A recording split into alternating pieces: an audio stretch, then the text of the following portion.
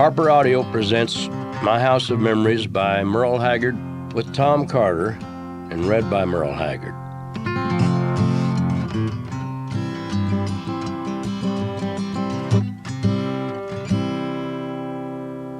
I've had a blessed life, despite many lows, many of which were of my own doing.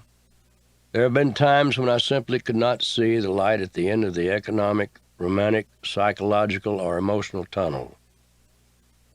I've lived through 17 stays in penal institutions, incarceration in state prison, 5 marriages, bankruptcy, a broken back, brawls, shooting incidents, swindlings, sickness, the death of loved ones, and more. I've heard 10,000 chant my name when I couldn't hear the voice of my own soul. And I wondered if God was listening, and I was sure that no one else was. My unhappiness at times was so overwhelming, if anyone had ever told me that I'd be as content as I am today, I would have thought they were talking about someone else. So I decided to share what has worked for me, knowing it'll work for others. I'm a little embarrassed about some of the stories I'm going to tell. They're more like confessions than mere reporting of events, and I really can't tell you how high I've been unless I tell you how low I sunk. Today, at times, I have peace of mind, the love of God, a good woman, and a family. Today, I'm on track, or at least that's what they tell me. Welcome to my world. Enter through the gate of my house of memories. People milled nervously, fidgeting and looking at their feet the way folks do when embarrassed or angry. They gawked at what they probably thought was a madman in swimming trunks on a mammoth boat in front of them. He was yelling profanities that echoed across Northern California's sprawling Lake Shasta for hundreds of yards, as sound does on water. "Shut up, Grandma. I'm busy," he hollered. "Shut up. I'll be there in a minute. Damn it, shut up." The onlookers stared in disbelief. Perhaps the man was drunk. Perhaps he was high. No matter, no one had the right, the crowd obviously thought, to talk to his grandmother that way. The man on the boat stepped way over line. "Screw you, Grandma," he yelled. Suddenly, he noticed the crowd gathering before the boat, tied up at Silverthorne Resort Marina near Jones Valley, and he smiled sheepishly.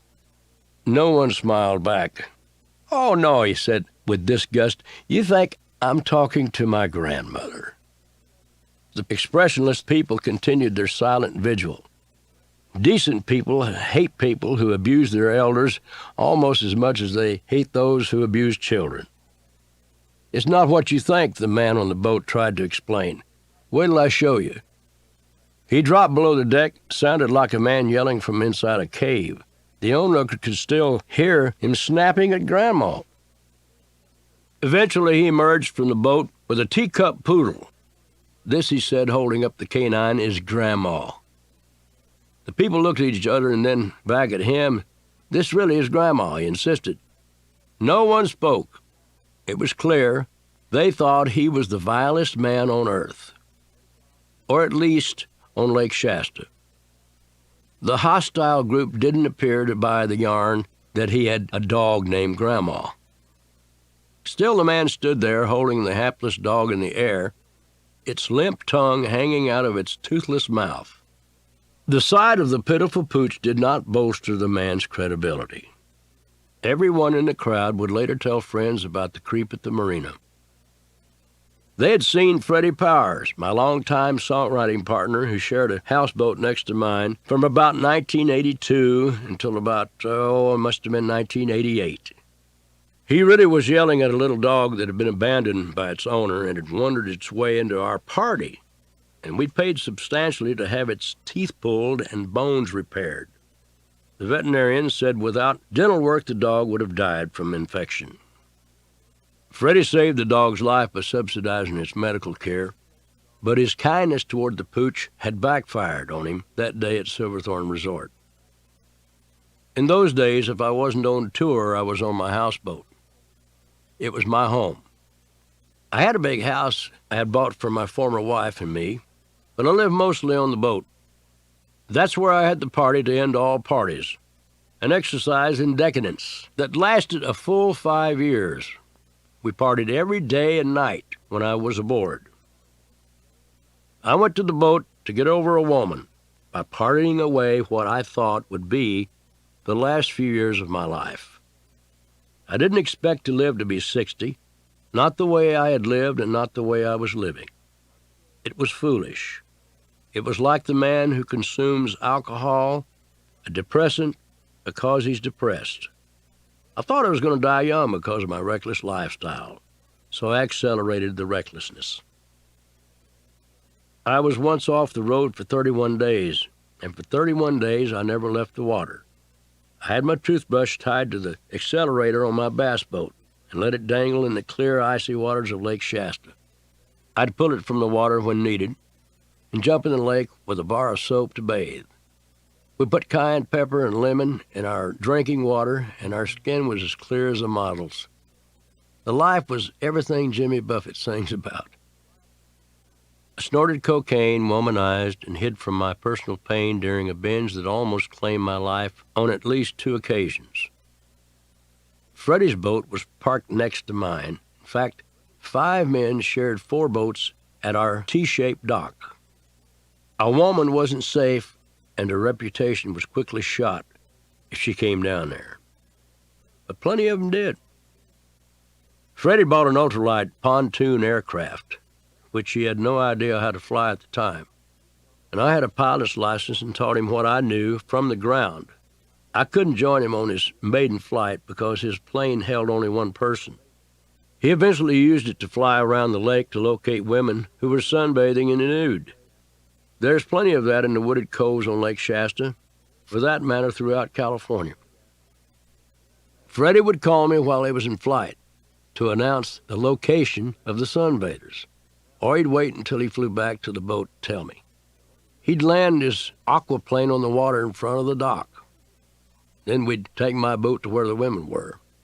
We met a lot of willing females that way. Since I was living there anyhow, and since I thought I saw potential in the Silverthorne resort, I bought ownership in the place. I turned it into a $14 million losing business venture for myself, mostly due to my inexperience. It was the second worst financial mistake of my life. In 1976, I sold 25 Wendy Burger franchises for a mere $265,000 because someone told me that the burger chains were going broke and that Wendy's would never make it. Can you imagine? I could have kept 25 of those cash cows in Southern California, the fast food capital of the world. I hate to think about it, much less talk about it. Can you imagine what those things would have been worth today? I'd break your calculator. At Silverthorne, I opened a nightclub and a restaurant, and I beefed up the marina, rented cabins and 32 houseboats to tourists, and had concerts for them, too. Some of the biggest names in country music came to perform. The celebrities often stayed on the boat near mine as my guests. I had visitors from all over the country, but lost money nevertheless, due to the unfair business practices of the people I was in business with. Unfair or not, I had little to say. I had foolishly bought only 49% interest in the resort. Since my partner kept 51%, he had final say on everything. Not long after we started our association, he beat me out of $400,000. He needed that much money to build the kind of bar I had envisioned. I designed an incredible nightclub and listening room. My partner went to the bank and borrowed money, the $400,000 that we needed to build the joint. He also took the $400,000 that I offered him, without saying that he'd borrowed the other money in my name. When bills were due, that was one of them. I was liable for a debt that wasn't even mine. People have asked who was managing your affairs at the time. The answer is no one. I had fired my business manager and blew the Silverthorne project all by myself. There's no one else to blame. By 1990, 7 years later, I was still paying off debts that I had incurred while owning the place. My cash flow was down, my overhead was increasing, the indebtedness overtook me. Eventually, I filed for bankruptcy.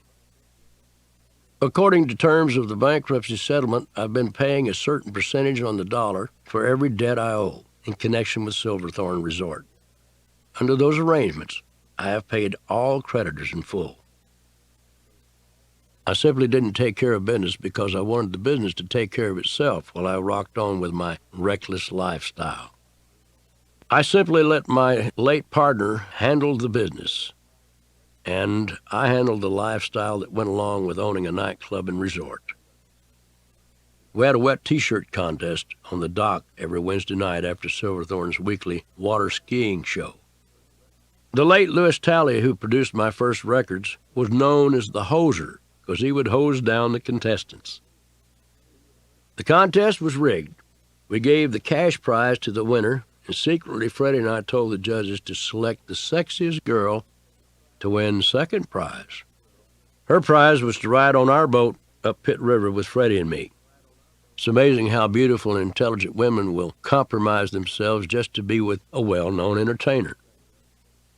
A famous female singer and I once spent 5 days nude on the boat. We snorted cocaine the entire time, didn't go to bed once. I guess I was burned out on the entertainment industry. I'd won every major award it offered and was headlining shows in front of tens of thousands of people. By 1980, I had recorded 25 number one records, 7 that had reached number 2 in Billboard's magazine surveys. I had been nominated for 9 Grammys and had won 1 Grammy, and had been named Entertainer of the Year by the Country Music Association, the highest honor the CMA bestows. And I'd been to the White House on several occasions. But it wasn't as glamorous as it sounds. During the 15 years it had all happened, I'd been riding a crowded tour bus back and forth across America several times each year, an exercise in miles and monotony. I knew every interstate highway and major truck stop from sea to sea. I was getting weary of the grind. Feeding my building burnout was the fact that I had done all the network television and motion pictures I wanted. I even had a role in a Clint Eastwood film and a song in his soundtrack. The number one songs would total 41 by 1989, the highest number ever recorded by a living country music soloist, I'm told. 63 of my tunes reached the top 3. More than 100 songs made Billboard's Top 100. I'm not bragging, just trying to make a point. I'd done it all, I felt. So burnout and the boat hideaway went hand in hand. My then wife saw that our relationship was impossible. The more I lived with this hurtful and stormy relationship, the more hurtful and stormy it became. I intentionally haven't mentioned her name. I gave her a chance to tell her side of the story on this audio program, and she declined. Well, fine.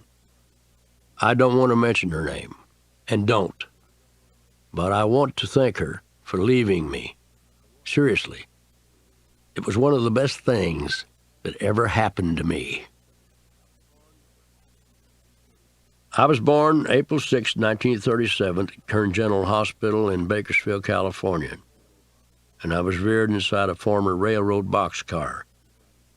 My dad, James Haggard, had heard about a boxcar that he thought could be converted into a home, and he did, despite discouraging remarks from its owner about his plans. Dad had moved to Oildale, a suburb of Bakersfield, from Oklahoma earlier that year. His barn had burned by lightning or arson to the ground, and he left because of that. He did not yield to the depression or the elements, like some of the others did. He simply lost everything he owned and had nowhere else to go except California. The boxcar he converted into a house was the first home I ever ran away from as a boy. It sat in a row of houses and still stands today, 62 years later. I guess one of my earliest memories of life in the boxcar has to do with my dad taking me to buy a puppy when I was 3. Dad bought the puppy from Harold Granger. Funny whose names we remember and whose we don't. I can't remember the names of some of the worthless record company executives or parole officers I've dealt with, but I can remember the man that supplied my first fox terrier. I've had a dog ever since, except when I was in prison. My first Greatest Hits album, released around 1970, has me on the cover with my late dog Tuffy, who traveled the country with me on my tour bus. Today I've got dogs, farm animals, and even a wolf at my place near Reading, about 150 miles south of the Oregon border. People walk onto my property and say, "Is that a German Shepherd? It's so big, it looks like a wolf." Well, it is a wolf, I tell them. My wife, Teresa, always wanted a wolf, and we got ours when it was just a cub. A veterinarian said the animal would mistake her for its mother if she slept with it. So there we were, the three of us, in bed, my wife, my wolf, and me. "Let it inhale your exhale," Teresa was advised. She breathed into the nostrils of that thing one night, and today the wolf is as gentle as any old hound. Because I was 14 years younger than my brother and 16 years younger than my sister, I developed a love for animals. My place today looks like a game reserve. I allow no hunting, and I even have a wild turkey that thinks it's a chicken. It runs with the laying hens. Each lays her eggs in about the same place daily, and Teresa gathers them up. My childhood in Oildale was the most peaceful time of my life. I hadn't yet developed the restlessness that haunted me in my teenage years. I was content to play with my dog and go fishing with my dad. I used to drive home from church with two wheels on the railroad just to make me laugh. I loved the fact that he'd do most anything to make me laugh. About the only things I disliked as a child were church and school. Church meant dressing up and sitting too long in one place, while some man hollered and folks listened. The preacher always had more style than substance. To a kid, it was boring, to say the least. I was never a good student because my mind was always somewhere outside the classroom. I didn't want to study history, I wanted to make it, although I didn't realize it at the time. The remainder of my childhood world was running with a few pals and fishing the Kern River with Dad. He was my best friend. In the 1940s, divorce wasn't commonplace the way it is today. People lived simple lives with their families. Daddies read newspapers and mamas read the Bible. Boys grew up and men grew old back then. That was the natural order of things, which I took for granted as much as the next sunrise. Parents didn't leave and they didn't die, or so I thought. In 1946, my world collapsed, faster than Dad's burning barn back in Oklahoma. Church was a regular part of life among 1940s working folks, and we were no exception. One Wednesday night, Dad, an employee of the Santa Fe Railroad, had to work on a train wreck, so Mom and I went to the prayer meeting without him. I was 9, and I remember that another kid and I would turn over garbage cans as we came home from the prayer meeting in an act of rebellion because we didn't want to go to church to begin with. I remember walking home with Mom that night, wishing that she wasn't there so I could turn over a couple of garbage cans. I went ahead of Mom and into our little house where Dad had turned on one light. Unknown to Mom and me, he had dragged himself from the car into the house. Half his body had gone out of service. His left side wouldn't work, so he couldn't shift the car gears. Dad was sitting with one leg propped on a rocking chair and the other on another chair, a dull expression on his face. Mama came in almost immediately after me, and I was still staring in shock at Dad. "Mama, I've had a stroke," he said, as my mother followed me into the room. Then he hung his head and began to weep. Dad explained how he had stopped his car at the stop sign and signaled to make a left turn. He'd put his arm out the window and it fell to the side. Unable to change gears, he slowly chugged home into the yard, then began his crawl up to the house, half his body out of commission. When Dad left the hospital that coming Saturday, he seemed fine. The feeling had returned to his arms and legs. But the doctors wanted to take him to the Santa Fe Hospital in Los Angeles for some tests. Doctors always want to run those tests. My brother Lowell and his wife, Fran, Mom, Dad, and I went to the Santa Fe Hospital, where Dad was scheduled to be admitted at 1 p.m. We arrived early and had a picnic near the hospital. I had a headache, as I often did as a child. Merle's got a headache, Mom said to Dad. Why don't we leave him here on the blanket while I take you around to check you in? Merle's going with us, Dad said firmly. He held his eyes on her, and that scared me. Mom was usually the boss, and Dad, the backbone of the family, usually let her have her way. I never once saw him raise his hand to anybody. His stern words that day were out of character. From inside the hospital, a nurse brought a wheelchair. Do you really want me to use that? Dad asked. You might as well take advantage of it, she said. He was about to humor the nurse by easing into the chair. Instead, he fell into it. He'd suffered a massive hemorrhage. He later had a second. It was Saturday afternoon. By Tuesday, he would be dead. I'd been staying with my Aunt Flora. I heard someone knock on the door at about 3 o'clock in the morning. Then the sound of low voices, followed by Flora crying. I was already out of the bed when Lowell came into the room. He grabbed me and held me and said, we ain't got no daddy anymore. Life was never the same. I first ran away from home at the age of 11, a couple of years after my dad's death. Mom tried everything to tap my interest, which certainly wasn't in academics. She signed me up for violin lessons, but every time the teacher would turn her back, I entertained the class with San Antonio Rose and You Are My Sunshine. I'd already heard Bob Wills and the other Western swing bands of that day. The teacher told my mom the violin lessons were a waste of money. Mama went to work after Dad passed.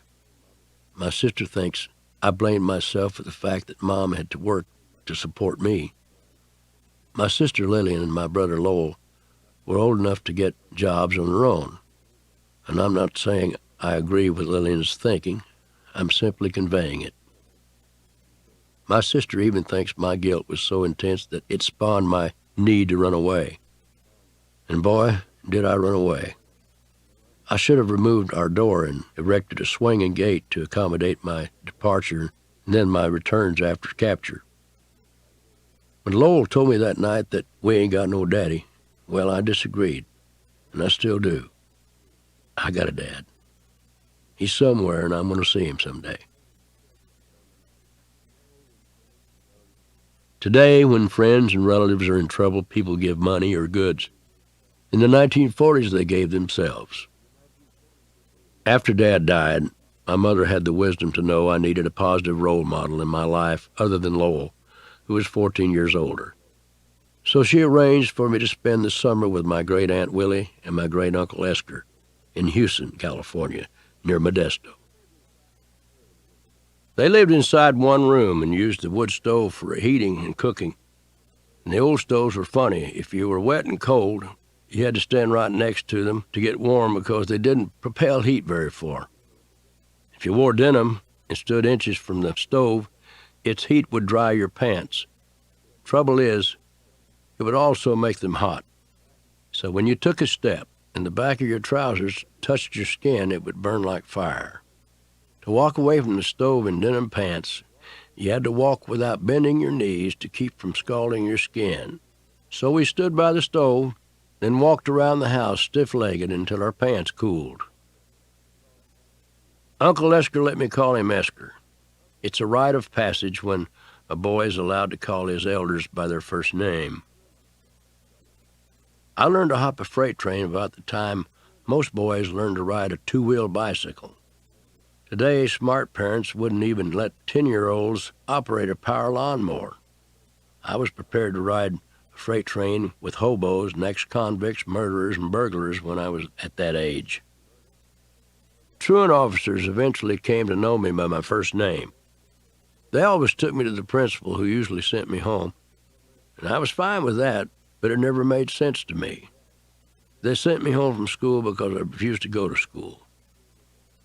So I conspired with my buddy Billy Thorpe, who had lived down the street back in Oildale. There had to be life outside Houston and Oildale, and we were going to see it all. We weren't old enough to drive and didn't know how anyhow. Nobody in my circle flew in those days. We couldn't have afforded a plane ticket. A bus ticket was also too much. Besides, how would two boys get past the ticket master? I decided we'd take a freight train. Take it where? Billy asked. Anywhere it goes. During the next 18 hours, we planned what we thought would be the journey that would last the rest of our lives.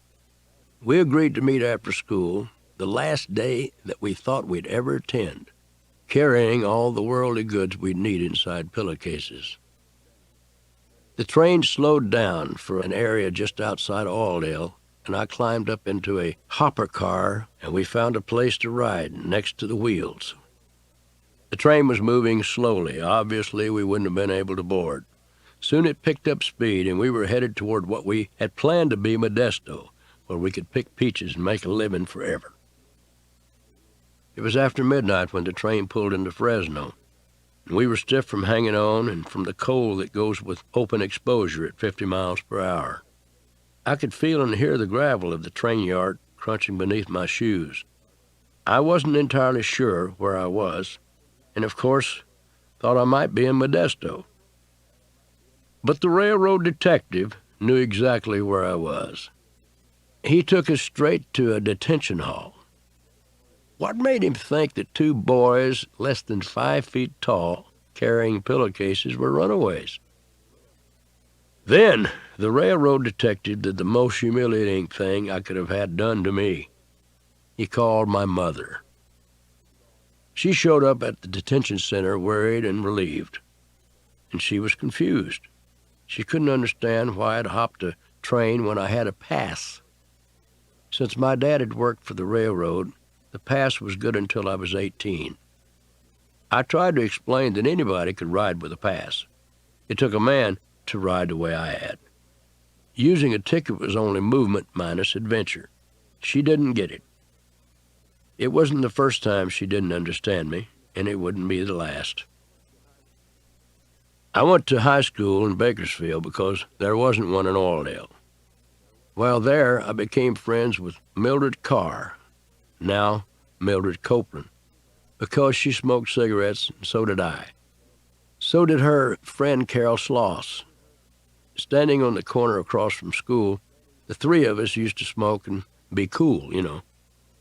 One day, we took our coolness a step farther. We went across the street for a smoke and didn't return. We went downtown, 2 girls and me, each of us 14, just walking and talking and smoking. It was all innocent until we decided to run away. Mildred would later recall that we had $5 among the 3 of us. I decided that was enough for us to hop a train. I had an immediate problem. The girls were wearing skirts, since the Bakersfield public schools didn't allow females to wear slacks in those days. How were the girls going to hop a train in skirts? I decided I'd take them to my house in Oildale on Yosemite Street and give them a pair of my pants. After spending 15 cents on bus fare, we had $4.85 remaining on our trip to Las Vegas. We had also determined that I was going to gamble and make a ton of money, and then we might use some of the proceeds to ride a passenger train home, if we came home at all. And if we did, it would be by way of Texas. Even in those days, I had a vivid imagination. Despite the borrowed blue jeans, the girls had trouble hopping a freight train. In fact, they never did learn how. And they never would, I decided after 12 hours of trying. I grabbed a freight that was moving slow, hoping that the girls would do the same. While I was looking back to see if they were going to be able to get on, I was knocked off by a switch. I finally got the girls onto a lumber car that was standing still. Since they couldn't learn how to hop, I went for the parked car. Once on board, the girls and I caught our breath for the trip northeast to Las Vegas, not knowing that the train went south to Los Angeles. We went right across the Mojave Desert, and we didn't even ride a boxcar. What kind of hobos were we, anyhow? We were out in the open on a flat car loaded with lumber. When the sun went down, the girls got cold. None of us had thought about how cold it would be after dark on an open, moving train car. None of us had a light jacket, and I wore only a short-sleeved cotton T-shirt. The girls wanted to sleep because they were tired and because they thought they wouldn't be as miserable. But they couldn't nod off in the breeze. I told them to lie still. Let me lie on top of one of them, and the other one could lie on top of me, and at least I'd be warm. We became a human sandwich. I woke up at dawn. Mildred says she remembers rubbing the sleep from her eyes and seeing me walking and crawling on top of a boxcar ahead of the lumber car. My lofty perch was heaven on earth. There is something about moving that liberates me to this day, even though I sometimes get burnt out from all my traveling.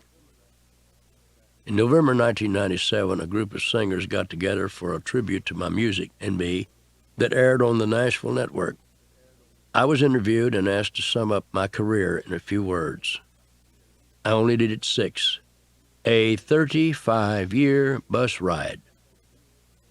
Some folks think I was oversimplifying, but sometimes that's how I look at it. I'm on the run. The highway is my home. Liz Anderson wrote in 1966 as a line from I'm a Lonesome Fugitive, my first #1 song. I later wrote The Running Kind, a song that, in essence, says I've always been running for no particular reason. There is a restlessness in my soul that I've never conquered with motion or marriages, although I'm more satisfied today than ever. My yearning to travel is not as strong as it was when I was young. I've mellowed a lot, but it's still there to a degree, and it will be till the day I die. I finally decided. By nightfall, the train had pulled into the Los Angeles area. The girls stayed on the flat car while I took our pocket change to go for food. We hadn't eaten in several hours. Mildred later recalled how the girls went for 15 hours without peeing. I didn't think about their discomfort at the time because I could piss in the wind and relieve myself. I returned to the flat car from a tiny grocery store where I'd bought cigarettes, Campbell beans and bacon soup, peanut butter, and bologna. And we had no can opener. It took a long time to open that can. Then we realized we had no spoons. The girls and I were hungry, famished. We ate the cold, thick soup right out of the can with our fingers. We each had a sandwich, leaving enough for a second sandwich apiece. We started walking into the night and came upon a little black car. I stole it. Just a little matter of popping the hood and some hot wiring, and we were on our way. There were no inside car latches in those days and no alarm systems either. We were just having fun. In our young minds, we were partygoers, not criminals. I'm sure we'd have known that what we were doing was wrong if we'd have stopped to think about it.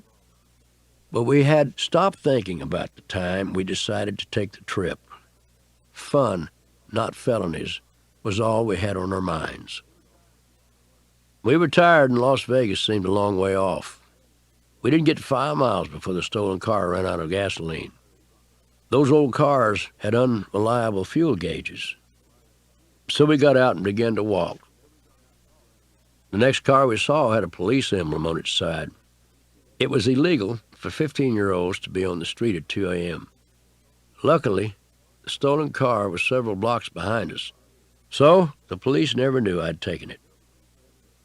Mildred was put into a room, Carol was put into another room, and I was put in a cell. I decided to play hard-ass and refused to give my name. It didn't matter. The girls gave theirs, and their names matched the missing persons report our parents had filed. You didn't have to wait 3 days in 1952, as you do today, to file on missing persons. Our parents drove from Bakersfield, and we were let go in our parents' custody. At 14, I was already familiar with legal terminology. None of us went to school for the next 3 days. That was fine with me. Once again, I was punished for skipping school by being kept home from school. Then my mom did something that revealed her financial struggle. I didn't appreciate the significance of this story until Mildred reminded me of it in October 1998. My mother and my sister Lillian went to Carol's parents' house and then to Mildred's. At each home, Mom asked for only one thing: the pants I had loaned the girls. "I'm here after my boys' pants," she told the girls' parents. Back then, a pair of Levi's or blue jeans cost about $3.50. No way Mom could afford to buy 2 replacements. My song, Mama Tried, debuted on July 27, 1968, 16 years after my escapade with the girls. The song talks about my mom's nonstop struggle as a single parent pitted against my inner restlessness. In the early 1980s, I recorded an album called For the Mama That Tried, a collection of her favorite gospel songs. I did a lot for her, but I realize now that much of it was too little too late. For years after Dad died, neither Mama or anybody else could tell me much. I thought I had all the answers. I hadn't even figured out the questions.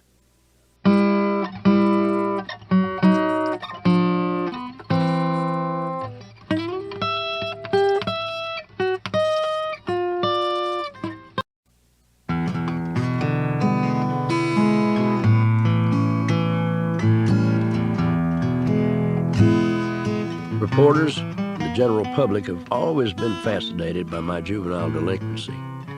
Many have been taken by the fact that I'd been to prison.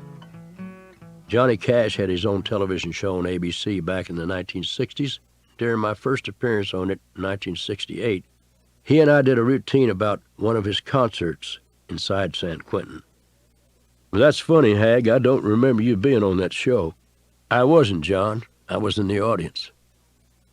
Folks told me that ABC got a lot of negative mail because it had an ex-convict on primetime variety show. Can you imagine what would happen today if I were 24, just out of prison, and trying to get a record deal in Nashville? When I got my deal, the labels were looking for artists who had their own style. Today's homogenized country music is produced by a bunch of artists who sound like each other. No label would take a chance on my sound, especially with my personal background, if I were trying to start over. Back in 1951, when I was 14, Bunky's Drive-In restaurant was Oildale's in place. Everybody came to see and be seen, although we had all seen each other many times. Most of us were too poor and too young, or both, to afford a car, so we walked to Bunky's and hung out. One night I noticed a guy who, in retrospect, reminded me of Henry Fonda. I was especially intrigued with Bob Teague because he had been in the Marines for 2 years. He lied about his age and joined when he was 14. When he was found out at 16, he was immediately discharged. The fact that he had military background, had pulled a fast one on the government, and was 18 made me admire him somewhat. When we got to talking at Bunky's, Bob said he'd heard that I could sing like Lefty Frizzell. Bob told me that he could sing like Hank Williams, a statement that only raised my opinion of him. Bob said he would teach me how to play guitar. I tried to teach myself a few chords on an old Bronson guitar that my brother had brought home from his gasoline station. A customer had given it to him for $2 worth of gas. The thing was beaten up pretty badly with strings that were too high off its crooked neck. Bob had an Epiphone guitar that belonged to his brother, and it was beautiful. He said I could play it if I liked, and the offer also included lessons. I spent a lot of time listening to the radio and couldn't have been more complimented when he said I sang like Lefty. Lefty was my favorite, and I didn't try to imitate him. I was just gifted with something of the same sort of sound.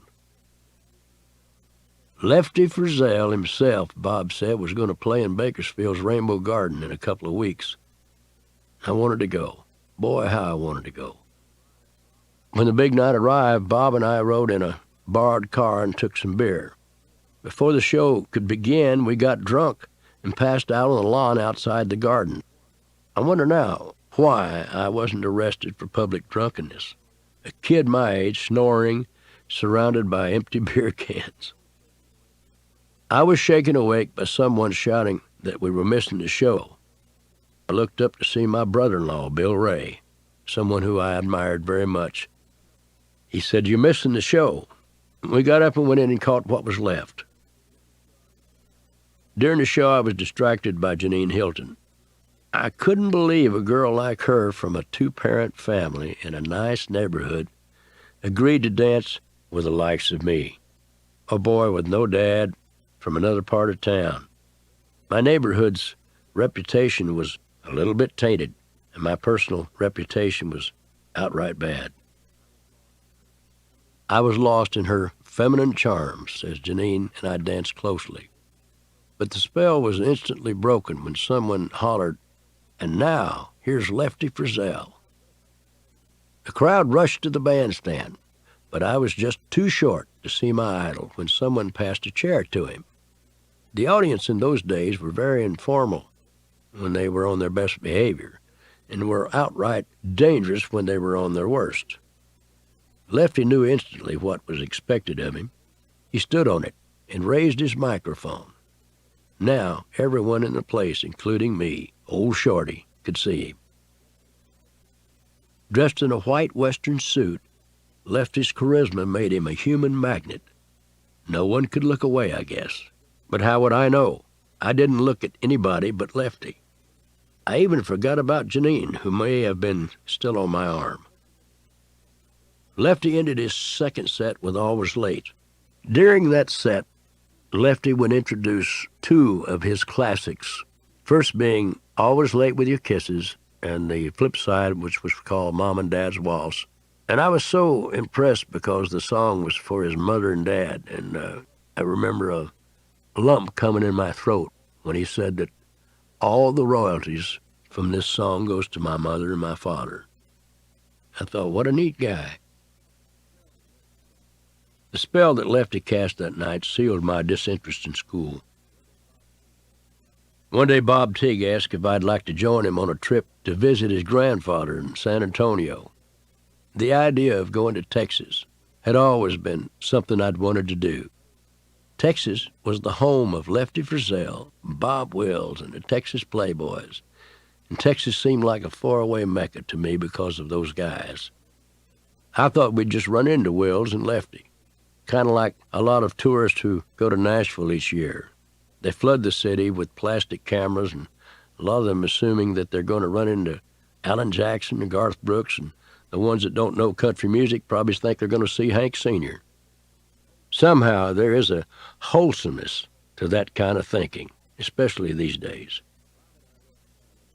Bob and I left town on a Greyhound bus, but it soon got boring, and we got off and began to hitchhike. Once again, I was experiencing the thrill of travel.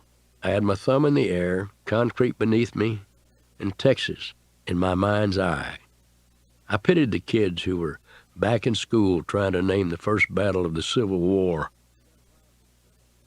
We got a ride with the guy who let us off in Amarillo, where Bob took me to buy some cowboy boots and a Western hat. Both were secondhand, but I didn't care. They looked good. Now, any man can tell you the first time he drove a car. He can tell you the first time he fell in love. And men more than women can remember in precise detail their first sexual experience. Mine was in Amarillo at a whorehouse. Bob Tigg took me to the Texas Hotel, which looked kind of drab on the outside and was decorated much like a riverboat should be. The only thing absent was the river, but I wasn't thinking about water. I'd never seen such heavily painted women or women sitting around in various stages of undress. Each time I looked at a girl, she was already looking at me. I figured I must have stood out, and I was terrified that the girls and Bob would know that this was my first time. I wasn't afraid of sex, just afraid of somebody thinking it was my first time. But I thought, I'm a man of the world. Hadn't I just hitchhiked halfway across the country? I remember that none of the girls wanted anything to do with me because they said I was too young. My eyes locked with those of a heavy-set woman in an electric pink dress. She probably lumbered up to me, but it seemed as if she glided. I later decided she was the madam. The other girls were probably afraid of being charged with statutory rape. But not that madam. She took me upstairs herself. I watched in fascination as she undressed and let her clothes fall to the floor, creating a pool of pink that glowed almost as much as the blush on my face. The whole thing didn't last very long, but I'd remember it for a lifetime. Bob and I resumed our hitchhiking, determined to get to Big Springs, Texas, where we planned to knock on Lefty Frizzell's door. In the modern music business, we would have been called germs. That's what people in country music call fans who go from enjoyment to worship and pester the celebrity who is the target of their affection. We were hot, tired, and dirty when our last ride dropped us off in Big Springs. No one could direct us to Lefty's house. I might have thought the town was the biggest collection of dumb people I'd ever seen. Believe you me, if Lefty Frizzell had lived in my town, I could have told you his address and the dimensions of his lawn. But not only did Lefty not live in my town, he didn't live in Big Springs. We had the right state and the wrong town. We'd come 1,500 miles to find that out. I wondered what made Bob so certain Big Springs was Lefty's hometown, but I don't remember asking him. I just remember the disappointment with the guy who I admired so much at the time. We resumed our journey to Grandpa Tigg's house in San Antonio. But now we'd gone through almost all of the $180 with which we had begun the trip. With the little we had left, we decided to get a room, and somehow we found work for the next morning building fences. Our room was upstairs from a honky-tonk. I probably could have fallen asleep to the sound of music, but I couldn't sleep to the sound of breaking glass and busting furniture.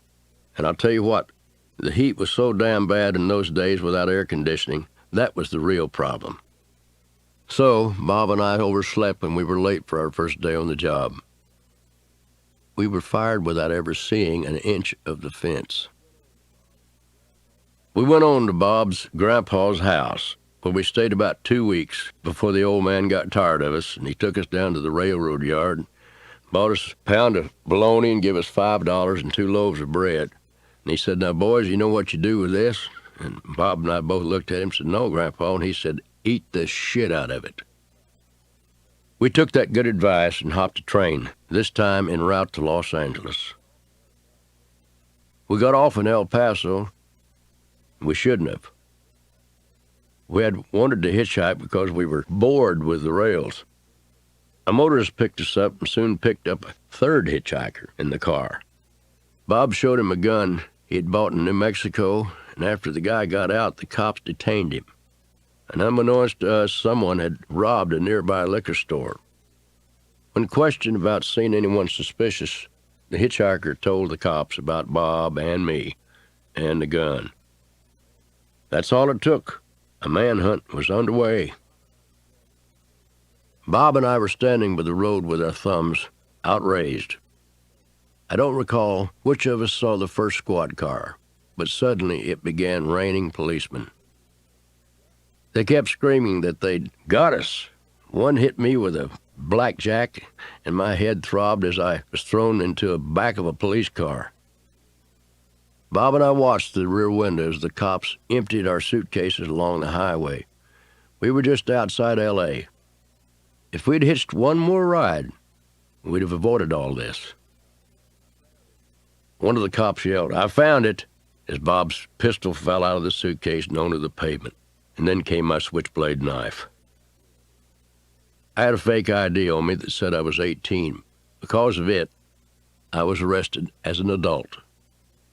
And it was the first time, but it wouldn't be the last. If you were to look at my rap sheet, you'd find that we'd been arrested for strong-arm robbery. Not suspicion of strong-arm robbery, but strong-arm robbery. That looks pretty bad. when in fact we never were. Bob and I stayed in jail for 5 days, and it seemed like a full year. The real robbers were caught, the charges against us were dropped, and we were released. But it doesn't say that on my rap sheet. I wish the cops that had taken us in had been the ones who'd let us go, but it didn't happen that way. The jailer who said we were free didn't even apologize. We got out of jail at about 5 o'clock in the afternoon. It was Lincoln Heights jail there. They fed twice a day, and they let us out just before chow time. And Bob and I had a total of 16 cents in our pocket. And we walked from Lincoln Heights all the way to San Fernando, and I've gauged it since then. It's about 30 miles. We got out there about 2 o'clock in the morning, and we saw this donut truck delivering pastry. And we went up and we bought 16 cents worth of yesterday's donuts from this guy and ate every one of them and threw up in about 20 minutes. And then we made our way on to Oildale, where my mother was waiting for me and wondering where I'd been. We walked from the highway to my mom's house, where Mom told us both over and over how glad she was we were home. I kept waiting for a scolding for taking off, but it never came. Maybe she was kind, simply because she was glad I was safe. Or maybe she was beginning to realize that nothing she could say or do would do any good. I was going to come and go as I pleased, so she fussed over me and made me breakfast. A person doesn't always remember what they ate when they were 14 years old, but I remember eating half a dozen eggs and a side of bacon and about a half a loaf of bread and some peanut butter and syrup that filled a platter that morning. When school started up again, I attended class for 9 days. Then I stopped going. The truant officer again hauled me off to the juvenile hall. I didn't like it there any more than I liked school. The only place I wanted to be was anywhere except where I was. So once again, 6 years before reaching 21, I took off. Again, my companion was Bob Teague. That time, we went north to Modesto. We got jobs as day laborers loading hay. Went to work for a couple named Slim Rayford and his wife. Trouble was we did a week's worth of work about every 2 days. We bucked hay from 7 o'clock in the morning till 10 in the evening, 5 days a week. We worked until noon on Saturdays. We earned $1.25 an hour plus our room and our food. I thought about returning to school or juvenile hall, but not for long. The fact that I was willing to do such back-breaking work rather than attend class should give you an idea how much I hated school. As I told you, we worked for a man named Slim Rayford. Slim gave us a day off, and we had lots of energy. So we went out to this old beer joint called the Fun Center, which we'd heard featured country music. In fact, there was no music going on at all. There was just an old guitar and a microphone sitting over in the corner. On our way to the place, Bob and I pooled some money and bought an old guitar that cost $5. Nobody was going to mistake it for a Martin D45, I'll tell you that. But our guitar wasn't nearly as bad as the one inside the Fun Center. It looked as if it had been beaten harder than some of the customers. This was a knife and gun club, where both sometimes yielded to a wooden bat kept under the bar. The joint was filled with people that looked like they didn't hold a job at anything. They were pretty good at setting up the bar and drinking beer. The place had concrete floors and had concrete block walls and bar stools with uneven legs. Bob and I walked in, and I had this guitar strapped on my back. Before long, a customer asked me if I could play it. I said, well, a little bit. The guy asked me to play. I walked to the corner where no bandstand was, and there was an old microphone there. We began to look around, and sure enough, you could hook it up and play it, make it work. Bob picked up a battered guitar. I hit a chord on ours. We broke into Lefty's Always Late With Your Kisses, of course. Bob followed with Hank Williams' Your Cheating Heart, of course. Those songs were the predictable part of our repertoire. I've played for dead audiences in my life, although not for very long, if I could manage it. But those folks would have put caffeine to sleep. They were more lifeless than delegates to a mortician's convention. 4 songs into our set, we could tell that the people were paying attention and enjoying what we were doing. Then the bartender offered us $5 to play for the rest of the night. Before we could say yes, he threw in all the free beer we could drink. It was my first paying job as a musician. I didn't even have to spend my paycheck to get drunk, because the drunk was free. I'll remember that job forever, one of the most thrilling experiences of my life. People who don't play music have no idea how great it feels to play it right. To play it right while getting paid is the all-time natural high. After Bob and I finished out the hay season, I returned to Oildale, as I always did. School had long been underway, and I suppose I could have enrolled. But I didn't bother starting something I knew I'd quit, so in no time I was grabbed again by the truant officer. I was returned to juvenile hall. The place had become my second home to such an extent that I kept my phonograph records there. I guess I spent a lot of time there in those days. I even spent my 14th birthday locked up in juvenile hall. My mother came on Christmas Day with a Martin guitar. That was the first one I ever owned. She was my only visitor, and that was my only gift. But what a great gift. God, I loved that guitar Mama bought. God, I hated to leave it. But the old rambling fever took over again. Soon I was planning what would be my first escape with one of my buddies. We were being held in what was called the New Juvenile Hall. And because I had no prior record of running at the time, they didn't mind putting us in there when it was incomplete.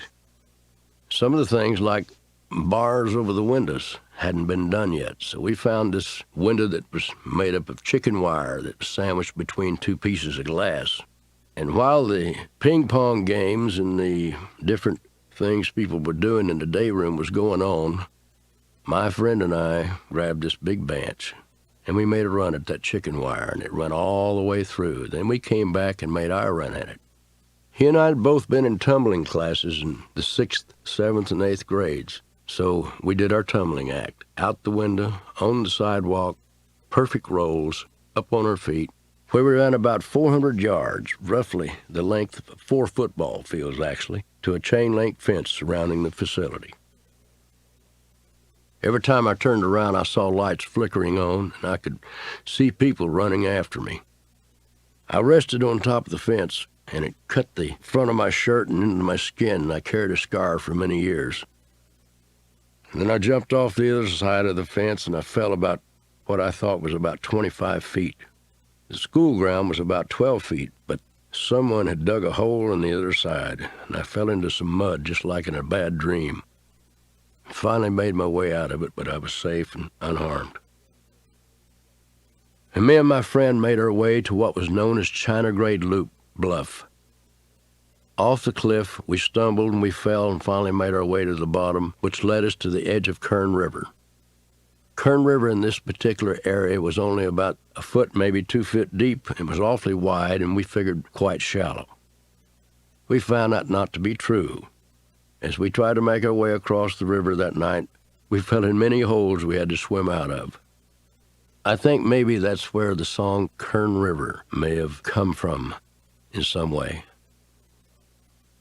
After crossing the river, Bobby Cox went home to his family, and I went home to mine, and it wasn't long before they came and took us both back. And then they sent me to what was the same as a road camp for men, but it was called Camp Owens, and it was sort of a road camp-like deal where you dug ditches during the day and you slept at night, and if you did anything else, it'd beat the shit out of you.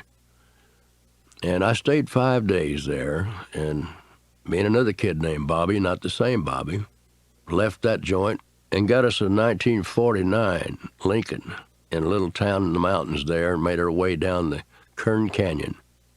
And I never will forget that night. I had to stop and take a crap. I don't know how else to say it. And we were speeding out the canyon and stopped on the side of the road.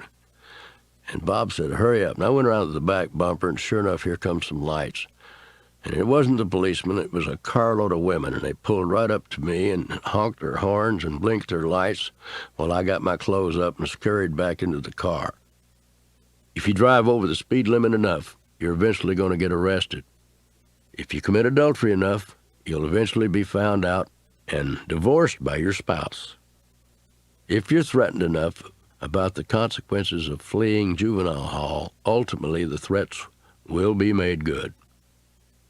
It happened to me.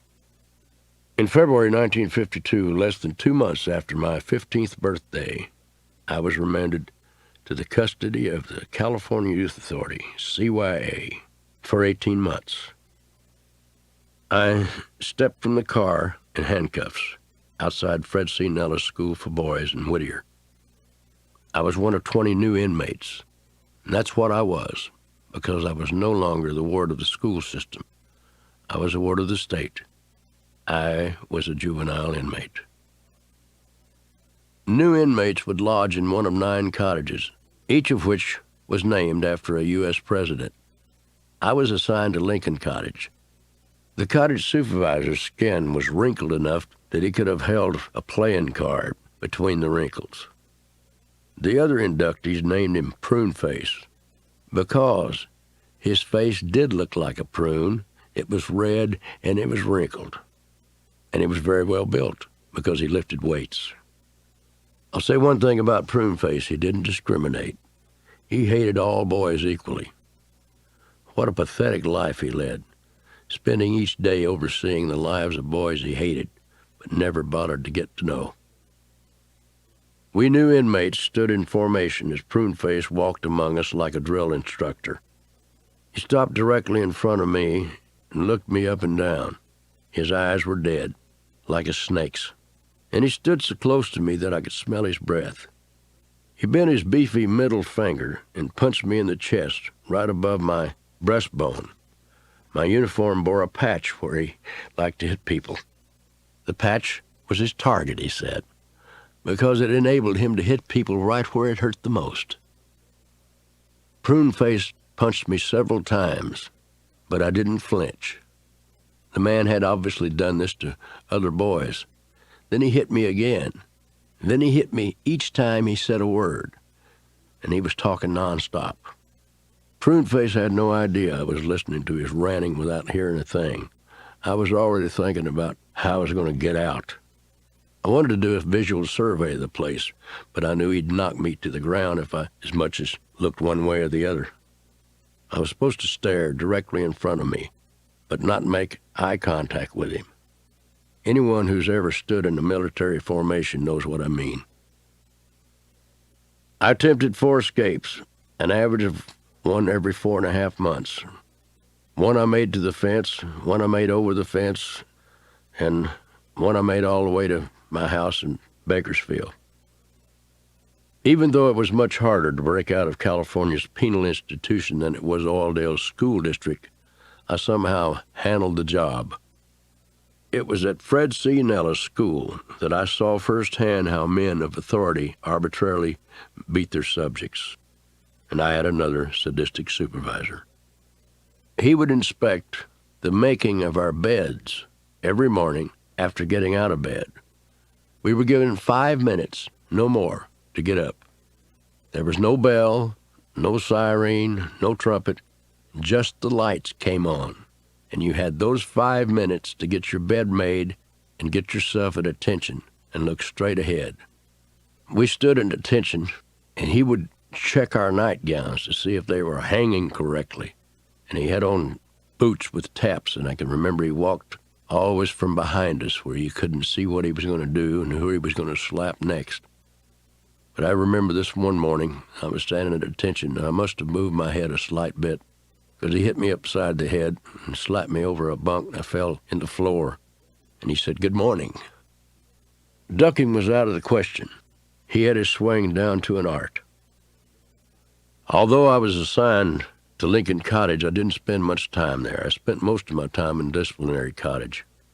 I never asked when President Disciplinary held office. I took 7 buddies on my first attempt at escape from the Disciplinary Cottage. I must have thought there was strength in numbers. We were working in the Nellis yard, which meant the only thing between freedom and us was a 12-foot chain-link fence. We decided which guy would give the command, and he did. As I look back, we should have had a silent signal. As it was, he shouted, "Hit it," and that alerted the guards. We sprinted for the fence, nevertheless. I made it all the way to the top, but somebody got a hold of my foot, and that was the end of that one. I was one of 4 boys sent to the sadistic guard for punishment. He marched us into the blacktop courtyard. Running on blacktop hurts your legs and aches more than running on dirt. "You boys want to run?" he yelled. "Well, God damn it, run." He ran us till we dropped, then kicked us to our feet and made us run some more. I was suffering from exhaustion and sliding inside my boots, because my boots, you see, were size 11 and I wear a size 7. I ran until blisters formed and then broke. The inside of my boots were soaked with sweat and blood, so when the blisters popped, my raw flesh was rubbed against wet leather. The pain was overwhelming. The only thing holding my shoes to my feet were the laces that had been wrapped around my legs. By now the laces were cutting into the skin. I was sure blood was running down my legs. I couldn't stop to see how serious I might be bleeding, so against my better judgment I told him. "Keep running, you little bastard," was the only reply, screamed directly in my ear. I could go on no longer. After about 3.5 hours, I simply stopped. "I ain't running another goddamn step," I told him. He stared at me in disbelief, and I replayed my words in my mind, also in disbelief. Then he smirked at me and assured me that I would run some more. He began beating me from behind with a rake, nearly knocking me down. I thought about letting myself collapse, but I didn't want to be on the ground so that he could swing vertically at me with that thing. "Run, you little bastard," he yelled, running beside me and beating me endlessly with that rake. I was probably 5'7" at the time, and I could still buy my clothes in the boys' department. And this maniac was going to beat me and run me to my death. I was sure of it. The guards weren't my only problem at Nellis. I also had problems with the other residents.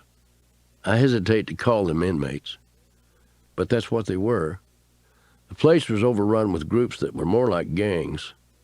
The Mexicans, the blacks, drug dealers, other groups that hung out together.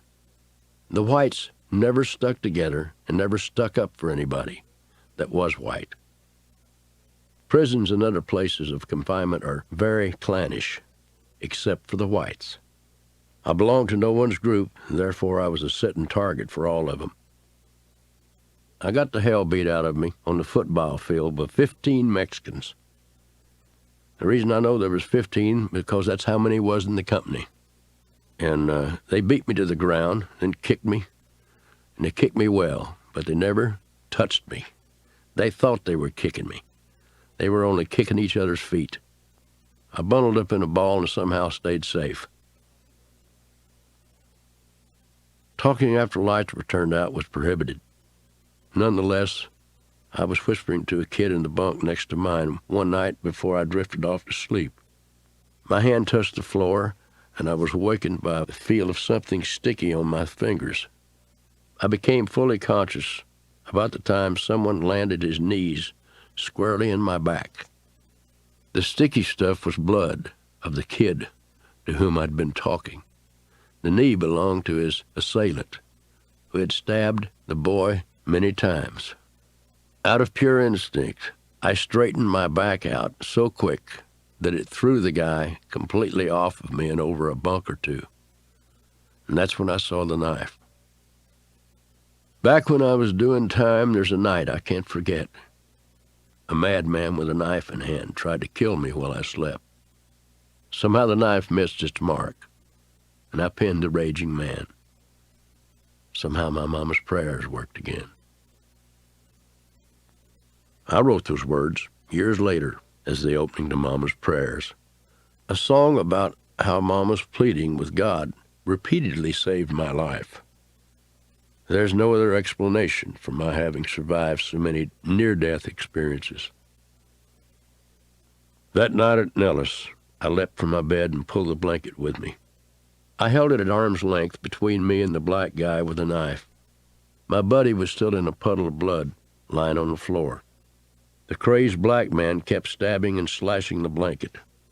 He was out of his mind with rage. Otherwise, he would have stripped the blanket from my hands, given himself an open and probably a fatal shot at me. We were locked inside of a cage, a wire cage, with a catwalk on the outside for the guards to watch us through. For 45 minutes, I kept this man at bay, till finally someone came with a key and got in there and got him off of me. I knew who he was. His name was Reddix. He eventually died in the gas chamber at San Quentin for killing a man. I was almost sliced to death with a knife before I was old enough to own a shaving razor. I've been invited to perform at the White House. I've headlined in Las Vegas, in the world's largest concert halls. And I can't count the times I've appeared on primetime television. I've often wondered if some of the heads of state who graciously received me would have done so if they'd have known about my lawless past. I had escaped from juvenile halls, I'd escaped from Fred C. Nellis School, and I'd escaped from just about everywhere I'd been, Camp Owens, simply because I didn't believe that I deserved to be there. And it became a challenge. I also couldn't stand the confinement and being told what to do, and I didn't like the way they treated the boys. Another reason was I thought if I stayed there, I would surely die there. And I didn't want to die. Not before turning 15.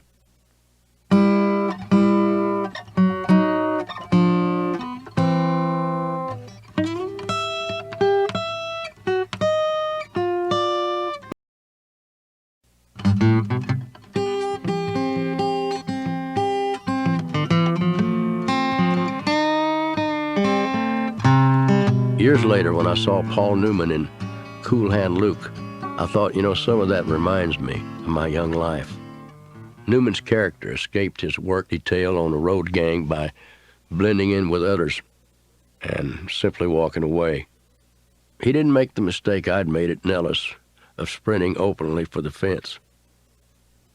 One day, when the other residents and I were working this field, I too simply walked away. I took no one with me, and I didn't yell. I just sort of faded into my surroundings. The guard didn't notice me because he was focused on a herd of bodies. I slowly ambled 50 yards from his viewpoint, then 100. By that time, I could drop to my knees and let the other workers pass me. The guard followed the group. Once I was safely out of his sight, I ran like hell and didn't stop until I was several miles from Nellis. I quickly stole an old 1937 Ford, and I made my way, after hours of being lost in Los Angeles and not knowing where I was at, somehow wound up in a town called Indio. My absence had been noticed, and the California Highway Patrol had been alerted, and I made a mistake by trying to bury myself in the basement of a packing shed. I knew the cops would come for me, but I didn't expect a posse. So I decided to hide myself and do a good job of it. I buried myself alive, leaving little more than my nostrils above the ground. I stayed there, and then I slept. When I woke to the sound of angry voices, they belonged to the cops I had expected. But it was worse. Searching for me with flashlights were about 20 vigilantes, furious men who were determined to take the law and the lawless into their own hands. I've already told you about once being picked up and jailed for 5 days for robbery that I didn't commit. This time, I was sought for rape and murder that I didn't commit. The vigilantes had been told that a man fitting my description had been seen by a highway patrolman fleeing towards this shed. I heard one of the men say they were bound to catch me, Another said he would kill me himself. When the self-appointed posse walked away, never seeing me, tucked far underneath the shed in dirt, I bolted for the highway. I hoped I'd find a cop, and I got lucky. Can you believe that I, a repeat runaway, thought I was lucky in finding a highway patrolman? He made one pass on the road, saw me, and I knew he was going to turn around. Sure enough, he did. He came back and picked me up, and I sure was glad. When I told the officer that I was the escapee from Nellis that he was looking for, he stared at me with disbelief. He told me in great detail about the rape and the murder of 48 hours ago. He read me the description of the suspect, and it sounded like a verbal portrait of me. He was aware of the vigilantes, who were the victim's father, brothers, and neighbors. This neat highway patrol guy said, "You know, you're really a lucky boy, and you really do look like that guy." I said, "What guy?" And he said, "The guy that they were looking for looked just like you, and they found him just minutes or about an hour ago, in fact, and made a positive identification. You know, if they'd have caught you a while ago, they'd have killed you. So I guess it's back to Nellis with you." It was then the officer rolled down his window, probably so he wouldn't smell me, as we rode silently back to Nellis. Before I turned 16, I was transferred to Preston School of Industry. It was a higher security facility after which residents were supposed to get vocational training. I got a job in the school dairy. Perhaps they thought they were training me to be a milkman. Preston was made of solid brick, and it had more guards than Nellis. And it was definitely more secure, and it took me about, I think 6 months to escape. You hear a lot these days about how America has lost its innocence. People say Norman Rockwell's nation is dead. They're always comparing the country with the way it rallied behind the troops during World War II and how it rallied again during the Korean conflict. I've heard people say that back in the 50s we didn't even have to lock our doors. I've heard people say, why, we didn't even take our keys out of our cars. I got a response to that. The Preston School of Industry was situated near Ione, California. Not exactly a thriving metropolis, right? It was small-town America. Straight out of Jimmy Stewart's It's a Wonderful Life. Maybe even smaller. About 4 a.m., I was walking in its squeaky clean streets, lined with wood-frame houses whose residents were fast asleep. In minutes, the milkmen and the paper boys would come along. I walked into a yard and saw a car with windows down and reached inside for the ignition. Sure enough, the keys were there. Neighbors, I thought, it's really nice to be among trusting folks like you. I eased into the car with my PSI escapee buddy, Rick. We didn't even close the doors so as to ensure our silence. I started the engine slowly, released the clutch, and probably attained a getaway speed of 5 miles per hour. The car jolted to a stop so suddenly I almost went through the windshield. The owner had used a log chain to tie the axle to a towering oak. He feared PSI escapees might try to steal his vehicle. Sure enough, he was right. What kind of trust is that?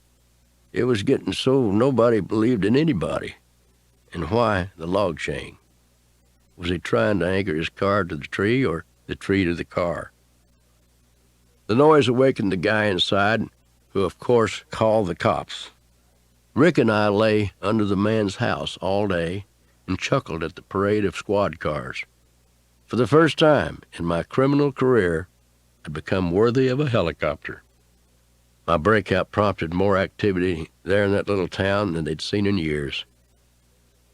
Late that afternoon, the man at the house walked outdoors. Rick and I could see his feet.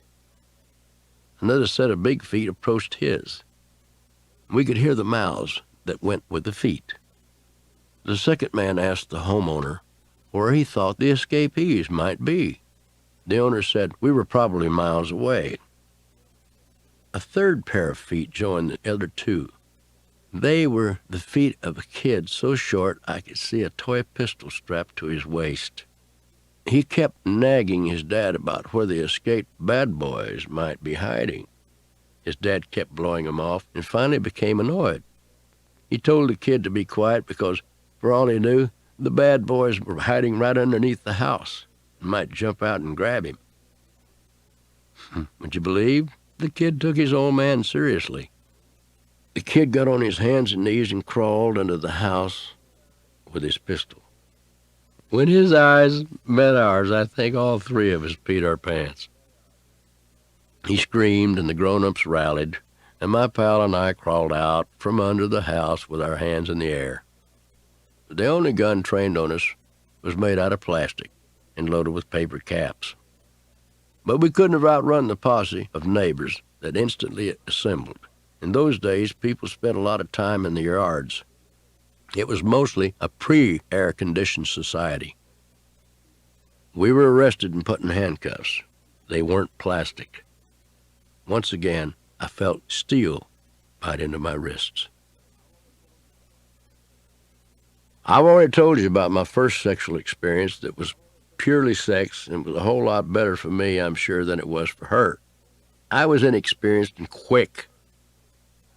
I think it's time I tell you about the first time I made love. I finished my time at PSI.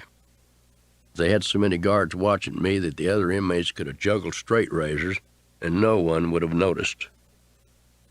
My first love was Dolly. I'm not talking about Dolly Parton, although some years later I had a great infatuation with her. I even wrote a song for her called Always Wanting You. Actually, I wrote 2 songs that morning, somewhere between 3 and 4 a.m., and I called her to sing both of them to her in person, and it was, I guess, February 15th, 1974, the tune Always Wanting You went to number 1. The sleepy person who was answering the phone said Dolly was asleep. I said, well, go wake her up. She said, well, she's way down underneath the cover. I said, well, go way down underneath the cover and get her out. Tell her to come to the phone. And I sang both the songs for her on the phone. And she was so sweet. She didn't get mad at me or nothing. She tolerated my stupidity. Anyhow, back to my first Dolly, whose last name I won't reveal. I may have taken her virginity, and her eventual husband may think the same thing. Virginity was a precious gift for a woman to give to a man in 1953. I guess my Dolly was ahead of her time. She had sex with me at 16. Dolly was not exactly well behaved in any area of her life. Mostly, youngsters back then met in school or church. Dolly and I had met at juvenile hall. She didn't like to go to school either.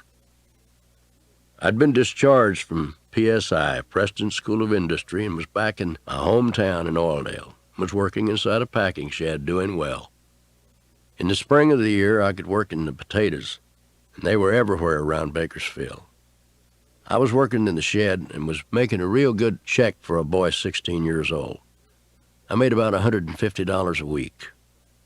I got off work on Friday and had to ride a city bus from Oildale to the east side of Bakersfield, where the processing potato sheds were situated along the railroad track at an area that was known as Edison Highway. On the bus, I spotted a girl I'd known from detention hall. She and I'd made eyes at each other, never thinking we'd ever touch, because she was on the girls' side and I was on the boys', and there was bars in between. There was a magnetic pull. We felt it inside detention hall, and sure enough, we had run smack into each other. She said she'd also just got off work at Tiny's Waffle Shop, and she said she had some money and wanted to live her life on her own. Are you tired of Bakersfield? I asked. Boy, I sure am, she said, but I'm on probation. I'm on probation too. How would you like to go to, say, Eugene, Oregon, or someplace?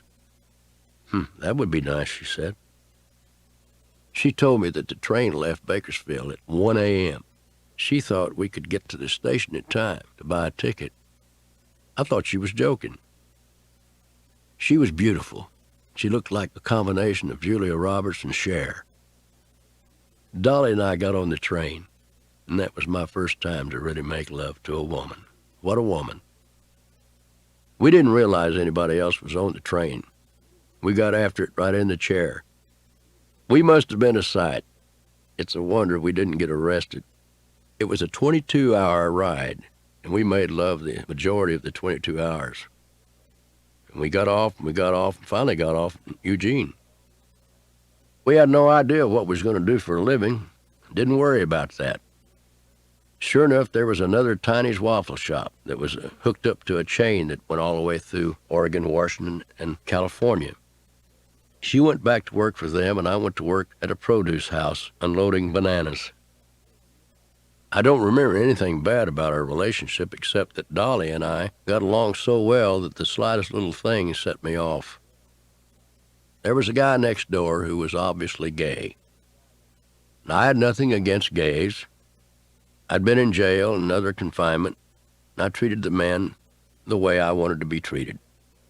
He mistook that for the fact that I might be gay, too.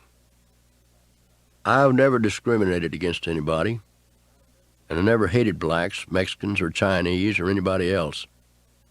Although I've come to despise attorneys, but they earned it. This guy who mistook my demeanor invited me to supper. Dolly had a key to the house, and I didn't, and couldn't get inside. And we lived in a duplex. Our neighbor offered me some supper while I waited for Dolly to come home from work. Simple enough. Innocent enough. I was hungry and I could smell the food, spaghetti, so I said I'd come in and eat. I set my lunch pail in front of the door so Dolly would know that I was home. And I sat down, and he filled up my glass with some wine. And I drank the first glass fast because I was thirsty. The man offered me more wine. As he came down with the glass, his beard touched me from behind. He was over my shoulder, and then he tried to kiss me. What happened next was so quick that I don't remember exactly how it occurred. The kiss struck me the wrong way. I hit him, and it was just like in the movies. He went up against this ice box and withered down to the floor. I threw only one blow. I think it was a left. The wine and spaghetti went everywhere. About that time, I stormed out of his house as Dolly was coming up to the porch. "What the hell happened?" she asked. I told her, and she acted as if she wanted to check out my story. I always took immediate offense to that, and I'm still that way. If somebody doesn't believe me, it really bothers me. So I asked her, "You don't believe me, do you?" "Not really. I think he's too nice a guy." I walked over to the ironing board and started taking money out of my pockets. I gave her all I had. I took 1 quarter and 1 dime for myself. Then I walked out the door. Said, "I'll see you. It's been really nice. I'll talk to you later." Well, I haven't seen her to this day, and I don't know whether she's dead or alive. I wish she'd come forward and contact some of my people and let me know. I'd just like to say hi or howdy. I walked out of our duplex apartment onto what was a main boulevard in Eugene, and I could see a freight train slowly crossing about 3 blocks away. I thought, I think I can make that train. And it was heading the right direction, so I took off running, and sure enough, I got there and was able to grab a gondola.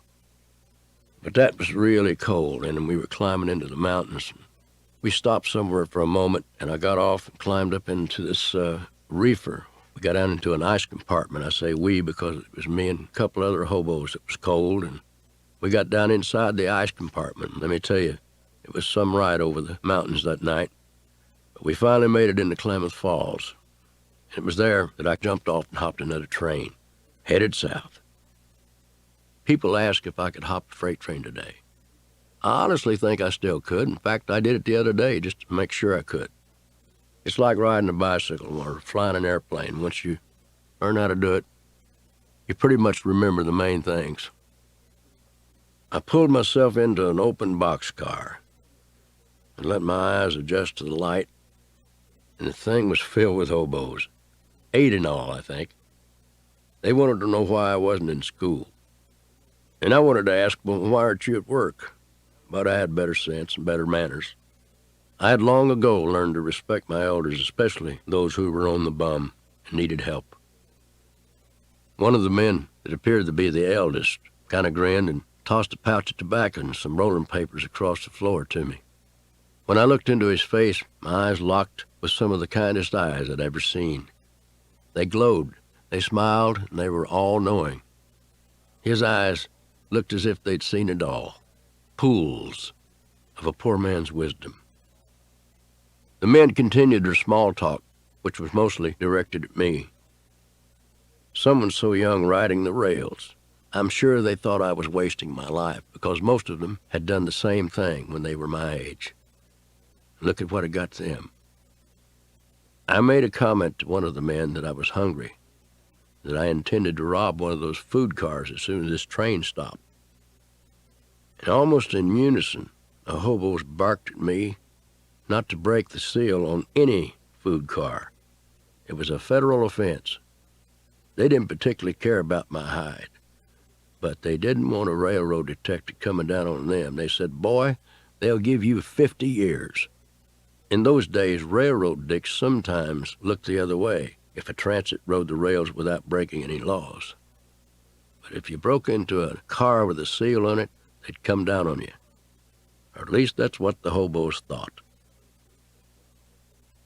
The train jerked to a stop. I jumped out and walked across only a few cars when I came to the one I wanted, marked food. Down the ladder to the ground and over to the door. Break the seal. Inside, loaded with canned foods, one lone case of green beans set on top of the entire stack of a perfectly fitted boxcar. I saw it, grabbed it, and was about to leave when I seen the shadow of a man walking on top.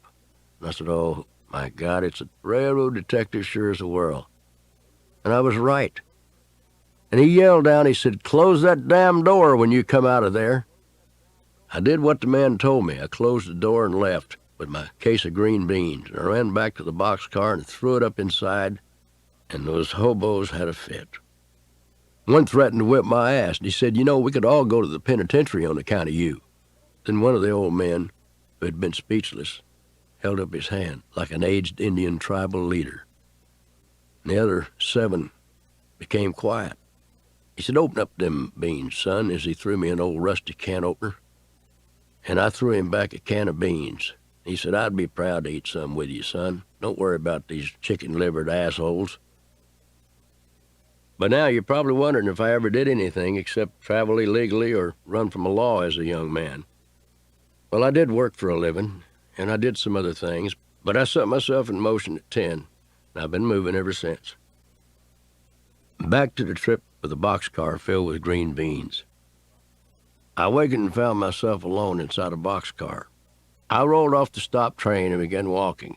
It was almost daylight when I saw a distant sign that said Dunsmire and Greyhound Bus Station. Once inside, I found out that it was a mountain town called Dunsmire, California, just south of Oregon. I was hungry again. Someone was frying breakfast in the bus diner. With only 25 cents, I decided I'd have to do with just coffee. A kind waitress who looked as if she'd eaten plenty of meals refused to take my money. Her generosity stopped at the coffee. There was no mention of free food. I sure as hell wasn't going to ask her for any. I asked for change for a quarter, and she gave me 5 nickels. I could call home, collect for 10 cents, and I did just that, knowing that Mom would be cooking breakfast too. Mom accepted the call and wired some money to the Western Union. Soon I had myself a clean T-shirt and a new pair of Levi's and a ticket to Bakersfield. I remember the sound of the nickels dropping into the telephone and the sound of Mama's voice. As hungry and as far away as I was, I remember even more a jukebox, dropping 2 nickels into it and playing "Hey Good Lookin'" by Hank Williams. I talked to Mom while Hank sang to me. I had a musical idol in my ear, my mother on the line, an arrangement to get home, and 5 cents to my name. It all meant one more first chance for Merle Haggard. I don't think there's much point in telling more stories about my illicit travels. You get the idea. There was plenty more trips, just different places and different faces, but for the same reason, the inner restlessness. I tried to flee, but it always awaited me when I arrived. I had a lot of fun, and I was too young to realize the price I was having to pay for it. I even had peace of mind. Most people in my generation can tell you exactly where they were the day John F. Kennedy was shot, the day man first walked on the moon, and the day Elvis died. Many can also tell you the first time they ever saw a telephone or a television, the two inventions that transformed the 20th century life more than anything else, including computers. My recollection of where I first saw television is as boring as anybody else's. I'm much more excited about what I saw on television. Music. Live music. I'd heard it on the radio and in the dives that I was often too young to enter, and I'd played it for small and often captive audiences. But right there in Bakersfield, I could watch the Billy Mize show on Channel 29, the first television station in the San Joaquin Valley. I think the year was 1953. Almost all television was done live in those days. Lewis Talley had a local television show, and I watched all the shows, Lewis Talley's, Billy Mize's, Buck Owens' shows, as well as Cousin Herb Henson's shows. They all came on the air in 1953 and 1954. I thought all these people were big celebrities. It never dawned on me that every town with a television station had their own local talent, the way every town with a radio station featured live entertainment from the 1920s through the 1950s. Even the Grand Ole Opry, the world's longest-running live radio show, started out as a local broadcast over WSM radio in 1926. In Bakersfield, Lewis was indisputably the biggest star. I mean, the guy had his own television show, a record company, a music publishing company, and he had a lot of knowledge and common sense for a man as young as he was. I think he was only like 29 years old at the time. Of course, most of those entities didn't reach much beyond Bakersfield. But then, neither did my dreams. Louis ran his empire with his cousin, Fuzzy Owen. I'll never forget the first time I met the two of them. I was 17. I'd hung around some of the dance halls in the area, places like Hurry Back In and the Blackboard and the Lucky Spot, and then there was a place called Doc's Club, I think. And although I was too young, I'd slip in and watch these guys play. It increased my thirst to be part of this art that was called beer joint music at the time, not country music. When I came up in the business, we were required to play almost every kind of music.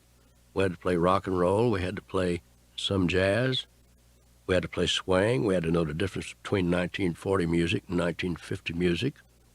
We played blues, we played just about everything there was, calypso, we played different sorts of dances.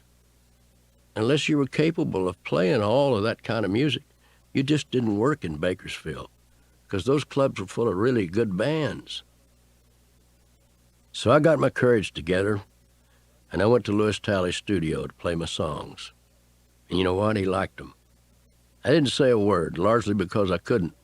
I was speechless with gratitude. Then he played them for Fuzzy, who dampened my spirits. He said I sounded too much like Win Stewart or Lefty Frizzell, and pointed out that the world already had both of those boys. Lewis would eventually throw it in Fuzzy's face. He would say, you know, the first time you heard Merle Haggard, you said he sounded too much like Win Stewart, Lefty Frizzell, until you owned all the company. Then you signed him, Lewis told Fuzzy. I knew that something was wrong when you said you didn't like his singing. Then, right after that, all I heard about from you was Merle Haggard. My timing for pitching myself as a country artist wasn't at its best. I might add it's never been any better since. From Lewis and Fuzzy, I'd gotten a listen, and a warning from Lewis that Fuzzy was probably right. I did sound too much like those other artists back then. Fuzzy was polite but firm. He told me that perhaps we could go do some business in the future, but not today. And I interpreted that to mean that one day I might be on Tally record label, and time would prove me right. I continued to watch local television and country music. There was an up-and-coming artist named Buck Owens who dominated country music from the late 50s throughout the 1970s in a way that few artists ever have. But in 1952, Buck was a local star in Bakersfield, along with his pretty wife, Bonnie. I'd eventually marry Bonnie myself, but not before marrying another woman first. Bonnie's a fine harmony singer, and she's still part of my show today. Bakersfield was getting quite a reputation for great music, not only country music, but rock and roll as well. And folks who visited California often stopped by the town's honky-tonks just to hear the music. I played guitar as much as I could in various Bakersfield joints and sang as much as they'd make me. Smiling Jack Tyree. Jack called me from Springfield and told me that he'd give me a job, $50 a week, playing guitar and singing on his radio show. Now, I'd never been any farther east than the trip to Texas. He said he'd send me the fare for a bus ticket to Springfield, Missouri, to be part of his show. So I took him up on it. 18 years old, here I go, on my first real paying job. Now, I'd never worked that far east before, and I hated the trip, and I soon hated my stay, so I didn't stay too long. I quit after 3 weeks as a featured singer and guitarist. I was homesick for Bakersfield and for money. After 21 days, I was frowning because Smiling Jack Tyree hadn't paid me a dime. I marched into Jack's office to give him my resignation and collect my money. Jack had agreed to pay me $50 a week. He owed me $150. I asked him for it, and he said, "I'd like to pay you, but I just don't have the money right now." To this day, I haven't figured out why some promoters and others think that paying a musician is optional. They think it's necessary to pay the doctor and their electric bill, but a musician? Hey, let him wait for his money or stiff him. Today, Fuzzy Owen, my personal manager, collects my money. We don't even drive to the date unless we've been paid half the fee in advance. Once we arrive, the promoter often wants us to do the show, saying he can pay us after he's counted the receipts. Sometimes an argument follows. We played Colorado City, Colorado in October 1998, and we were supposed to be paid a percentage of every ticket that was sold. Fine. Then Fuzzy noticed that the promoter had put at least 300 folding chairs in front of the people who had paid for front row seats. The front row people were pissed because they couldn't see, and I was unhappy because the promoter tried to stiff me out of money from seats he wasn't even supposed to sell. Fuzzy bugged him throughout the program, and we eventually got our money. I've had 41 #1 records and played for U.S. presidents, and I still have to fight occasionally to get my performance fee, and I think most musicians do. There isn't a singer in the entire country music industry who can't tell story after story about all the outrageous things he had to go through, including fistfights, gunplay, just to get money owed to him. "I can't pay you," Smiling Jack continued that day in Springfield. "Old Smiling Jack Tyree is broke. I ain't got no money." I was more than 1,500 miles from home, broke, and had no funds to get home. I don't remember how I discovered the location of Smiling Jack's petty cash, but I walked to his desk. Then I raised his trouser leg and pulled a wad of bills from his sock. I should have taken it all. Instead, I counted out $150 and threw the remainder on his desk. He said, "I'll have you arrested before you get to the city limits." And I said, "Go right ahead, mister." I rode a Greyhound to Bakersfield, not knowing what my future held, and certainly not knowing that one day I'd climb aboard a bus and still be riding in 1999. In 1956, I had to get back to Bakersfield. I'd married a woman there 2 years earlier, when I was only 17. Dean and I were dragging Main Street. That's what we called it in the 1950s. That meant we were cruising Main Street while looking at the girls between stopping for Cokes or sneaking into the back of a beer joint. I was 17 and driving a car that I'd bought with a down payment and my mom's co-signature. Leona Hobbs and her sister Alice were 15 and 13, respectively. They didn't look it, especially Alice, who was fully developed, I imagine, by the time she was 12. I wouldn't have thought those girls were sisters because they didn't look alike. When they told me they were sisters, I thought they were lying. Alice looked like Lauren McCall, and Leona was a gorgeous lady when she was young, but Alice was beautiful. First night I met the sisters, I went for Alice. I asked the girls, I said, "Hey, would you like to have a hamburger?" Leona popped forward and said, "Yeah, I'd like to have 2.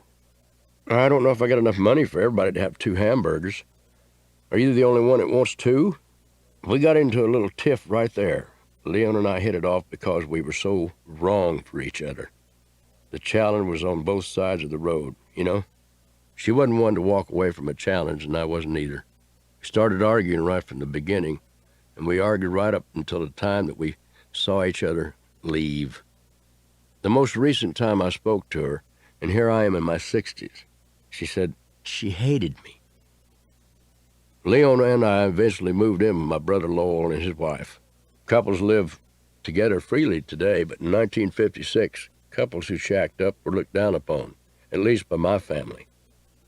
I didn't care what anybody thought about me, and I know that Leona didn't care what anybody thought about her. With all of my confinements and all the times I'd run away since my dad had died 9 years ago, I figured that I owed my mom no more pain. If it hadn't been for Mama's shame, I might never have married Leona Hobbs. I didn't really propose to Leona. I just mentioned to Lowell that it might be a good idea if Leona and I got married. She happened to be standing there when I said it. She was, in fact, overhearing a conversation about her, not one directed to her. I asked Lowell, I said, "Can you take me and Leona to Reno where we can get a quick wedding, the way you can do even today in Nevada?" There's a place in Las Vegas today that is a drive-through wedding chapel.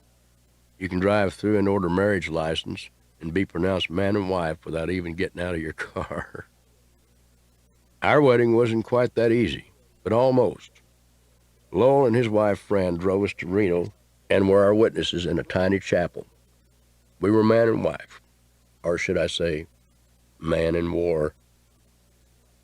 I worked in the cotton fields, and I shared what I made with Leona's 11 brothers and sisters and her father and mother. I worked in the oil fields, too, and music was something we did when we had the time.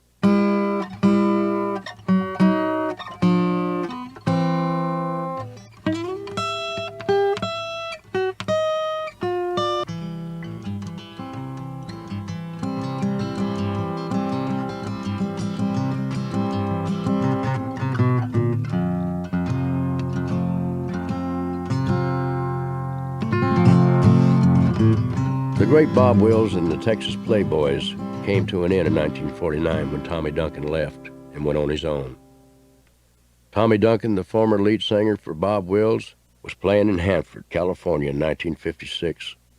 Will Ray put together a band and called and asked me if I'd like to play lead guitar. Being asked to play behind this legend and one of my true idols remains one of my greatest professional thrills to this day. Since that time, I've met presidents, 3 or 4 of them. I met John Wayne and Jimmy Stewart, but nothing was like the thrill of meeting Tommy Duncan. There was about 13 musicians in this band that Will Ray had thrown together. There was like accordion players and 8-string mandolin players and things that just did not work for a swing band, and I felt so sorry for Tommy. I don't think Tommy knew any of them. And after he'd finished Deep Water, he walked over to me and he said, "Well," sort of low, he said, "it looks like we've got it to ourselves. Would you mind sort of kicking these songs off for me?" His demeanor and the way he complimented me in that request inspires me, even today. If my career had stopped right there, I think I would have wound up with an eternal lump in my throat. Leon Copeland, his wife Mildred, Leona, and myself went to play music with Tommy Duncan. Leon and I had been married about a year. We rode to the dance in Leon's 1951 Ford. Funny what details you remember. After having seen Tommy with Wills, such an outstanding band like the Texas Playboys, it was a heartbreaker to see him with the likes of what we played with that night in Hanford. I know old Will Ray did his best, but the mandolin players and too many guitarists and everybody playing the same thing, no bass, no drummer, and of course no brass and no fiddles. It just wasn't good enough for Tommy.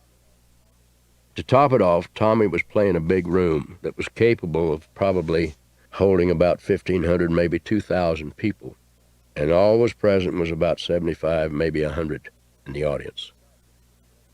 The sight really depressed me. Tommy deserved a whole lot more than to have to sing with all those bad players. So I was distant and thoughtful as I drove Leon's car home that night. I don't know why he didn't drive. Perhaps he was too drunk. Leona, sitting in front next to me, noticed my silence. If a woman isn't in the mood to make love, a man is wasting his time. No matter what he tries, she might let him, but she won't enjoy it. And he'll be able to tell. In the same way, when a man doesn't want to talk, he doesn't want to talk. No amount of probing from a woman is going to make it happen. I wanted to be left alone because I was quite disturbed over the lack of crowd that Tommy was able to draw. And Leona wouldn't hush. "What's the matter with you? Why don't you talk?" "Well, I'm just sort of going over the evening, and I'm let down that Tommy didn't have no more people than he did." She said, "Well, if the son of a bitch could sing, he'd had a bigger crowd." Her words made me furious, and it cut me deeply.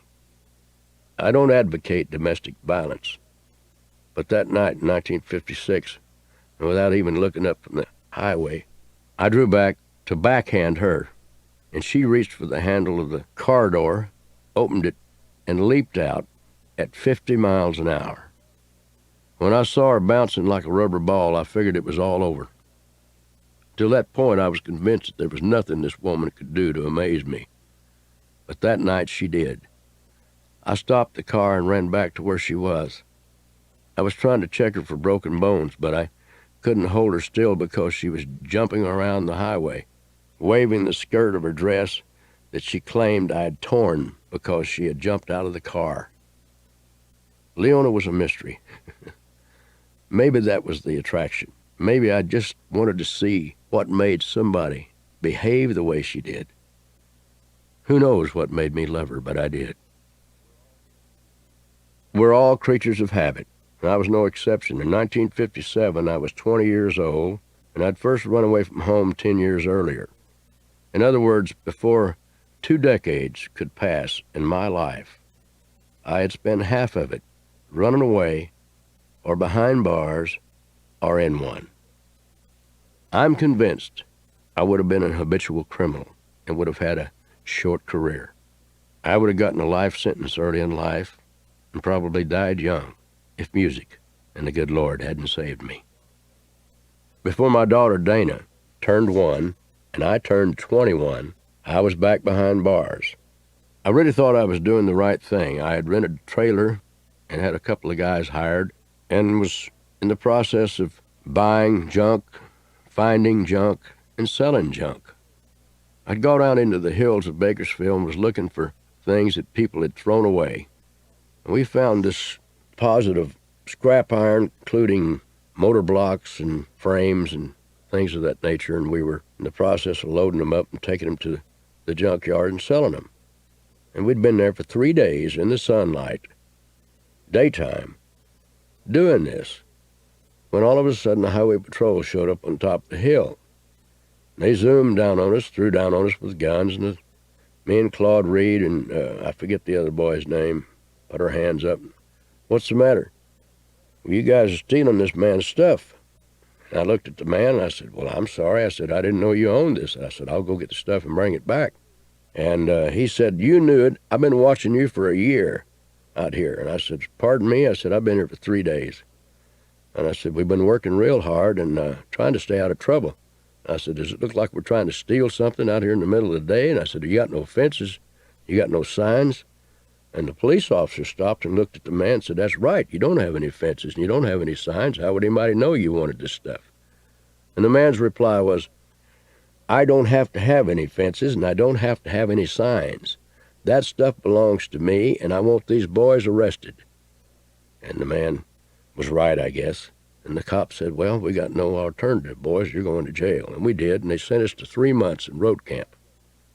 I served 5 days. This time I wasn't released for good behavior. No one had time to evaluate my behavior. I escaped. It took God 7 days to make heaven and earth. It took my guard 5 days to take his eyes off of me. And it took just a few seconds to escape. And I faded into the landscape, and then I ran like hell. I'd planned the escape, and now that I was on the lam, I realized that I hadn't planned where to go. I knew I couldn't go home. I knew the cops would expect me to go straight to my wife and baby. So, I went north to Utah.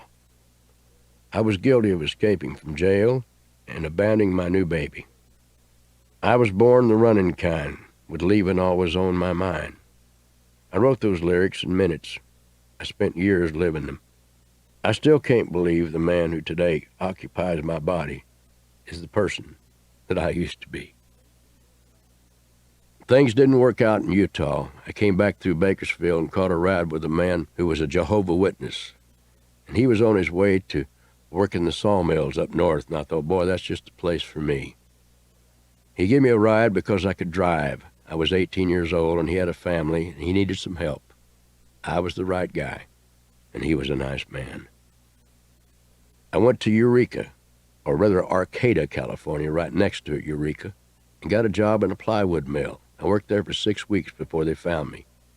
Somebody snitched me off, and they came in with handcuffs right in front of the rest of the workers and arrested me, and they all stood there with their mouths open, wondering what I'd done. Back to Bakersfield County Jail. I got an early out on that conviction because my mother came and begged the sheriff to let me out early because I had a job. I hadn't been out of jail very long when Leona announced that she was pregnant again. Life with her was unsettling. That's the most polite way I can find to say that I was miserable.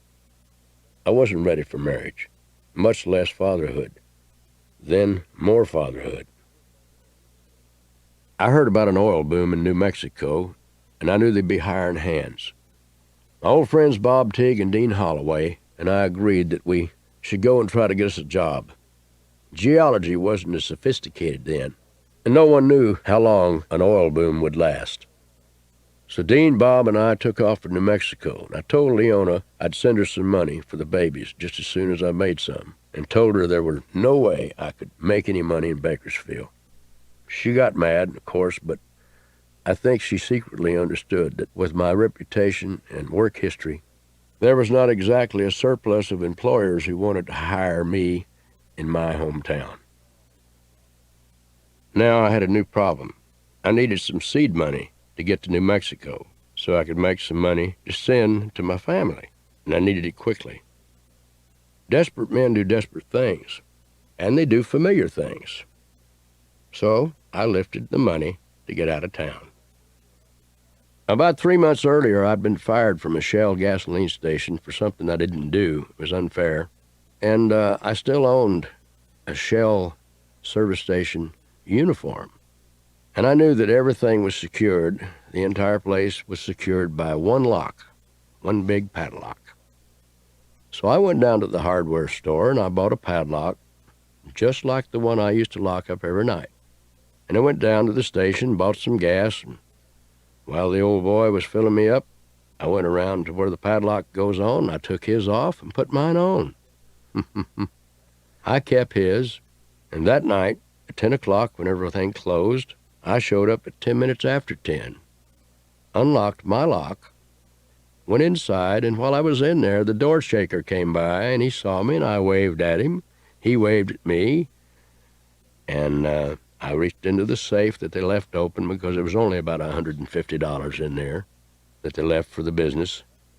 I took that money, went back out, and locked his lock back on, taking my lock with me.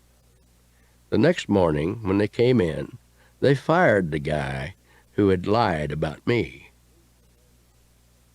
Dean had a brand new '57 Pontiac because he'd been working in the oil fields, and all we needed was the money to get to New Mexico. The $150 would work fine. When we got to New Mexico, the oil field was still producing, but there were thousands of people there waiting for jobs. They had all been filled. Bob was lucky enough to land a job driving taxi. Dean and I rode around with him because it was snowing and the mud was thick. There were no blacktop streets, and it was rough to say the least. Bob and Dean finally wound up going to Texas, and I came back to California because I hated the cold weather. We split what little money we had 3 ways. I think my part was $12. I bought a ticket as far as I could go, which was Flagstaff, Arizona. I wound up there with less than a few cents in my pocket. I hitchhiked towards California and was picked up by a man driving a load of Christmas trees, and later by 4 drunken Indians. I could feel a familiar sense of hostility that might have left me dead in the desert. When I got in the car, there's 4 drunk Indians in the front seat. It's not big enough for 4 drunk Indians. I couldn't turn the ride down. They'd have whipped my ass and killed me. So I got in the car with them, and they said, "Sing something." They'd never seen me before in my life. And said, "Sing something." And I said, "Okay." Always late. I sang that. I sang it all the way through. And they'd stopped drinking their whiskey, and they looked at me, and their mouths fell open. They said, "Sing it again." And I sang it again. And for 65 miles, I sang Always Late. A few things come to mind about that ride with the man in the Christmas tree. To back up a bit, there was a big hole in the floorboard, and we were at 7,000 feet. My Levi's were already froze when I got in the truck. And I thought, boy, I'm going to get some warm, restful sleep. But sure enough, I was wrong. And that wind, from all the way from Flagstaff, all the way down to the Colorado River in Needles, California, where it finally got warm, that hole supplied cold air. I later hopped a freight train in Needles, California, later that same day about 5 in the evening. I estimated the time between Needles and Barstow to be somewhere about 3 or 4 hours. Boy, was I off. I think I arrived in Barstow about 3 in the morning. And that was where I gave up the hobo life and called my mama. There was no point in calling Leona because I knew she didn't have any money. I hadn't sent her any, but then I hadn't earned any. And all I had was what little I stole, and it didn't last very long. If We Make It Through December was the #1 song for me. Lasted 4 weeks in the top position in 1973. It's about a man who loses his job in a factory, and he's broke, and he wants Christmas to be the happy time of the year for his little girl. Funny, the song was inspired by Roy Nichols. He used to get a divorce every December. One day I asked him, I said, "How's your marriage doing?" His reply, "Well, it'll be fine if we just make it through December." That's all I needed. Dana was 1 year old, and my second child, Marty, hadn't been born. Having a baby and another one on the way should have made a happy holiday spirit.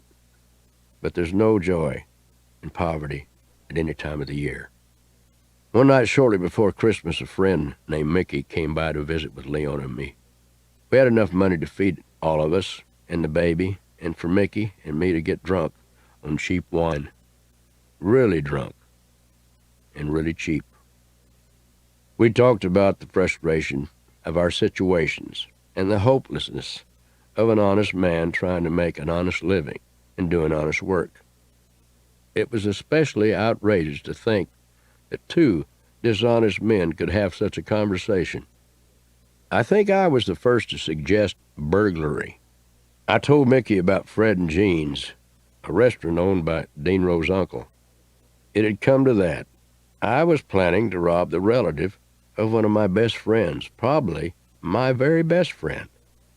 Mickey and I by then had probably drunk 4 or 5 bottles of that cheap stuff. Stumbling around, I told Leona to pack up the baby. Mickey and I were tired of being poor. I took my pregnant wife and a 1-year-old baby into the December night with my drunken friend to rob a restaurant. I thought I'd waited long enough for the beer joint restaurant combination to be closed by now. Time flies when you're having fun. That's another old saying I've found to be true. Time drags when you're worried, and it must have been dragging for me. Time was not the wee hours of the morning, as I thought. It was 10 p.m. I was seconds away from breaking into the back door of a restaurant that was open for business. Drunks don't realize how noisy they are. I was probably less than quiet as I removed the screen door with the crowbar. When I had difficulty, I simply tore the door from its hinges. Probably sounded like an explosion inside the cafe. With the crowbar, I began to pry at the back side of the door. I should have just opened it. It wasn't locked. I discovered that when the owner opened it and recognized me. Gene said, "Why don't you boys come around the front? Come in like everybody else." Damn it, I was trying to rob the man secretly, and he was being kind and inviting me to come in. I took off like Jesse Owens. The owner stood bewildered as we ran to our car and burned rubber to get away. I wondered what he said when he called the police, probably something like this. "You know, you're not going to believe this, but Merle Haggard just tried to break into my restaurant, which is wide open for business. Isn't that funny?" We were speeding away in the dark with our lights out. Less than half a block away from the restaurant, a highway patrolman came around the corner, seen us with our lights out, whipped in behind us, and flipped on his red light. He knew that we were the guys that made him his living. Burglary wasn't something new for me. I had managed to come by a check protector from a place called Russ Taylor's Fire Prevention. I had it between my legs, and when the cops stopped us, there it was, one of the first things they saw. So they knew they had somebody that was planning to do something or had just done something, or maybe both, and they were right in both cases. Leona and the baby were wrapped in blankets in the back seat. I looked at them as I saw the cops approaching our stopped vehicle. I saw fear in her face and guns in their hands. I had gone out to get enough money to finance our Christmas. Now, not only would money be missing at Christmas, so would I. Our car, with their lights on, made a dark getaway area in front of my car. The police had Mickey in back of my car, and we were ordered to sit in the back seat. And then I said, "I gotta run, baby. Here's my chance." She understood. I assured her cops wouldn't hurt a pregnant woman with a baby. I pulled off my boots and silently rolled out the door. I hit the ground in my socked feet. I got to the railroad track just a few feet away and up over the fence into the railroad track and was gone. But the remainder of the night was all I was allowed to stay free. I went straight to my mother-in-law's house, and they knew that's where I'd go, and they showed up there, arrested me, and I was once again back in jail. As I was being booked with the sergeant, fingerprinted and whatever, a few of the cops passing by called me by name, and I did the same with them. Sergeant Matlock put his hand in the small of my back and began to escort me down the hall to what was known as the hole. I'll never forget that Christmas. I spent it without any clothes on, and I spent the entire night praying and beating the side of the bunk, saying I wish I had just 24 hours to say goodbye to the ones I loved, because I knew this time I wouldn't be coming home soon. The next day, a parole officer who had been in charge of me all throughout my California Youth Authority escapades came in to say how sorry he was that I was being turned over to the Adult Authority. Knowing the charges, he knew that I was headed for big time. What a wonderful man. He was a large, red-headed man. I forget his name. But he said goodbye, and he turned me back over to the same sergeant, Sergeant Matlock. And Sergeant Matlock, once again, put the palm of his hand in my back, but this time he led me to a different door. He said nothing, and the other cops didn't say anything either. It was almost as if they wanted me to run. I had embarrassed law enforcement statewide. Maybe they were looking for an excuse to put a permanent stop to the embarrassment. Maybe they were trying to set me up on a repeated offender charge for my multiple escapes. Maybe they even wanted to gun me down. I'll never know. The sergeant walked me to the front door, the main door, the one that goes to freedom. Then I realized the only footsteps I heard were my own. Had he dropped back a few steps? I didn't look around. I was looking at the clear blue sky in front of me. I just kept walking, gradually bent my path. I walked out of the front door of the Bakersfield County Jail in broad daylight. I could lie to you and tell you some story out of a Zorro film about leaping from top of a building to another top of a building or something until I found my freedom. But I did what I'd done before. I just faded into the wall. That's about the best way I can explain my talent for escape. I guess I envisioned myself fading into my surroundings, and that's exactly what I often did. I did it again on December 24th, 1957, as I slipped through the crowded hallway full of police officers who knew me by my first name, and right out the front door of the Bakersfield County Jail.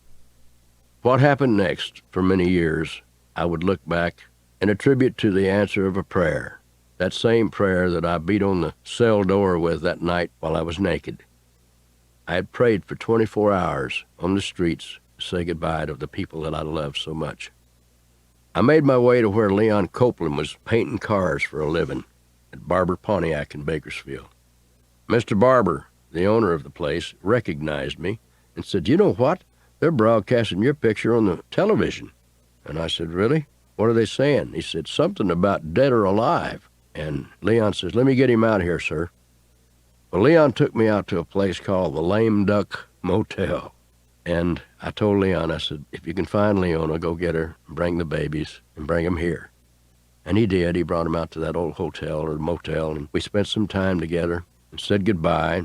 She went on back to her mother's house, and I called my cousin, Lomer Boatman, and I said, "Is there any way that you can come get me and take me in a car somewhere where I can get to a freight train or something?" Because I was without a car. I was on foot. I knew I couldn't walk. They'd pick me up. For sure, they'd see me. Once again, it's still Christmas Eve. I've been in jail. I've been arrested by a man named Tommy Overstreet, thrown in jail, and walked out, and they've put this dead or alive arrest deal on my head, and to get away was all I could think about. But I had to say goodbye to my brother Lowell and his wife, and I figured before I left, so there I was on my way to Lowell's against Lomer's wishes. He dropped me off there in less than an hour. It was getting dark, and I saw some flashlights outside, and I said, "Lowell, they're here. I don't guess there's any way I can get away, so just let them come on in." Pretty soon they began to knock on both doors. Lo and behold, in the front door came Tommy Overstreet, the very same police officer who had arrested me the night before. I said, "Tommy, I've escaped twice in the last 24 hours, and I don't think there's much chance of doing it again." I said, "Would you mind, before you put those handcuffs on me, if I had a big shot of this old granddad?" He said, "Merle, I don't think it'd be out of line at all." And he said, "In fact, I think I'd like to have a shot myself." And I turned that whiskey up, and I think I drank half of it. And I said, "Boys, I think I'm ready." And they handcuffed me and took me to jail, and this time they looked up my ass and made sure I didn't have anything. I guess they thought I had a hacksaw up there. But anyway, I got away with $100 and went to isolation, and I spent Christmas in 1957 naked in Bakersfield County Jail. Those were the least of my problems. I was sent to Chino Guidance Center, where I would subsequently undergo formal sentencing. What I mean is that Chino was a place where they held you and analyzed you until they knew something about you and knew where you might fit in.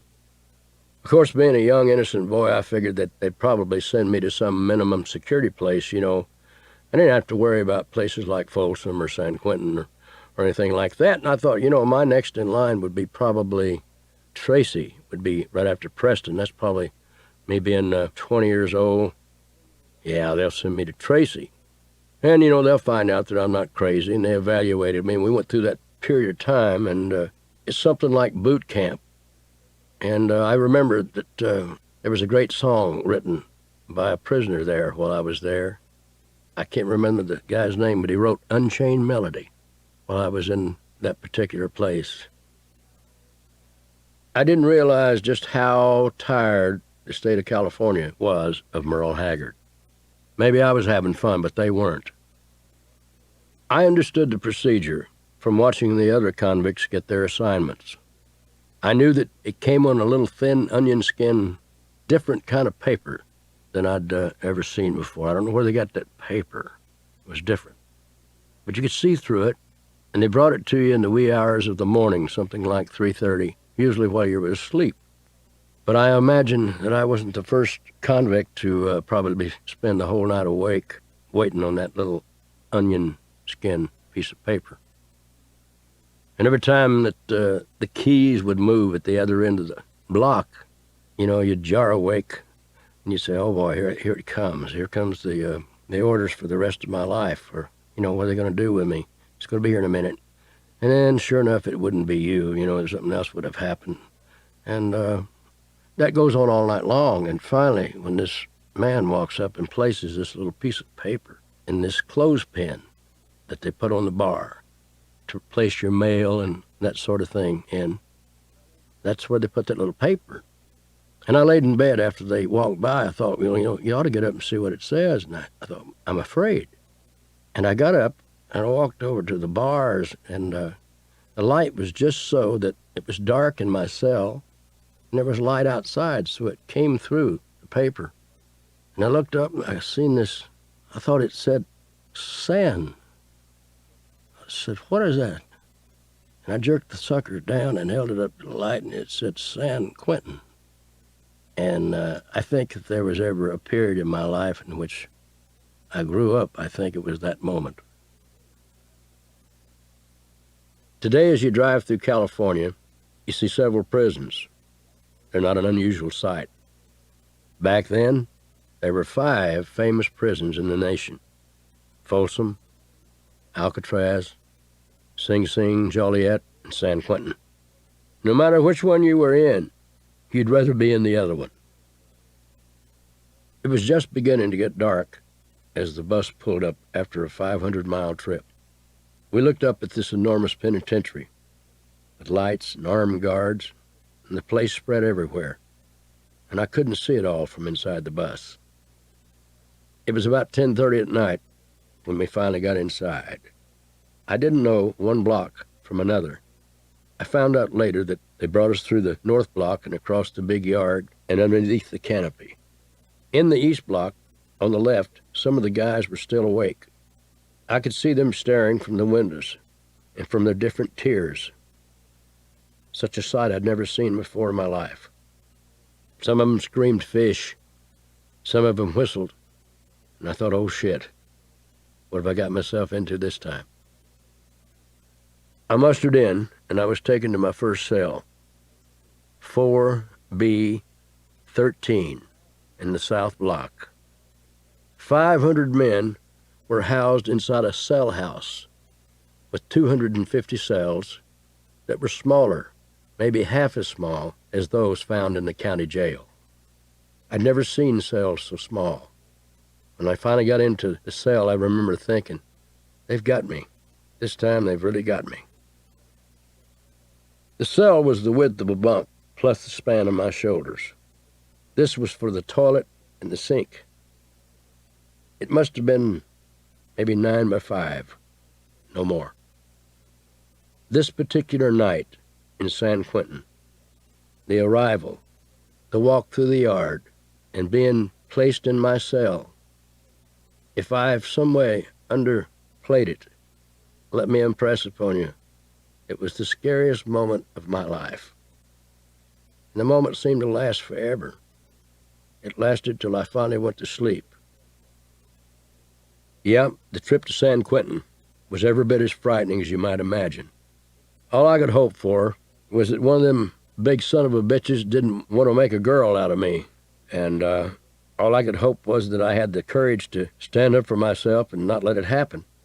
Because San Quentin was the place where they sent the biggest and the toughest men in California, the 8th largest government in the world. I guess I tried to be invisible, to slip through the cracks. In prison, you do your own time. You don't infringe on other people's personal lives, or ask questions, or borrow candy or cigarettes. You never know what else might be going on in a person's life. For example, some guy may have just found out that his boy on the outside is dying of cancer, or something just as bad. You say something to that guy, and he's liable to kill you before he realizes. I made friends with a lot of people in San Quentin. I don't think I had any enemies, but I couldn't play in the prison band for 2 years because I was on what they call close custody, thanks to my escape record. That meant that I was locked up after 4 o'clock each day. Finally, I was reclassified down to a medium security, which meant that I could play in the warden's band and play on the warden's show once a week, which happened every Wednesday. A lot of people ask me if I got anything beneficial out of San Quentin. Let me say, San Quentin was beneficial to me just as much as the Army was to a soldier. I was 20, full of piss and vinegar, with no intention of doing anything right. If there's a divine intervention, God intervened in my life and threw me in prison for a while. I think just to slow me down, and maybe get my attention. A time or two I lay in my bunk and I could hear men crying out in pain from being raped by other inmates. I heard them beg for mercy. After a short while, I wasn't afraid at San Quentin anymore. I guess you could say that I was institutionalized, some way calloused. I'd gotten used to this place quicker than I thought that I would. I was delighted to find that a man could get almost anything he had the money to buy. Inmates could buy dope, whiskey, marijuana, beer. Most all of the guards were on the take. Guards could be paid to look the other way also if someone's ass needed to be kicked. I'm sure guards and inmates both witnessed murders. The investigations were often a farce. When questioned, nobody ever saw a thing. That was the code. It's not smart to try bullshit in the joint. You better tell it like it is. If you make a commitment, you better keep it. Men die in San Quentin for not paying back a pack of cigarettes. I learned the prisoner's unwritten code very quickly. No one ever told me how much time I'd receive in the sentencing. Imagine living in this hell and not knowing when you were going to be getting out. That was clearly a violation of my civil rights. But I hadn't even heard of civil rights in 1958. I didn't know what they were. I didn't go to school, remember?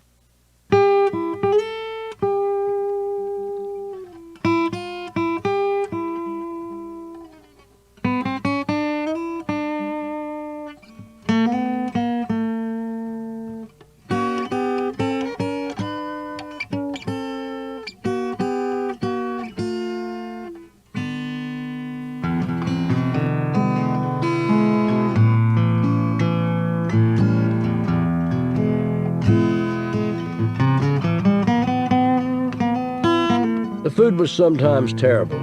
Sometimes it was bad. Sometimes it was all right. But it was not best to complain. I had 5 jobs at San Quentin, and I think I was fired from every one of them. Eventually, I did my best work by doing nothing at all. My true talent took a lot of thought, because it was escaping. But I tried not to fantasize about it in San Quentin. I didn't know exactly how much time I had to go. But I knew I didn't get life, and I knew I was young enough to start over after I'd served my time. I didn't want to blow it by escaping, getting caught and seeing another 15 years or maybe a life tag added to my sentence. Any chance for parole would be denied. after such a try. One of the bad jobs I had in San Quentin was working in the prison laundry. It was sort of dirty. Socks were sweaty, and the men sometimes didn't bathe.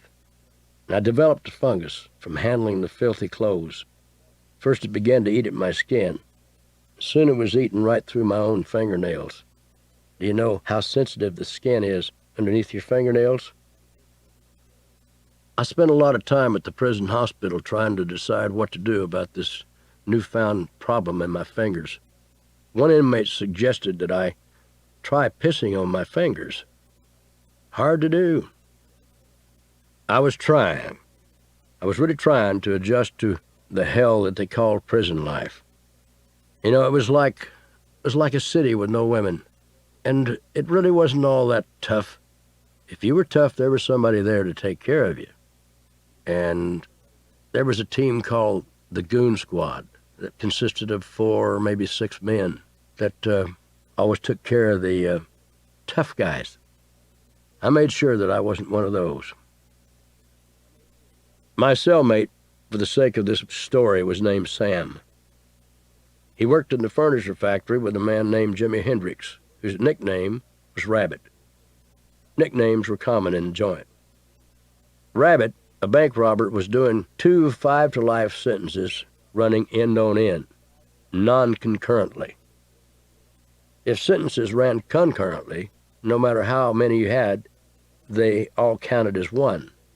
So this guy was doing at least 10 years, and probably more, before he came up for parole, which would likely be denied. Sam and Rabbit planned an escape. And because of my reputation, and because of the fact that Sam wasn't interested in going, Sam let me in on the plan. My escaping would make San Quentin look foolish. It would mean the place couldn't even hold the little guy from Oildale.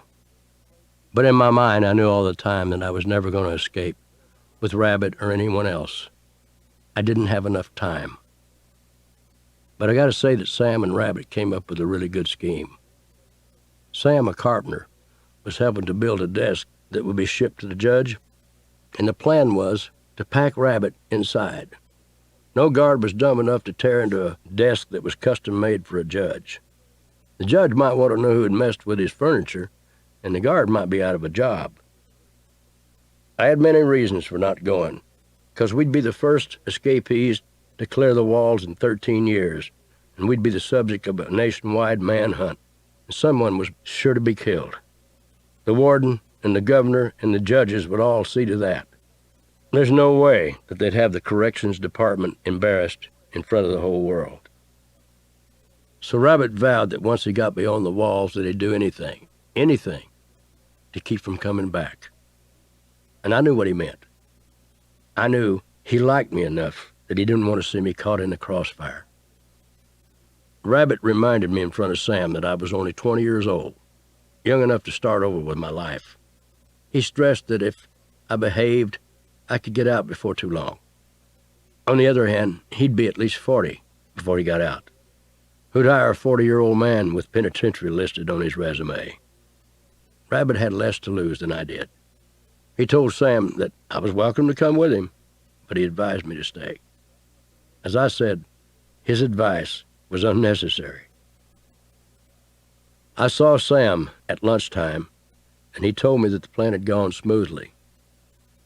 The rest of the day, I was uptight, wondering what was going on, wondering if he'd made it. But I wouldn't know until that evening. By 4 p.m., everybody in the joint knew something was wrong, and nobody had said a thing. At last, the whispers started. The body count's wrong. It had been 13 years since a successful escape from San Quentin inside the walls, and the men hated the delay of supper, which occurred when the count was wrong. All of us used to hate that. And for 13 years, whenever the count had been wrong, it had been because the guards were too stupid to perform basic arithmetic. And now everybody was laughing again, because they could imagine the warden chewing out these guards over the false alarm. That's what each of 6,000 men, almost to the man, thought. But Sam and I knew differently. The count was right. A man was missing.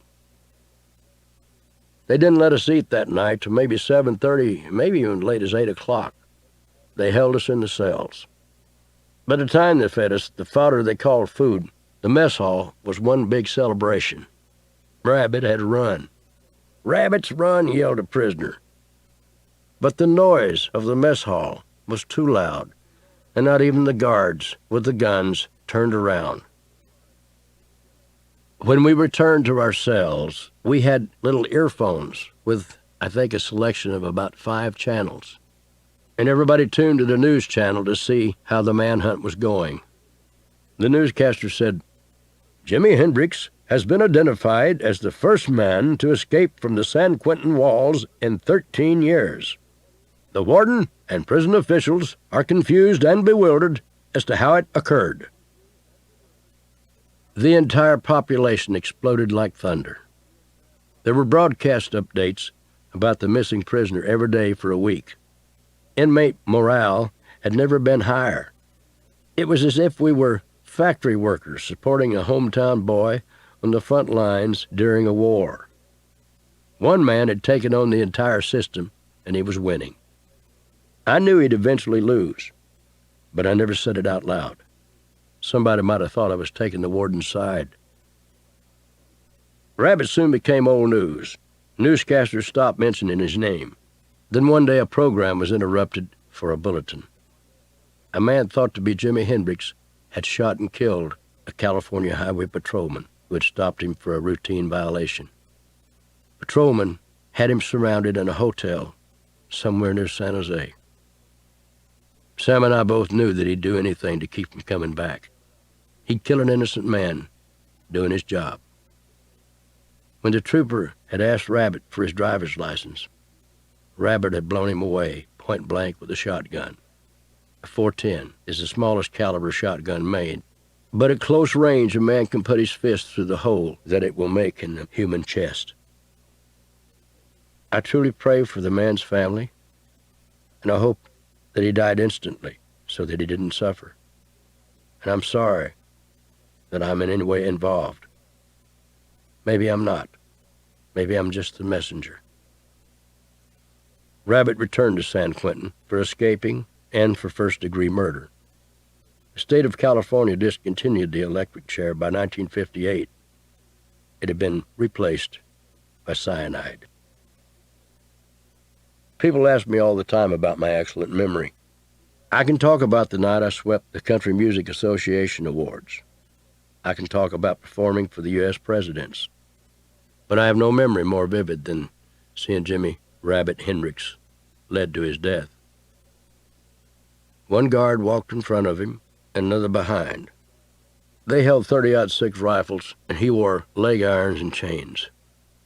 Now that wasn't the way they marched him to the death room, or to the death cell. But that was the way they marched him across the yard, back and forth to his attorney.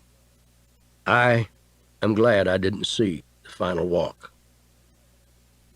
Was Rabbit wrong to kill the trooper? Of course. Was he wrong to escape? You tell me after you've done hard time, and you're looking at nothing else but more hard time. You tell me after you've done that. I didn't sleep the night before Rabbit's execution. Instead, I played out his execution in my mind. 3 men who wouldn't even look him in the eye would each push a button, but no one would know which button actually dropped the sack of cyanide into the bucket. The fall would tear the sack, and the fumes would rise upward into the nostrils of Jimi "Rabbit" Hendrix. When a man was executed at San Quentin, it took place usually at 10 o'clock in the morning, and a puff of smoke would be released from the stack above the north block the instant a condemned man died. The stack was in full view of the majority of 6,000 men who stood as silently as Rabbit sat. The smoke faded away, and so had a life. Rabbit would run no more. The warden led a prisoner down the hallway to his doom. I stood up to say goodbye like all the rest. I heard him tell the warden, just before he reached my cell. Let my guitar-playing friend do my request. Those words are from Sing Me Back Home, my third #1 song, released in 1967. They were partially inspired by Rabbit. I'd been in the joint for 18 months before I had my first parole hearing. I got the results, and they came the same way that I got my San Quentin sentencing. Someone put a note between the bars, and I stared at it and wondered what was in it. Finally, get the courage to go see. I wish I hadn't even gone before the board. But I had no choice. Maybe I should have told them that I liked being ward of the state. Then probably they'd let me go just to make me unhappy. I lived day to day largely for the visitation privileges. Leona came to see me and brought the kids. Mama, she came. Lowell came. Lillian came. And a few others. It was hard to see Leona and not be able to touch her. Eventually, she stopped coming. And sometime after that, she stopped writing. I soon found out why. It seems my wife was going to be blessed with a third child. But there'd been no sexual visitation between Leona and me. She was pregnant with someone I hadn't met, and I wasn't entirely sure of her whereabouts. Someone once said that the worst sickness in the world is homesickness.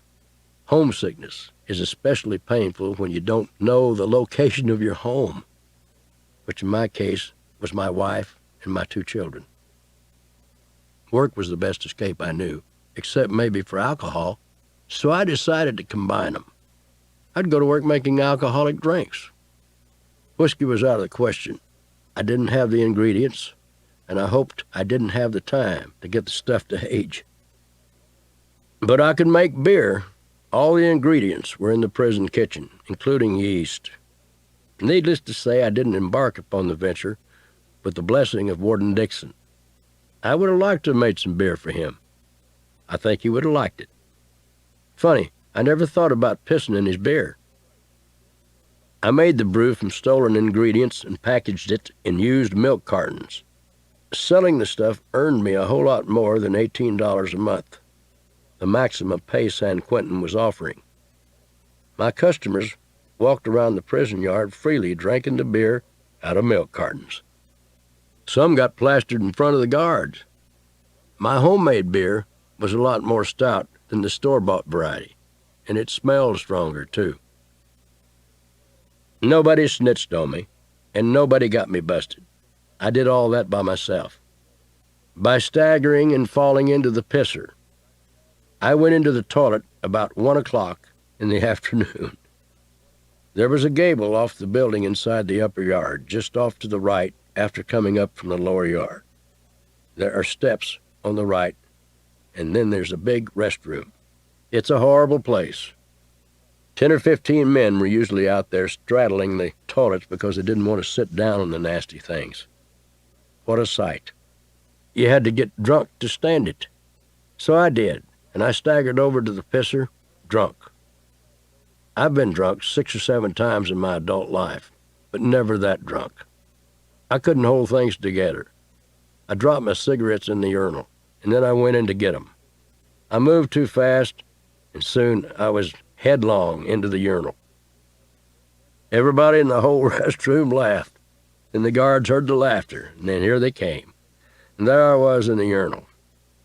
They threw down on me just like they'd throw down on someone in the street. Sure enough, it was the goon squad. Men who'd whip someone's ass just to stay and practice. That was the goon squad, not to be confused with inmates.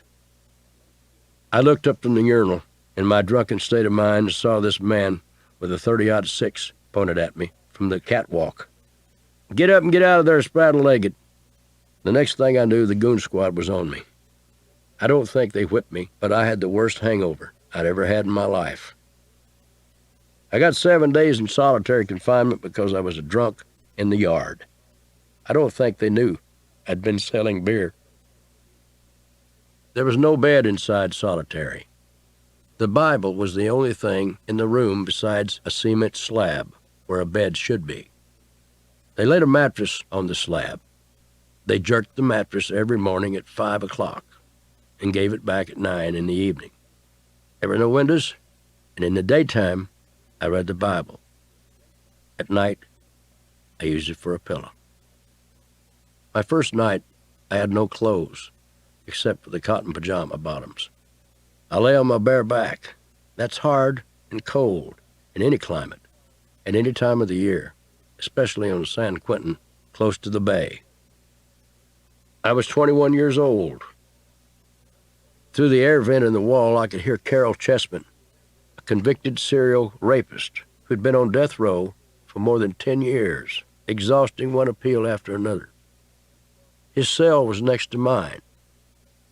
One day, I overheard Carol Chessman, and he was saying that he'd gotten a life insurance policy in the mail, and then maybe someone had sent it to him as a joke. I talked to Carol 6 or 7 times during my 7 days in isolation. Mostly I tried to cheer him up. I was there simply suffering a hangover. I was a young fuck-up. I didn't feel like I was qualified to shine his shoes, and I was going to get out in a few days, you know? I was very respectful to him. He never saw my face, and I never saw his, but we kept talking through the air vent. I've read stories about how those 7 days on the shelf were the turning point of my life. They weren't. Those 7 days just dried me out a bit. I'd been living pretty high in the yard, getting away with making beer, and I'd had plenty of money. I was self-supporting. My mother didn't have to send me money. I used my own money to buy a Martin guitar with 15 cartons of cigarettes that I'd made from running a 3-for-2 operation, which was a loan company. I wasn't scheduled for another parole board hearing for a while. When I did appear before the panel, my drunkenness in the yard would hurt my chances for getting released. I had to do something to impress the board. I volunteered for the toughest job in the place, working inside the textile mill. I could do anything I made up my mind to do, and I had my mind made up to get out of San Quentin by way of the textile mill or any other legal route. I didn't know what life on the outside held for me, but I wanted to go see. But now it was spring of 1960, May 2nd, to be exact. I know because that was the day I saw the smoke rise from the chimney for the second time. Carol Chessman died vowing that he didn't commit the crimes for which he was being executed. A man who's about to face his maker wants to confess his sins and seek forgiveness. He doesn't leave the world lying. Chessman wrote letters to various people before he was killed. He wrote none apologizing. Doesn't that tell you something?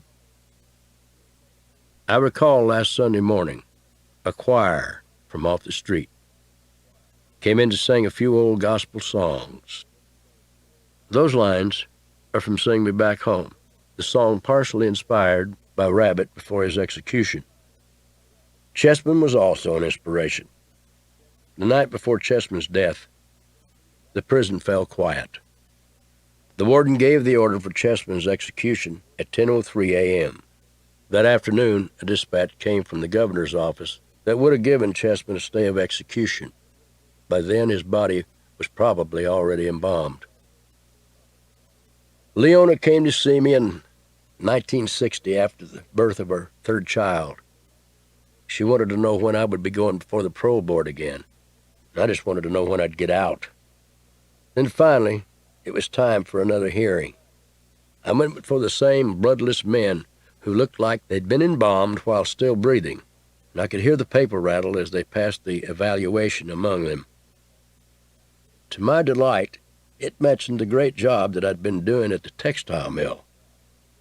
They couldn't believe that I'd been working, and working at the hardest job in the joint, and working it so well. Of course, they had to play the game. They had to have their power trip. So they came with all the dumb questions about whether or not I wanted to get out and what I'd do when I did, and if I'd be a good citizen. Later that day, as always, their decision was on the little onion skin paper placed on the bars. I'd gotten credit for Time served. With my forthcoming parole, I'd be out in less than, let me count, 90 days. I was jubilant. I could see light at the end of the darkest tunnel I'd ever entered. But the hardest part of any race is the finish. There's where you have to sprint by pulling determination from deep within. I counted the days. I had fun calculating the hours. The night before I was discharged, I laid down, but it was fruitless. I couldn't sleep. I was too excited. A kid never squirmed more on Christmas Eve. There is so much time to talk and so little to talk about, except what you remember from the outside. So I knew each friend's background inside and out. My last meal was the first time I'd seen a group of prisoners with a tear in their eye. I was going to miss these guys, and I felt like they'd miss me too. I told them that someday I'd come back as a recording artist and do a concert. You know what? Years later I did. I even walked through San Quentin with Merv Griffin on one side and the late Eldon Shamlin on the other, with Louis Talley and some of my band members, and I took them to my old cell. They couldn't believe how tiny and cramped it was, and neither could I.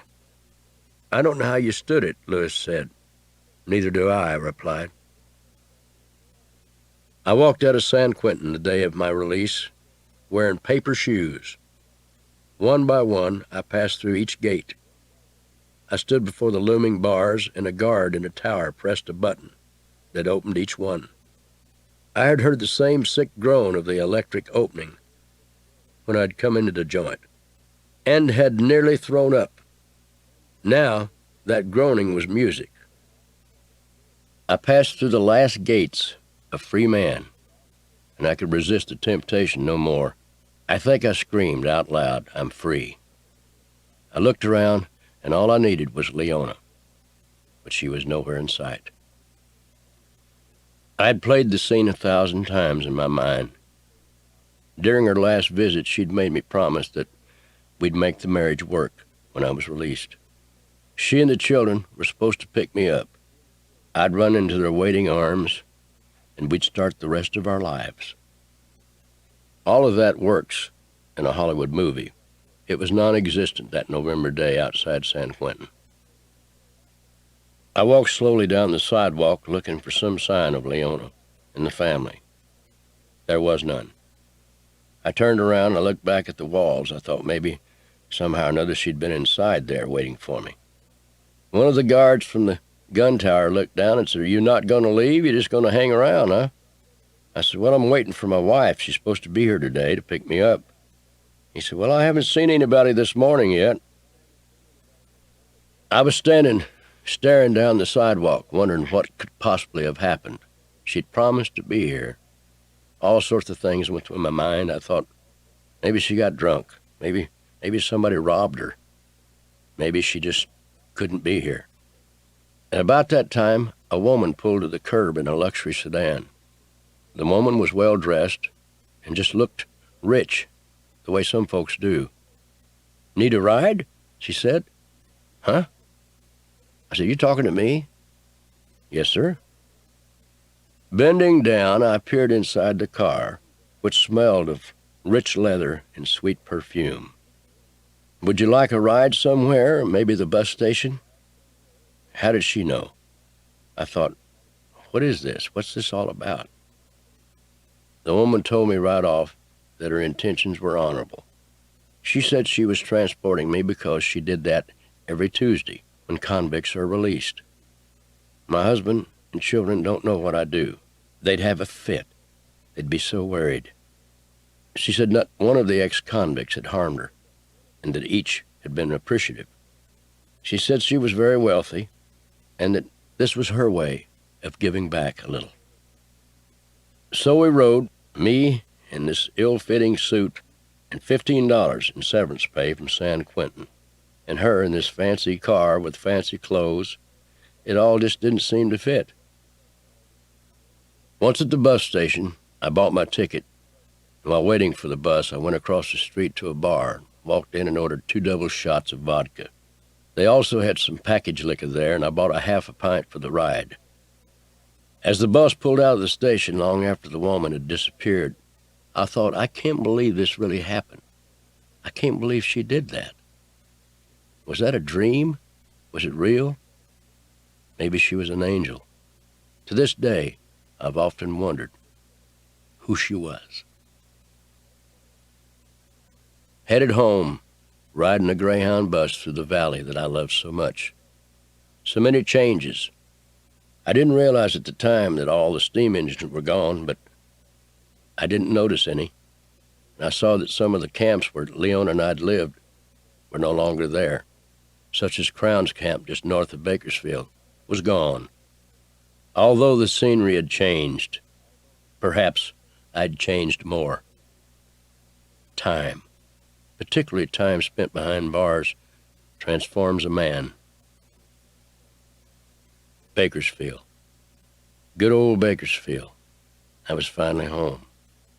I had a wife and family there. Leona had failed to show up for my release from prison, claiming she'd had car trouble. I was sure that she, Leona, and my brother Lowell, and my brother-in-law Bill, and my sister Lil, and my mama would all be there as part of a welcoming party. If they'd wanted to see me as much as I wanted to see them, I think they would have been there. As I stepped off the bus, the entire party was not there, but my brother Lowell and his wife Fran and my Aunt Flora were there to greet me. And oh, how glad I was to see them. It was something to hold a woman close to you, even if she wasn't your woman. Lowell and Fran and Flora took me to Mama's, where I ate from her bountiful table. Everything was cooked just right. Not one dish contained floating rat shit. Being home was getting better by the hour. I didn't see Leona at first. It wouldn't have been hard for her to figure I'd be staying with either Mama or Lowell, but she didn't come to either place. It must have been the 3rd day home before I located where Leona lived. It was quite some ways from where my brother's house was, so I asked to borrow his car. Of course, I didn't have a driver's license, and he knew it.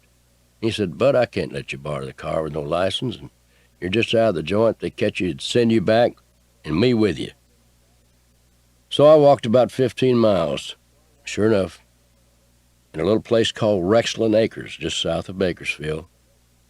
Leona was living there with my 2 children and the new son, Jamie. How could I have been judgmental about a child who'd had no say about when he was conceived or by whom? Let me say this, as truthfully as I've said anything in this audiobook. I love my children, all 6 of them. I tried to love the 7th, and recently I've come to realize I love them more than I know. I forgive their transgressions against me, and I pray they forgive mine against them. I don't want to spend the future regretting the past. My children are welcome to be as much a part of my life as they want to. Speaking of children, Leona was pregnant again within days of my release. Condoms were expensive, and I've never liked them anyway. Leona may or may not have wanted me back as a husband, but she did need a breadwinner. Maybe that's why she decided to give the marriage another go. I went to work for Lowell, earning $80 a week digging ditches. $80 a week was a vast improvement over the $18 a month at San Quentin. And although I probably could have earned $80 or more with my beer concession, the prison officials had shut me down. Of course, I instantly began to hope for a job playing music. People talk about it's hard to find a job looking out your window, but that's exactly what happened to me. One was brought to my front door. A man walked up and knocked on my door. His name was Jack Collier. He introduced himself, and he said, "We have a band, but we don't have no band leader, no front man. And I heard you're a front man and a singer. Is that true?" I was somewhat sat back with this, and I said, well, come on in. You say your name's Jack? Jack Collier. I said, Jack, I'll tell you what, I play guitar. And he said, what kind of guitar? And I said, well, I play a Fender. And he said, no, I mean, what style? And I said, well, I do single string lead. What kind of guitar do you play, Jack? Are you a guitar player? Yeah. I do mostly Merle Travis stuff, Chet Atkins stuff. I said, man, that ought to work pretty good together. He said, are you a singer? I said, well, let me play you something. I had an old wire recorder there, and I turned it on. I just recorded a song called My Rough and Rowdy Ways. He listened to that, and he looked at me with apprehension and said, that's Lefty Frizzell. I said, no, it ain't. It's me. And so I sang the song for him again. He said, man, I think you're going to work great. I jumped at the chance, because I finally had a chance to do what I always wanted to do, or at least try, to make a living playing guitar. It wasn't long before I was playing in all the nightclubs in Bakersfield. It was so exciting to play in a band with the steel guitarist Fuzzy Owen, the guy from Tally Records who had indicated I sounded too much like some other people. I knew he was still a big shot at Tally, and I thought being around him could help change his mind. He could put me right next to Louis Tally himself. Louis was a big star in Bakersfield in 1960. He had his own local television show. He had his own restaurant called Louis Tally's Cafe. He hosted a Saturday night dance over in Ridgecrest, and as I've said, he owned his own record label. Maybe what I've just said indicates that I had all this in my mind, that this was all a plan, but it wasn't that way at all. I was simply trying to make a living, add a few bucks, and put a few beans on the table. I soon developed a following, playing these joints around Bakersfield. I think that's why Buck Owens called me. Buck was a big star. Thanks to Under Your Spell Again, Above and Beyond, Excuse Me, I Think I've Got a Heartache, Act Naturally, and of course others. His biggest hits, such as Love's Gonna Live Here, My Heart Skips a Beat, Together Again. They were all yet to come. Unexpectedly, he called me one night at the blackboard while I was working and said, would you like to go on tour and replace a bass player for me? He said he quit at the last minute. I said, who is this? And he said, this is Buck Owens. I said, oh, I knew who it was. I'd be proud to go out with you, Buck. I'm not a bass player, but I'll try to do the best I can. You've got the job. I was earning maybe as much as $150 a week in my 7-day schedule. My work with Buck, which required me to drive an old camper that we'd borrowed from cousin Herb Henson, front the band, play bass, paid $75 a week. I found out after the fact, the way Buck figured it, it was worth $75 a week to me just to be working with him. While on that tour, which only lasted about 2 weeks, Buck came to the band and he said, boys, we got to name this band. Has anybody got any ideas what we should call the group? And I said, how about the Buckaroos? He said, that's perfect. I learned a lot of things, including what it was like to sing for maybe 17,000 people. We were playing Milwaukee Baseball Stadium with Buck when he broke a string and turned to me and said, sing something. I was only 18 months out of prison and green as a gourd. What do I do? I thought frantically. I'd done 7 years in reform schools and finished out with a stay at San Quentin. But nothing was quite as frightening as facing that audience that night in Milwaukee. George Jones had recorded She Thinks I Still Care. It was currently #1 in the nation. So that's what I did, unrehearsed. And would you believe I got a standing ovation? 17,000 people went to their feet for a kid from Bakersfield they'd never heard of before. I'd met George Jones earlier when I was playing at the blackboard. He'd heard me singing and got drunk and wouldn't come on stage. He's been my biggest fan ever since. At least that's what he says. Somebody told me later that night, George said, who is that guy? And Don Markham, my saxophone player of today, was working there at the blackboard at the time. And he said, "Oh, that's some kid who just started to work here." "That's the best singing I ever heard in my life," George said. "I ain't going out there." That sounds like maybe it might be a made-up story, but that actually happened. If you don't believe it, check with Don, Markham, and George Jones. When I got that standing ovation in Milwaukee, I feel sure that Buck was jealous, because he acted like it. He was the star, and he never got a standing ovation on the entire tour. After the show, Jim Reeves, the program's headliner, a giant star in America, approached me, and he said, "I believe that's the best job of singing I've ever heard in my life," and stuck his hand out and shook my hand. "Man, I love your voice." Little did I know that night that he would die in a plane crash later that year.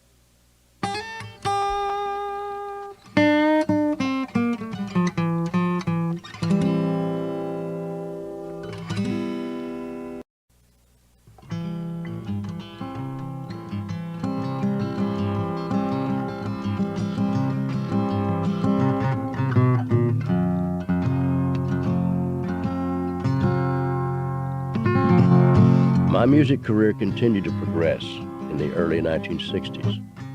I landed a job on Cousin Herb Henson's television show, and that's where I met Bonnie Owens, who would later become my wife, and would sing harmony for the next 30 years on my touring shows. 30 fucking years. Jesus Christ. And it still ain't over. By now I was playing 7 nights a week, and I was playing Cousin Herb's television show every day. Suddenly people in Bakersfield didn't treat me like Merle Haggard, the truant, the escapee, or the ex-con, which I still was, and I was on parole. I confess I enjoyed the new status. No amount of money could ever lure me back to crime. Leona and I may have gotten along better during that period than any other. You can't fight with a woman if you don't see her. And all I did was work and sleep. There wasn't time for arguments. Of course, she complained about having to earn so many white shirts, but I was pumping more money into the household than we'd ever had. That made up for it, or at least some of it. When my daughter Kelly was born, it did little to improve the quality of my marriage life. Leona and I weren't fighting as much, but we weren't doing anything as much. It's been said that the opposite of love isn't hate, it's indifference. We were becoming more and more indifferent. One night as I was about to walk inside the lucky spot and start the shift, Dean Holloway pulled up in a brand new car, as he always had in those days. Seemed like Dean always had a new car. And he said, "Hey, you know what? I'm going to Las Vegas to see Roy Nichols and Wynn Stewart. You want to go?" I said, "Hey, I can't go tonight. I got to work." Red Simpson, good old Red, was standing there, and he said, "I'll fill in for you, Hag. Go ahead and go with Dean." I knew that Wynn Stewart was playing in Las Vegas, and I wanted to hear him. He was hot property in those days, with hits such as Wishful Thinking, Wrong Company, Big Big Love. 4 or 5 hours later, we arrived in Las Vegas, in front of the Nashville, Nevada Club. What a club. When I walked through the swinging doors, the first thing I saw was Roy Nichols and that double-neck Mosrite guitar that had a metal back on it and a picture of a man flipping a bird.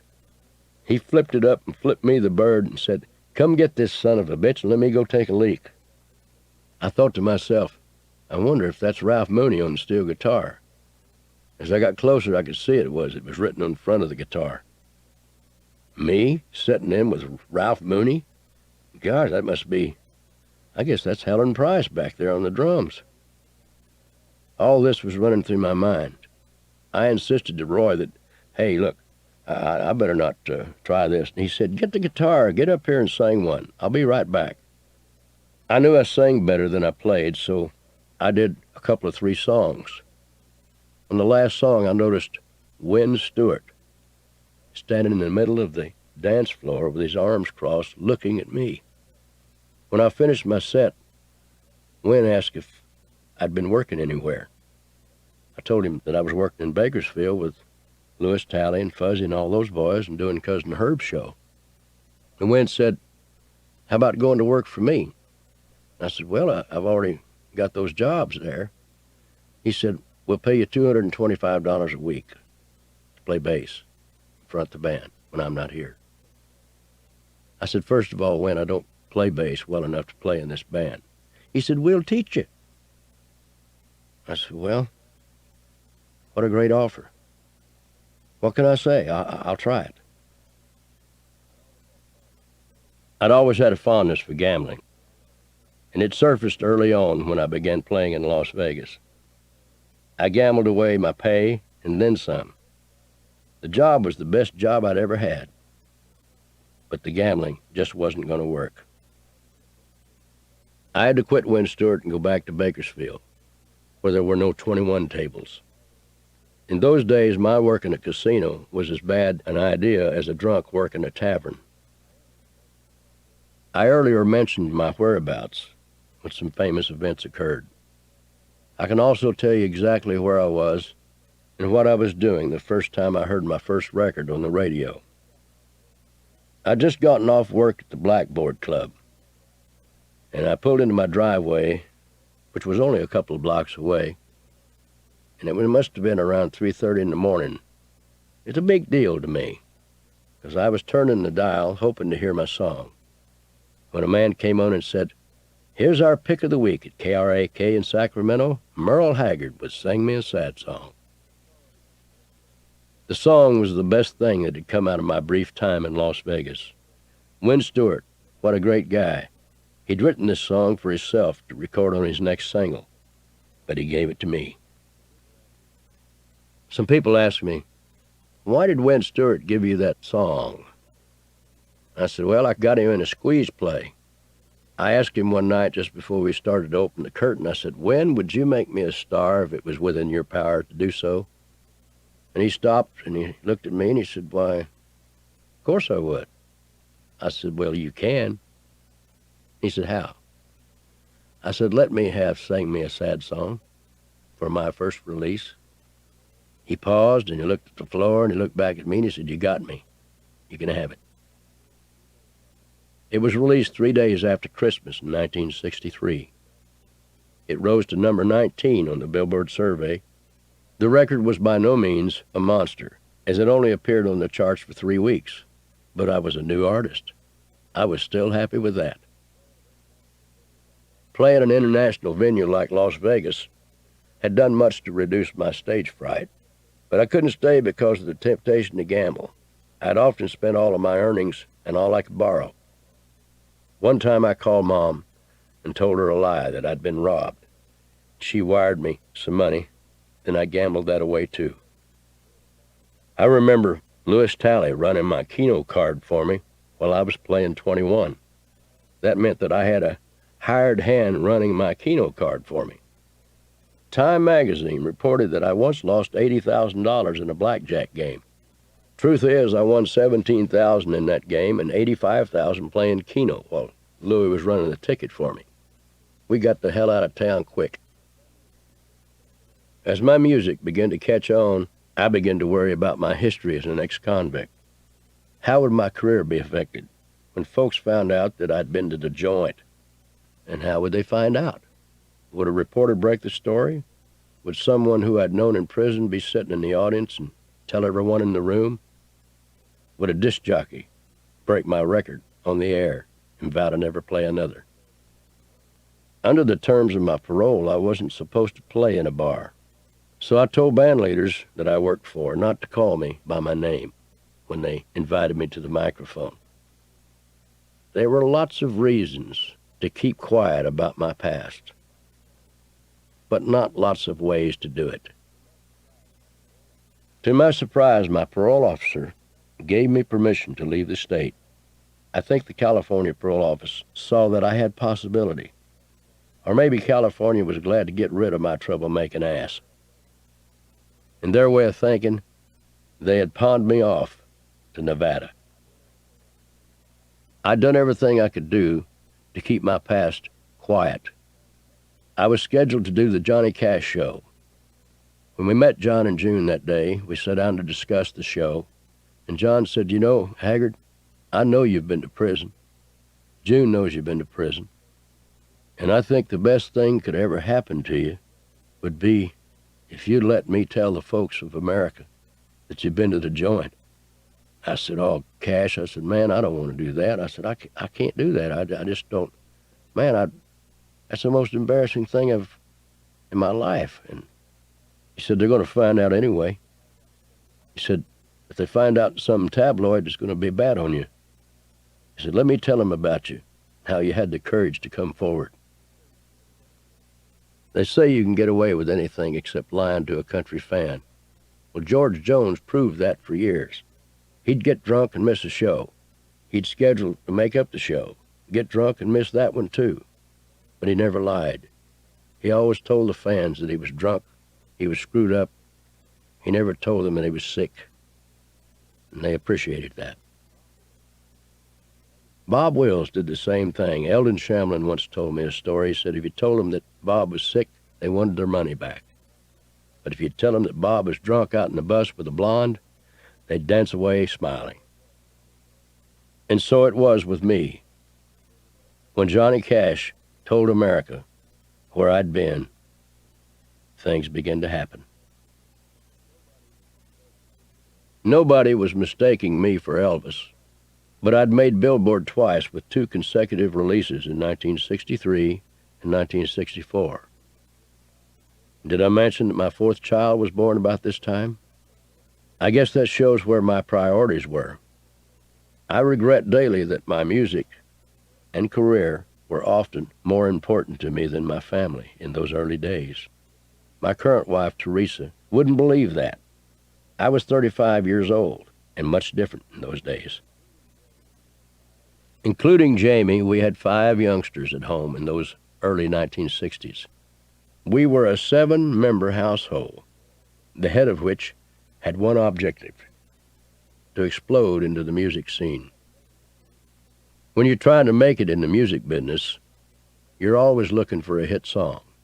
After you become established, the songwriters start looking for you. People want you to cut their tunes. I was playing a club in Sacramento one time when Lowell and Fran were living there. After that show, Lowell and Fran introduced me to someone they'd met during the show, and her name was Liz Anderson. Her husband's name was Casey. Well, Liz wanted to cook breakfast for me, and I told Lowell, I said, "Really don't have time, I need to go on." And he said, "Well, Bud, she says she has some songs, and, she might have some good songs." In my mind, I didn't think there would be any good songs. I just figured maybe we could have some good breakfast, so I went with them out to their house. Right after breakfast, Liz got on this funny-looking pump organ and started playing these great songs. She played "My Friends Are Gonna Be Strangers" first. Then she played "The Worst Is Yet to Come." Then she played "Our Hearts Are Holding Hands." Then she played "Just Between the Two of Us." I took 3 and said, I'll cut all 3. Strangers released on January 2nd, 1965. It went to number 4 in the nation. It was the biggest hit I'd had so far and inspired the name of my band, The Strangers. A couple of years later, Liz gave me another song called "The Fugitive." We had to retitle it because of the popular television series at the time with David Jensen, so we called it "I'm a Lonesome Fugitive." In 1998, Capitol Records released a box set of my work, recorded from 1964 until 1994. It was called "Down Every Road," the first line from "The Fugitive." "Fugitive" became my first signature song. Everyone will always associate Folsom Prison Blues with Johnny Cash and "Devil Woman" with Marty Robbins, and hopefully they'll always associate me with "The Fugitive." I always perform it, and I always take pride in my first #1 song. I was no longer the kid from Bakersfield. I was Merle Haggard. The disc jockeys, and more important, the fans, knew my name.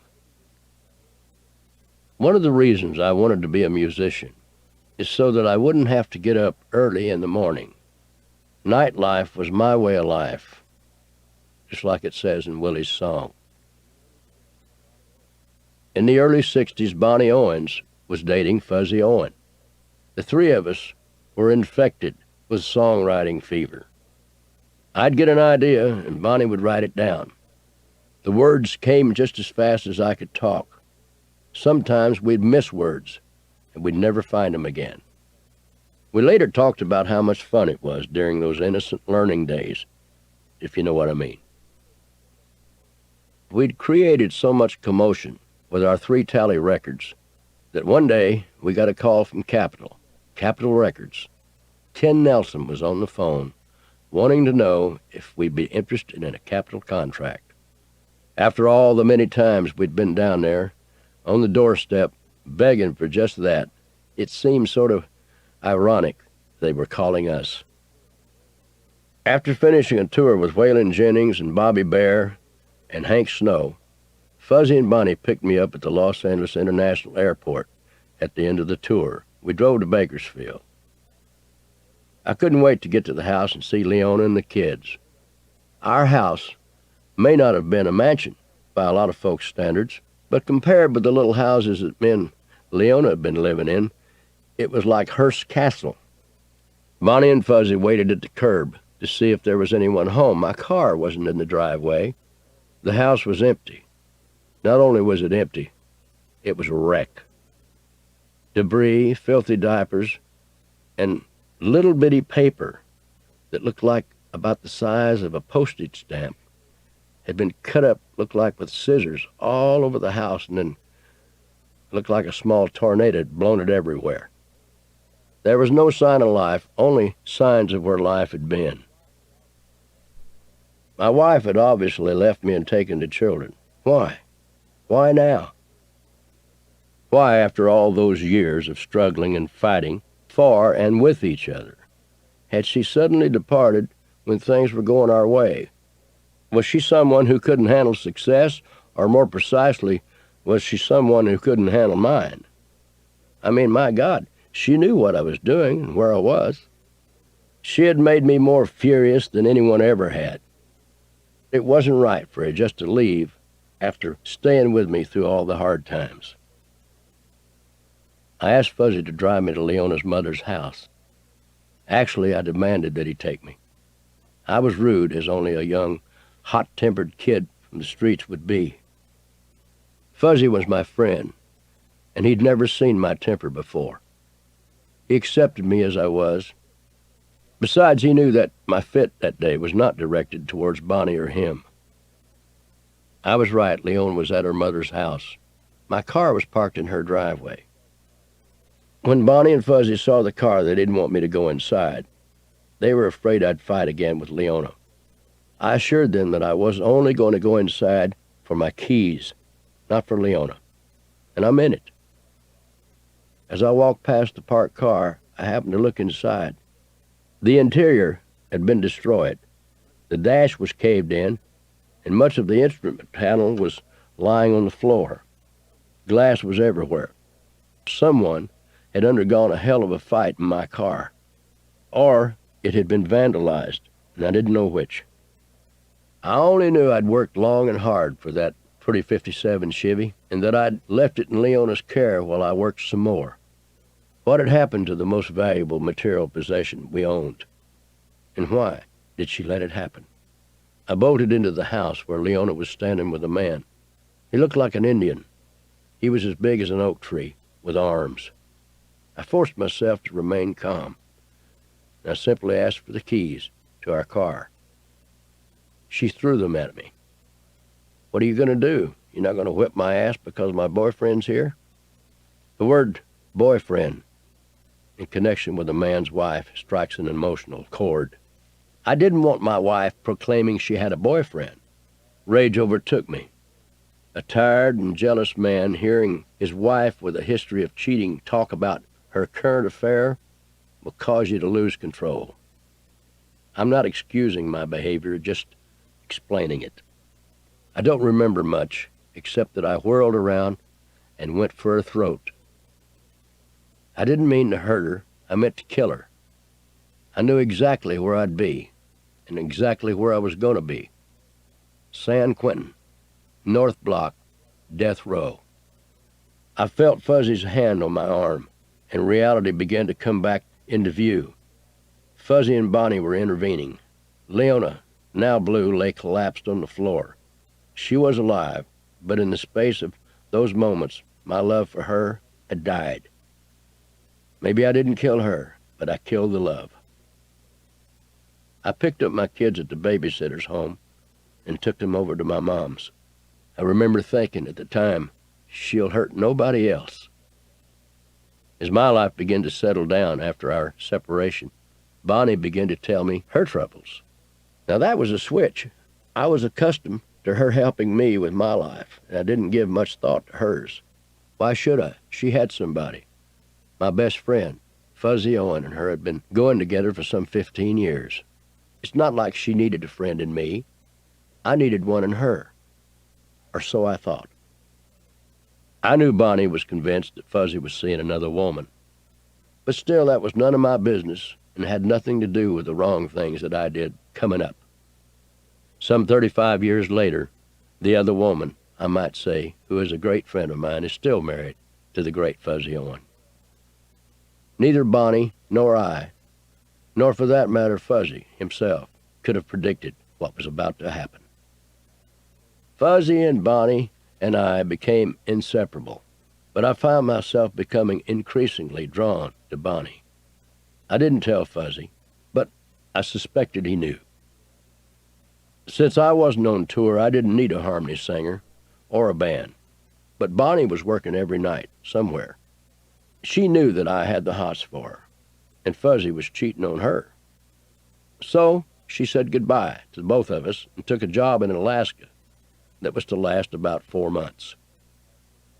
They say absence makes the heart grow fonder, and that's a worn-out phrase that wouldn't be worn out if it weren't true. I went to the barrel house where Fuzzy was working in the band, and I asked him if he'd let me have Bonnie's number, and he gave it to me. I returned later to ask to borrow some money from him. I didn't tell him what I was going to do with the money. Then I used the money I had borrowed from Fuzzy to fly to Alaska to see his girlfriend. My intentions were honorable, I think. Bonnie sensed what was going on when I called her, when I told her I wanted to work in Alaska. She was going to be working in Alaska for the next 4 months, and I knew that she had an in there and maybe could get me a job playing guitar.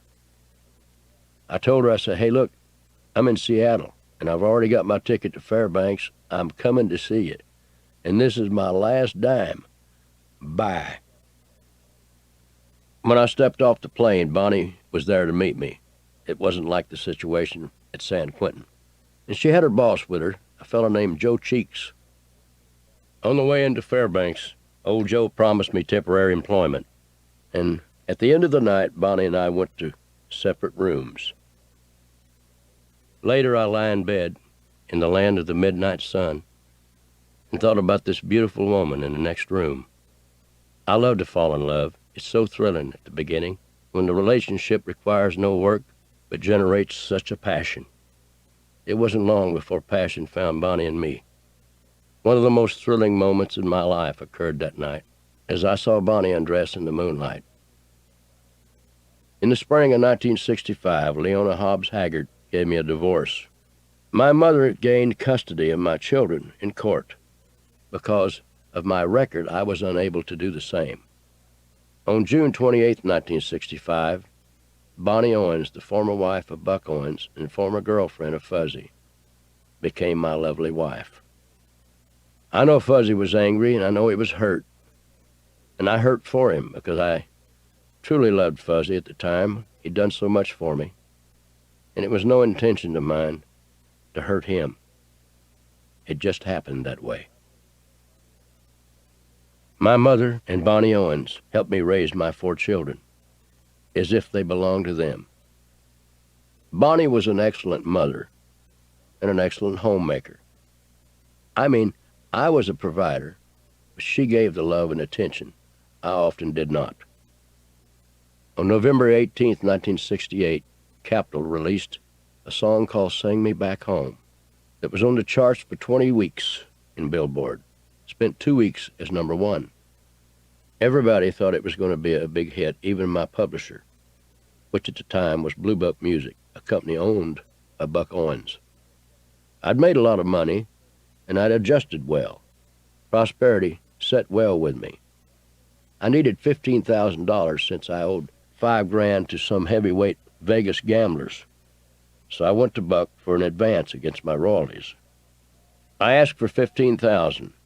After a ha ha ha ha, he said, "I'm not a loan company." We argued back and forth, but he said he wouldn't budge unless I sold him half the song. I needed the money, and I got it, while he got half the song, which was based on my experiences in San Quentin. Buck would earn his half of the money from sitting behind a desk. I earned my half doing time behind bars. Let me add, there was a check at that moment in Buck's desk that would more than cover what I needed. He just failed to mention it. Buck wasn't the first or the last to show me that the music business is more business than music, and that the business, unlike music, isn't always a pretty melody. A singer's most significant milestone is getting a recording contract. Probably the second most important would be getting his own band. The first person I hired was Roy Nichols, the little guy from Fresno that I idolized all my life. I drafted Roy from Las Vegas when he'd left Win Stewart's show. Win paid him $250 a week at that time, and he was so fed up with Las Vegas and the slot machines that he agreed to work for me for $125 a week. What a deal. Roy had 3 conditions for taking the job. He said, "I don't drive, I carry my own amplifier, and I want to know where my place is to sleep." He said he'd sleep anywhere, even on top of the instruments, as long as he knew that that was a place he could rest every time he got tired.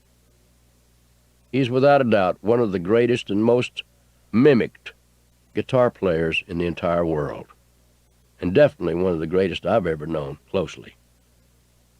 Until the late 80s, every successful country singer had a signature instrumental sound. Roy created mine. You have no idea what an honor it was for me, then, and until the day illness forced his retirement, to work with the great Roy Nichols. I've never known anyone that misunderstood each other more than me and Roy. Roy was always a perfect gentleman, but one time Roy was playing guitar in Buck Owens' studio during a recording session. At the end of the session, he and Buck had some words. As Buck turned to leave the studio, Roy hurled a solid body Fender guitar that belonged to Buck directly at Buck. The door closed and the guitar hit the door just as it closed. I don't think Buck ever said anything out of the way to Roy after that. By the way, that old Telecaster guitar was still in tune when it hit the floor. In 1966, I bought a house at the mouth of the canyon just outside Bakersfield that became famous.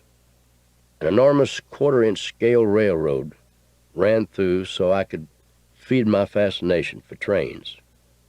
It had 750 feet of double main line. A lot of magazines carried the story, especially Life. The same year, when I was 29, I was riding a horse on my property. The horse threw me, I broke my back, and I crawled about 300 yards to the highway. I wish there had been more to the story, but that's about it.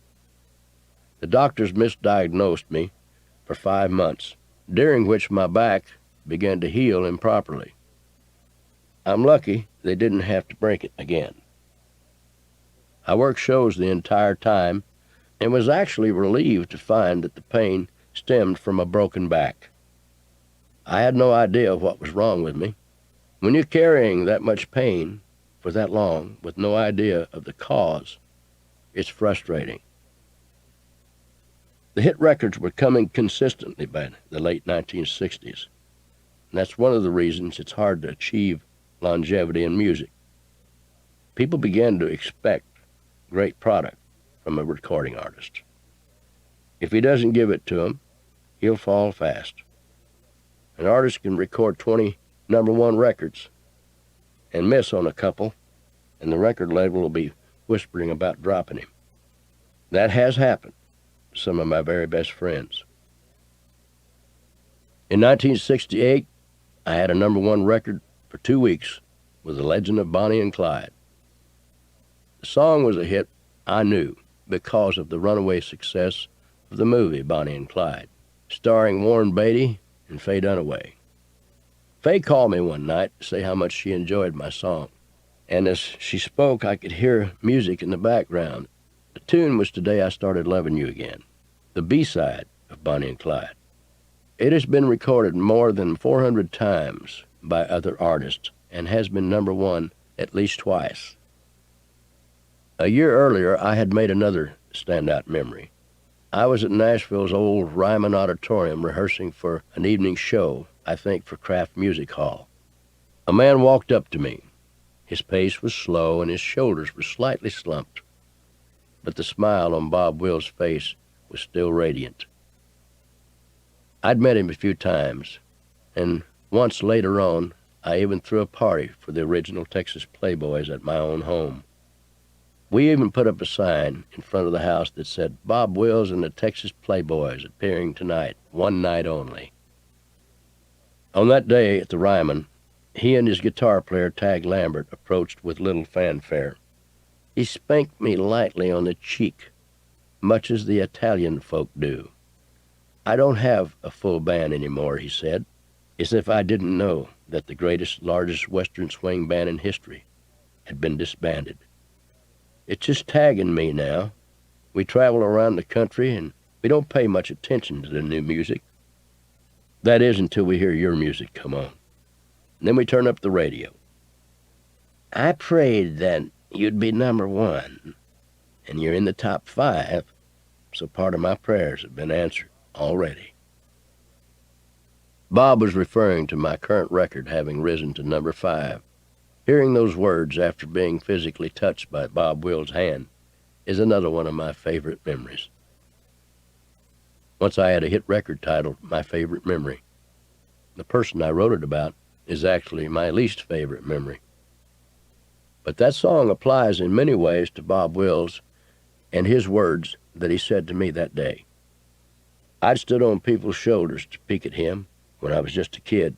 I even rode a bicycle one time out to Beardsley Ballroom and stood on the bicycle seat where I saw him, Junior Menard, Tommy Duncan, and the entire Texas Playboy Band in 1948.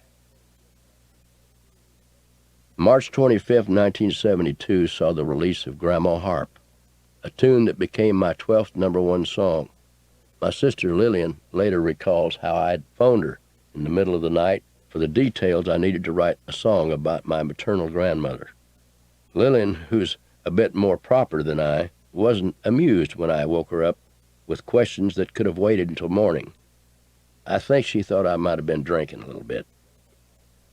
4 days before the release of Grandma Harp, I received an official document from the state of California. I had no dealings with the state government since I was released from San Quentin 12 years earlier. But there it was. The California governor, Ronald Reagan, had granted me a full and unconditional pardon. Every felony, every misdemeanor was expunged from my record. I was no longer an ex-convict. I was Merle Haggard again. A45-200 existed no more.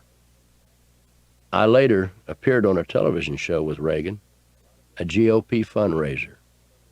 A lot of Democrats didn't think that someone who sang about the working man's rights, as I had, should try to help a Republican win office. I don't judge a man by his politics any more than I judge a man by his color. Ronald Reagan helped me in a way no one else had, and no one else could. When he called me for a small favor, I was more than glad to oblige.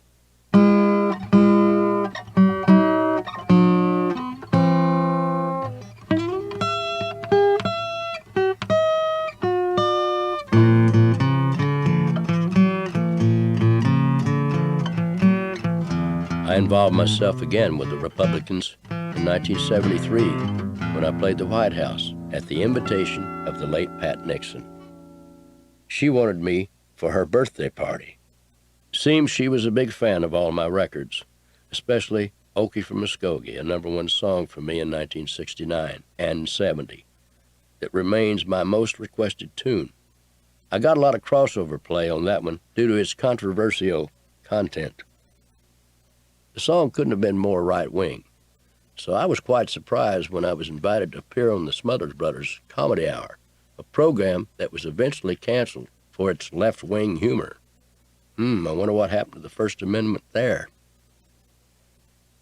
I sang the song on a stool, surrounded by a little bitty American flag. The hippie movement was pretty strong in those days, and protesting the war in Vietnam was a way of life, virtually on all college campuses. My song denied the use of marijuana and supported respect for the college dean, and the song was pro-establishment. Mrs. Nixon was a champion of law and order and regimentation. When I stepped off the airplane in Washington, a gust of wind caught my hat, sending it rolling down the runway through the grease. Didn't matter. I wore it that night to perform for the president at his black tie affair. Because it was St. Patrick's Day, the president's own tie was green, so I asked him to borrow it, and I wore it for a while. I had a hard time with the crowd. I was nervous, the lights were on bright, and President Nixon sat approximately 3 or 4 feet right directly in front of me. There must have been maybe 300 dignitaries and their wives present, and I started the set off with Jimmy Rogers' classic California Blues because I knew the president was from California. I thought he might find favor with that. It took about half of the song before Mr. Nixon smiled at all, and as he smiled, I saw 300 dignitaries and their wives move ever so slightly, just forward enough to see what the president's reaction would be to this. I didn't expect the crowd to be as receptive as a Texas honky-tonk, but I didn't expect them to be quite so reserved either. Later I learned why things were so subdued.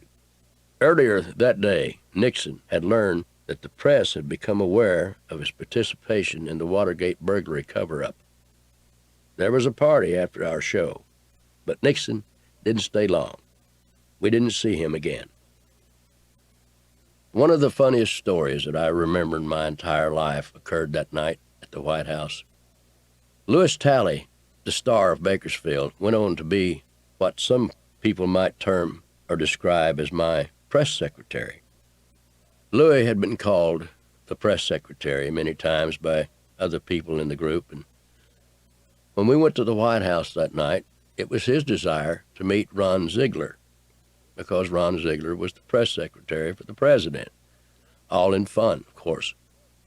Without Louis being aware of his partner's true identity, he went to the bar with a guy that he called Horsefly. And him and Horsefly he called him, Horsefly sat there and they drank. And the party lasted nearly all night. In fact, I think it was daylight when we left. But Louis kept saying, I wonder if those Marines over there at the bottom of them stairs would let me and you go up and see Lincoln's bedroom. And Horsefly said, well, we can try. So they walked over to these full-dressed Marines, 2 of them on each side of the stairs. Louis said, hey boys, he said, what'd be the chance of me and Horsefly taking a quick peek in on Lincoln's bedroom? And they didn't say a word. They just stared straight ahead. Finally, Louis Talley and Horsefly convinced them that they'd only be up there just for a minute. So here they went up the stairs to Lincoln's bedroom. And that night, Louis Talley told me the story from there. He said he laid down in the bed and he said, well, boys, I think I've done just about everything in my life that I want to do. He said, I have met the President of the United States, the current president. I am laying in Abraham Lincoln's bed.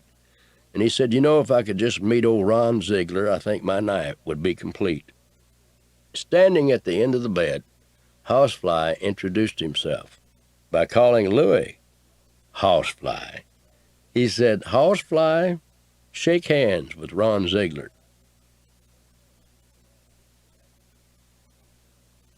When Charlie Duke, John Young, and Ken Mattingly flew to the moon back in April 1972 on the Apollo 16 mission, they took my music to play in the cockpit.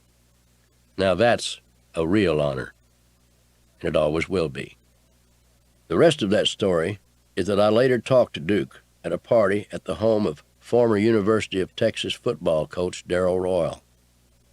Duke told me that 2 UFOs followed the Apollo spacecraft from Earth to the moon.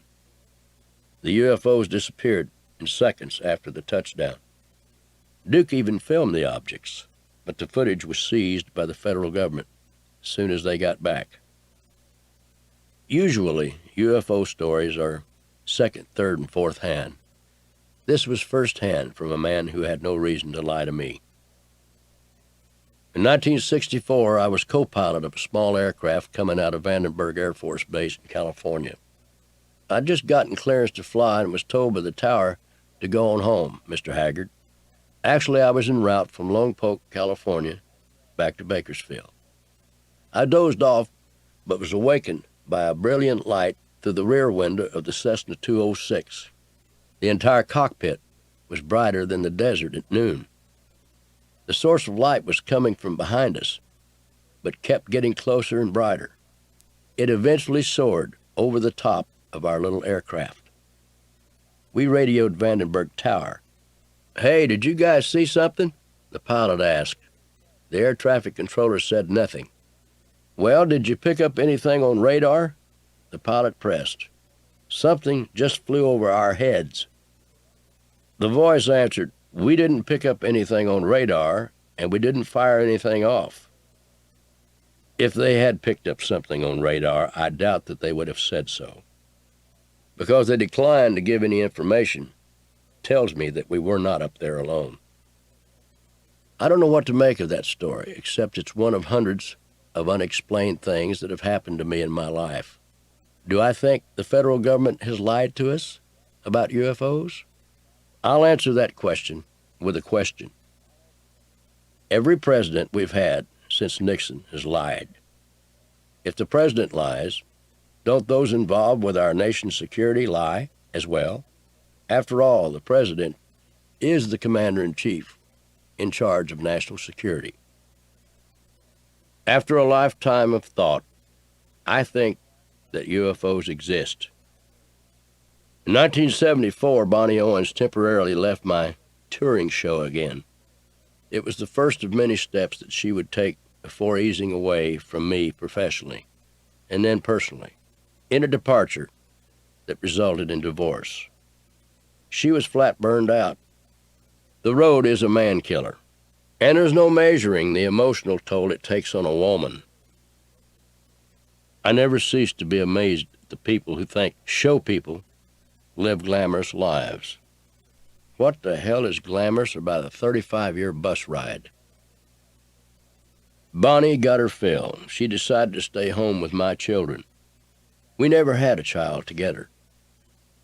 That woman, Bonnie, had packed my early recordings into mail pouches to send to radio stations. She'd sung harmony on nearly all of my hit records and had played on my stage. She had taken dictation of all of my early song lyrics whenever the inspiration came. A year after leaving my show, Bonnie sued me for separation and eventually for divorce. For a brief time, Louise Mandrell took Bonnie's place on stage. She later went on to star with her sisters, Barbara and Irene, in a network variety show, and today she owns her own theater in Pigeon Forge, Tennessee. I thought and thought about girl singers, and so did my band members. And Ronnie Reno was the first to suggest the woman who eventually became my third wife. I had earlier heard her recording voice, but I'd never seen her. So Ronnie set up a meeting at a restaurant on Nashville's Music Row. She came by the studio next day when I was recording, and I asked her if she sang harmony, and she said she would. Dolly Parton happened to come by also at the same time. A lot of folks in the room, aware of my interest in each woman, said they felt the tension. Some people feel tension too easily.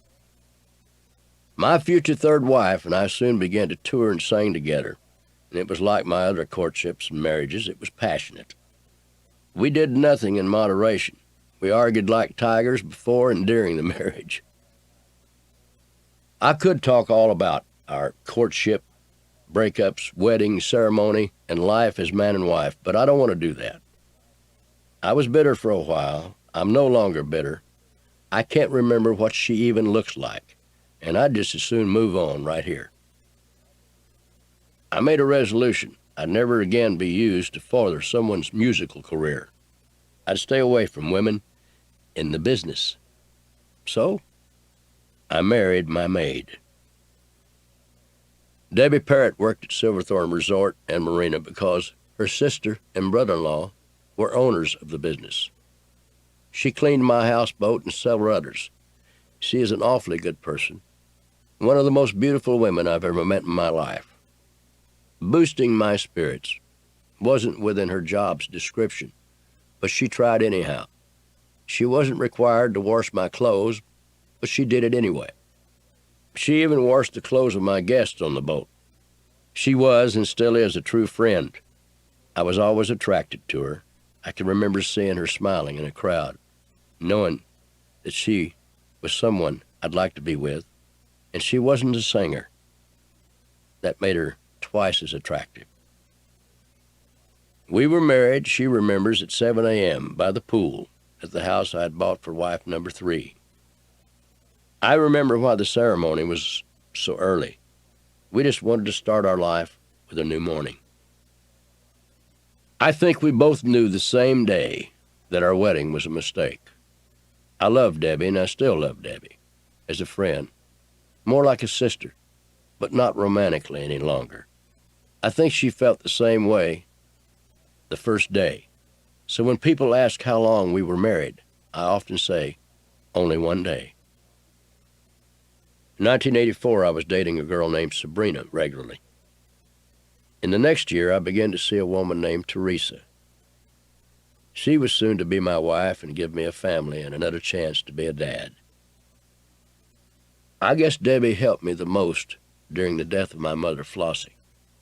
We had just pulled into a town in Arizona, perhaps Phoenix, for a show when we got the call letting us know that Mom was near death at a Bakersfield medical facility. I canceled the show, and Debbie went with me to Mom's bedside. Some of the last words my mother ever spoke from her deathbed were to Debbie. "Take good care of him," Mom said. Debbie promised she would. That's a mutual feeling. I'll always take care of Debbie and her child, should they need help. I was with Mom when she breathed her last breath, but there's a couple of things I want to document. She was catapulting with what was diagnosed as pneumonia, trying to pass away, trying to die, and someone whispered in my ear if she only had a Valium, she could probably die easier. And I mentioned that to my sister and my brother, and they said, you're probably right. I think it was somewhere around midnight when I called the doctor and woke him up, and I said, I think my mother could go on and die and relax and go to sleep if she only had a shot of Valium. Am I right? The doctor paused, and he said, "We don't want any lawsuits." I said, "Nobody is going to sue you. If I'm right, would you please give my mother a shot of Valium and let her die?" And he said, "Give the nurse the phone." That decision was mine, and Lil's and Lowell's, and I pray that we made the right decision. Mom had been a mother figure to my childhood friend Dean, who was then my bus driver at the time of my mother's death. And when it occurred, he cried like a wounded lamb. I was too numb to exhibit emotion. A man can hurt too badly to cry, but tears would come in their own time. but I'll never forget how it affected Dean. I had cut an album 2 years earlier, composed entirely of Mom's favorite gospel songs. It was called For the Mama That Tried, the title play off my earlier hit, Mama Tried. It includes such standards as Precious Memories, Where No One Stands Alone, In the Garden, and Why Me, Lord, the great Chris Christopherson song. I love those songs as much as my mom did. I can't describe the comfort they've given me over the years.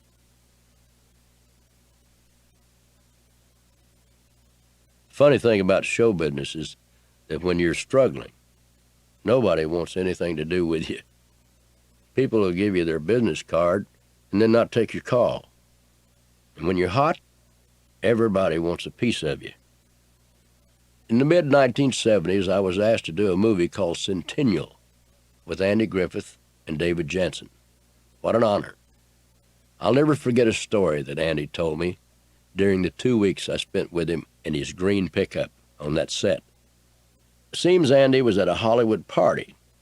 He and this big-time director were out on the veranda drinking and telling stories. They'd been out there about an hour, and most of the conversation had been about Don Knotts.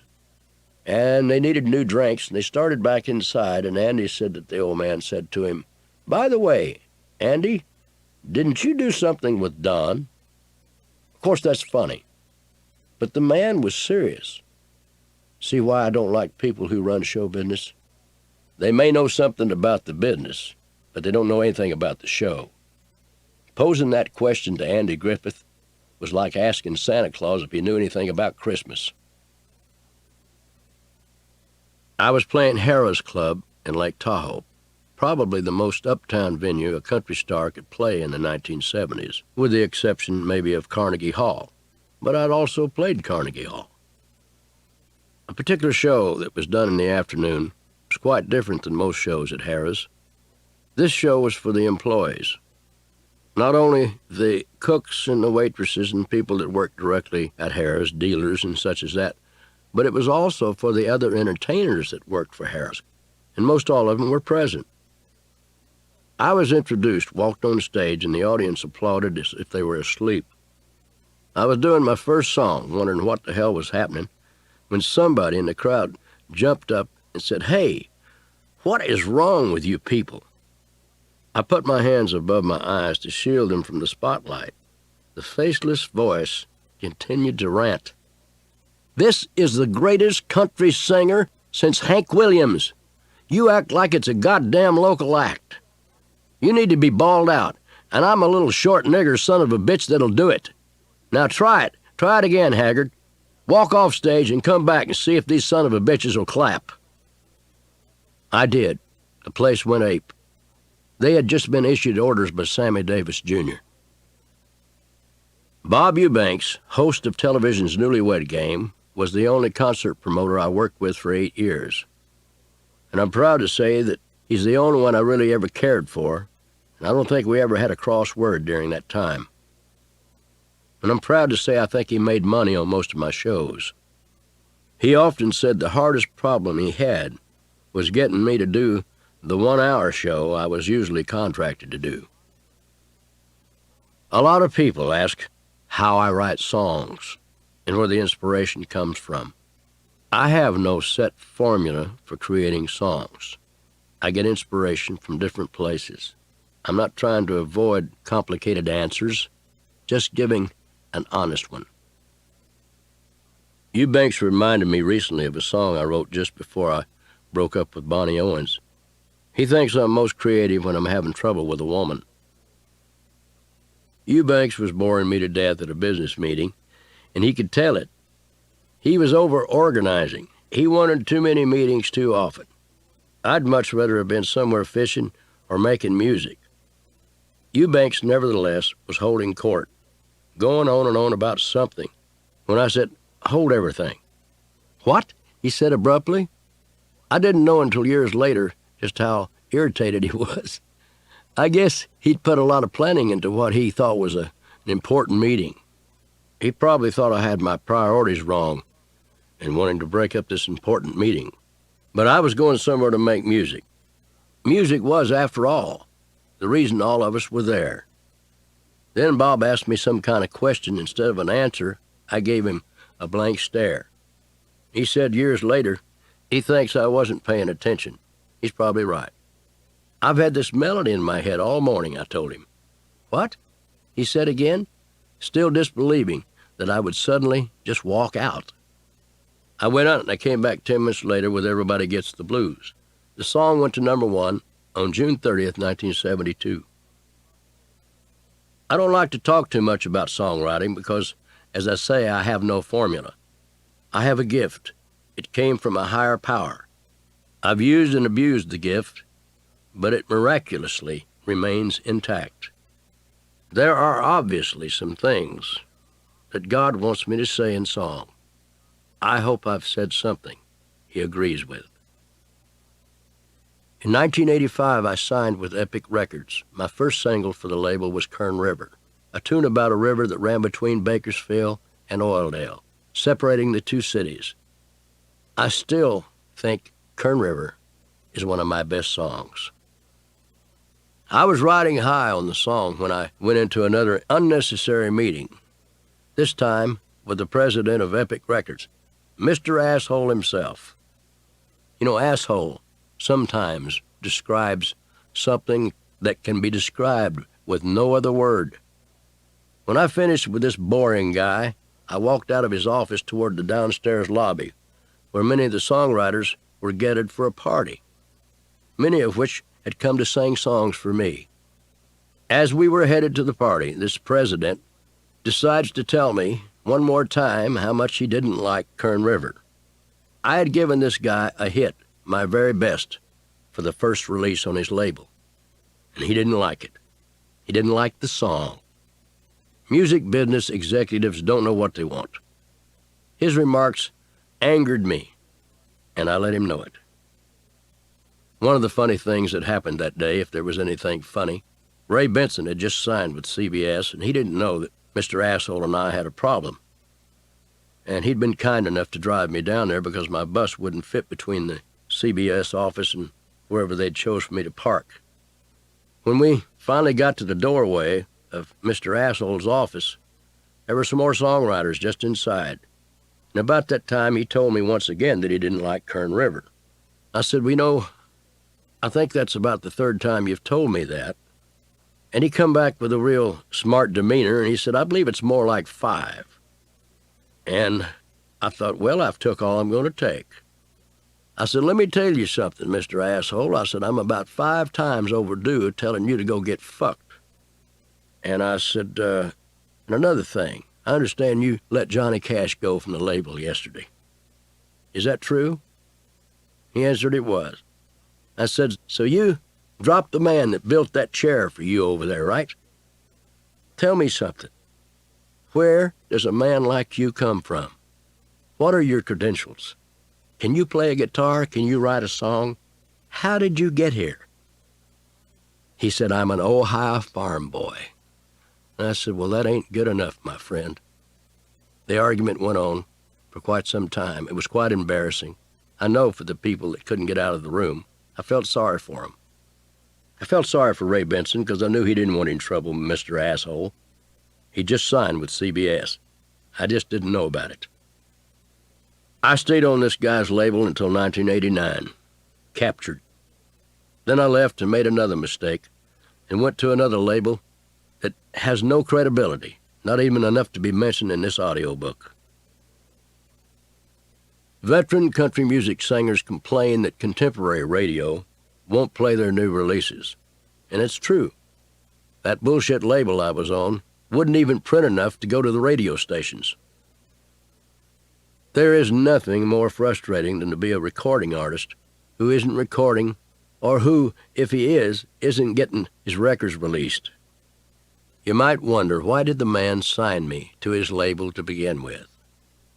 I wondered that myself. It took a while to find out. And so after 41 #1 songs, the streak was over. Thanks to 2 indifferent and incompetent record executives, I had but one more #1 record, Twinkle, Twinkle, Lucky Star. that was my last. Can I still make hit records? I don't say watch me.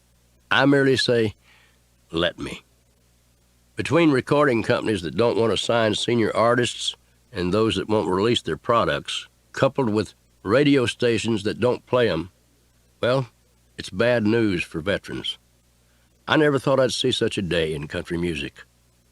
When I was a newcomer, my songs were played right along with the hits of Bob Wills, Lefty Frizzell, Hank Williams, Ernest Tubb, and the giants of the 1940s and 50s and 60s.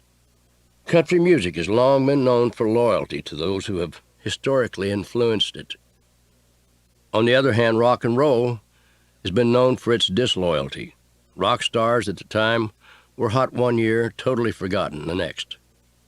Now, the opposite is true. Rock and roll is respecting the veterans, while country music shuns its heroes. Think about it.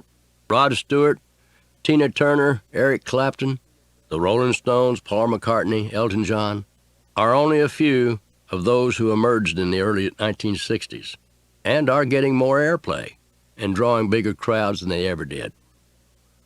Country music programmers could do better on modern radio. I can understand the absence of us veterans from the airplay list if we weren't so popular. I, for example, work about 151 nighters, did so in 1998 at least, could have worked every night of the year. I play for sellout houses in almost all kinds of venues. Among us, talking about the seniors, we probably account for 300 number one songs or more. Yet some new kid with a pretty face and new talent can record one song that reaches the number 50 slot, and you'll hear the damn thing all the way across the dial every 4 minutes. People have asked me which one of all the thousands of shows I've done was the best. I can't name it, but I can remember the one that was the worst. It happened in Liverpool, the home of the Beatles. It had been a tough tour away from my own private bus. I hardly ever took uppers, but I was tired, and I asked some of the guys if they had anything that might help me a bit. Somebody handed over half of what I thought was a Benny, or a diet pill. That was the extent of my body's exhausted condition.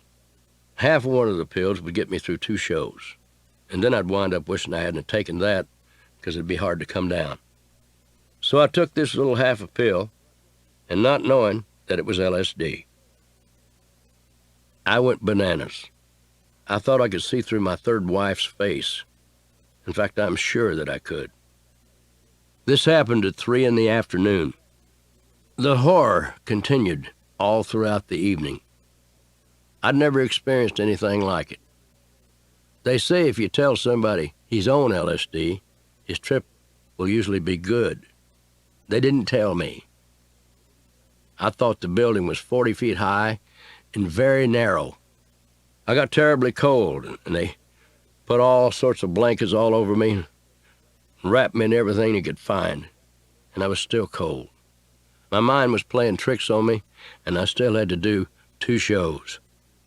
All I remember is that horrible afternoon and finally making it to the microphone and maybe doing about 20 minutes. The second show I don't remember at all. After the shows, Red Lane grabbed me, pulled me around the corner away from the show, and we headed into a dark diner. I was opening the car door when I heard a man say, "Get 'em!" I could hear animals running toward me. I figured they were German shepherds, and they were. I couldn't see them. They got within inches of me, but evidently sensed what I was going to do, and they stopped short. "Can't you guys read?" some guy said. "How in the hell could we read? We can't even see. We can't even see you. Who are you?" "This is my parking zone."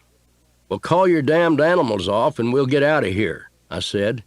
"But if they move, you'll carry one of them away. I'll kill him." That was the end of the evening of what was probably the worst night of my life. Let me make one thing clear. In most of my entire life, I've never done drugs. But in the 1980s, things changed.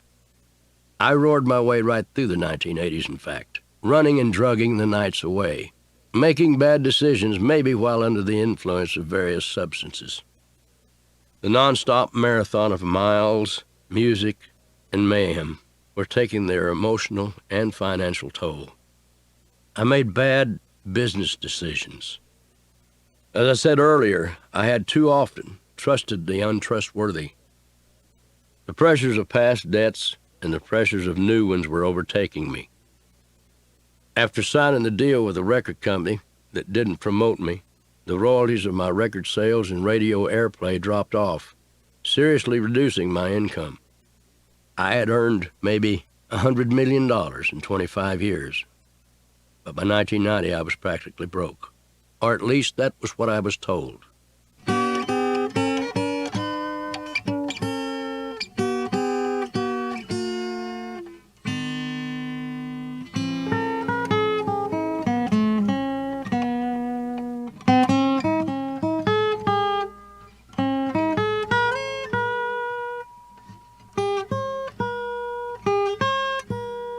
Miracles occur in the strangest of places, Willie Nelson once wrote.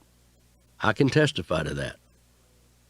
I was playing at Silverthorne Resort, the joint in which I owned 49% of in 1986, when Clint Strong, then my lead guitar, had met a girl named Teresa. They hit it off for exactly 24 hours, so he asked her to go on the next tour. We left town with her riding the band bus with Clint. The moment we met on the bus, there was something between us. Her face blushed, and I think mine did too. Everybody in the room knew it. I had an eye for her. She was tall, blonde, and striking, beautiful in an understated way. Hers was a quiet appeal. I think it was 2 years before she said anything to me. I liked her absence of pretense, and still do. That night we went on the first show.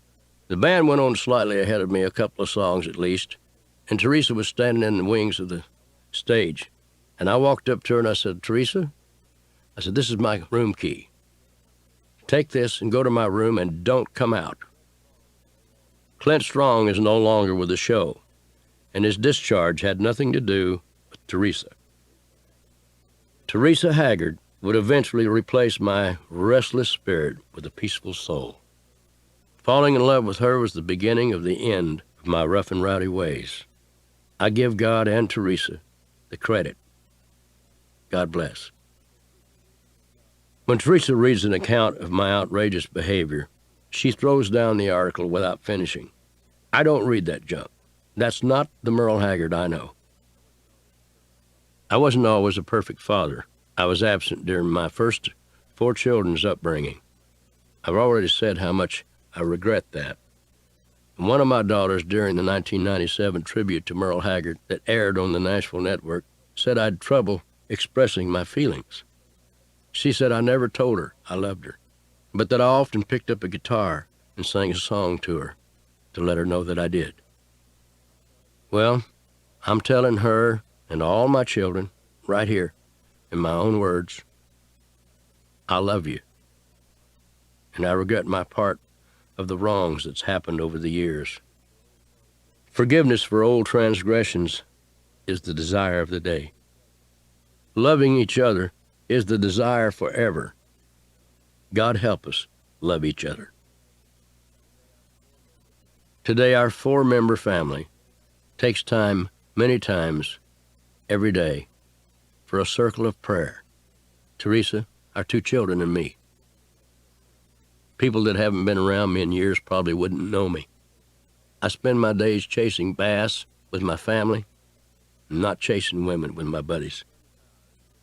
Freddie Powers says the change is tremendous, but it wasn't abrupt. Before we were married, Teresa and I lived on my houseboat for 5 years, carefree and free-spirited. The published accounts about our drug abuse is simply not true. There was drug use, but only for a short time was it abused. My children don't have to learn from their mistakes. They can learn from mine. Teresa and I would cry many times together about the loss of our first child. I was 50 years of age and wondered why God had let me sire a stillborn child. Someday I'll ask him. When I was 54, Teresa became sick again. Pregnancy once more did not enter our minds. A baby girl is the epitome of fragile innocence. I have to confess I feared fatherhood. My attitude changed as soon as I laid eyes on the tiny living symbol of our love. It had been a stressful day, and Teresa had trouble delivering. She had toxemia. Labor was induced, and the baby finally came by way of cesarean. I think I felt a baptism of change wash over me when the nurse put Janessa in my arms. It didn't slow my reckless ways. It brought them to an abrupt halt without even realizing it at first. Janessa, like Ben, was a godsend, and let me tell you how I know. Teresa was 7 months into her pregnancy when I awoke from a dream, and I hardly ever dream. But I'd heard this voice just as clearly as I'd ever heard a voice in my life. It sounded like the voice of God. It said, "This child's name shall be Janessa Rowena." The voice commanded. I immediately awakened Teresa to tell her our search for a name had ended. Write down this name. She fumbled in the darkness for a pen. She couldn't find one. So, the first time Teresa ever wrote Janessa Rowena, she did so on scrap paper with an eyebrow pencil. We later looked up the name Janessa, which we'd never heard, in a name book, and found that it meant child of God. This may all sound like something out of the Old Testament, but it's true. To me, it's a beautiful story that I tell as truthfully as I told those many that weren't so beautiful. If you get a chance, ask Teresa if she thinks I heard the voice of God, and she'll answer yes without a moment's hesitation. Within 6 months of Janessa's birth, we were off the houseboat. We were afraid our child might fall in the water and drown. We haven't lived on the boat since. We left it, and all our rowdy behavior, at the dock on Lake Shasta. But before we made that move, I had to find a place for my family to live. I still had the big house that I'd bought for my third wife, but Teresa didn't want to live there, and I didn't either. I decided to remodel and expand an old cabin on our land. The place was about to fall down, and the first day I considered redoing it, I was greeted with a moo. When I pulled up to the front door, a cow was standing in the middle of the front room. I don't think anybody but me saw the place's potential. I worked the spring and the summer of 1990 with contractors, and I wanted our new home to be a surprise. You'll have to trust me, I told Teresa. I'm going to leave every day, and I don't want to tell you where I'm going. The workmen and I tore down walls and put up new ones. We shoveled out debris and laid carpet and tile. We painted and papered. And we did it all after significant structural changes and rewiring and replumbing the place. What a mess. When the work was nearly completed, I got Teresa in the car and I drove up the back way to the cabin. She'd never seen the place before and didn't know it existed. When I drove up, I said, "How do you like it?" "It's beautiful," she said, not believing her own eyes and not believing it was ours. "Baby, this is our new home," she cried instantly. We moved in eventually, me, Janessa, and Teresa, and we live there to this day. Our land is overrun with game. Deer roam like cattle over the 191 acres. Wild turkeys are everywhere. One turkey took up with the chickens and now oversees them and is the boss. It actually thinks it's a rooster, I believe. We have that wolf Teresa raised from a cub, and she feeds it dog food. The wolf is so tame that it probably couldn't make it in the wild. The family and I fish a lot in the ponds, and we often eat what we catch. The landscape is thick with roses and wildflowers, wild grapes and berries, and it couldn't be more homey. There's no place I'd rather be, and no people I'd rather be with, than my home and my family.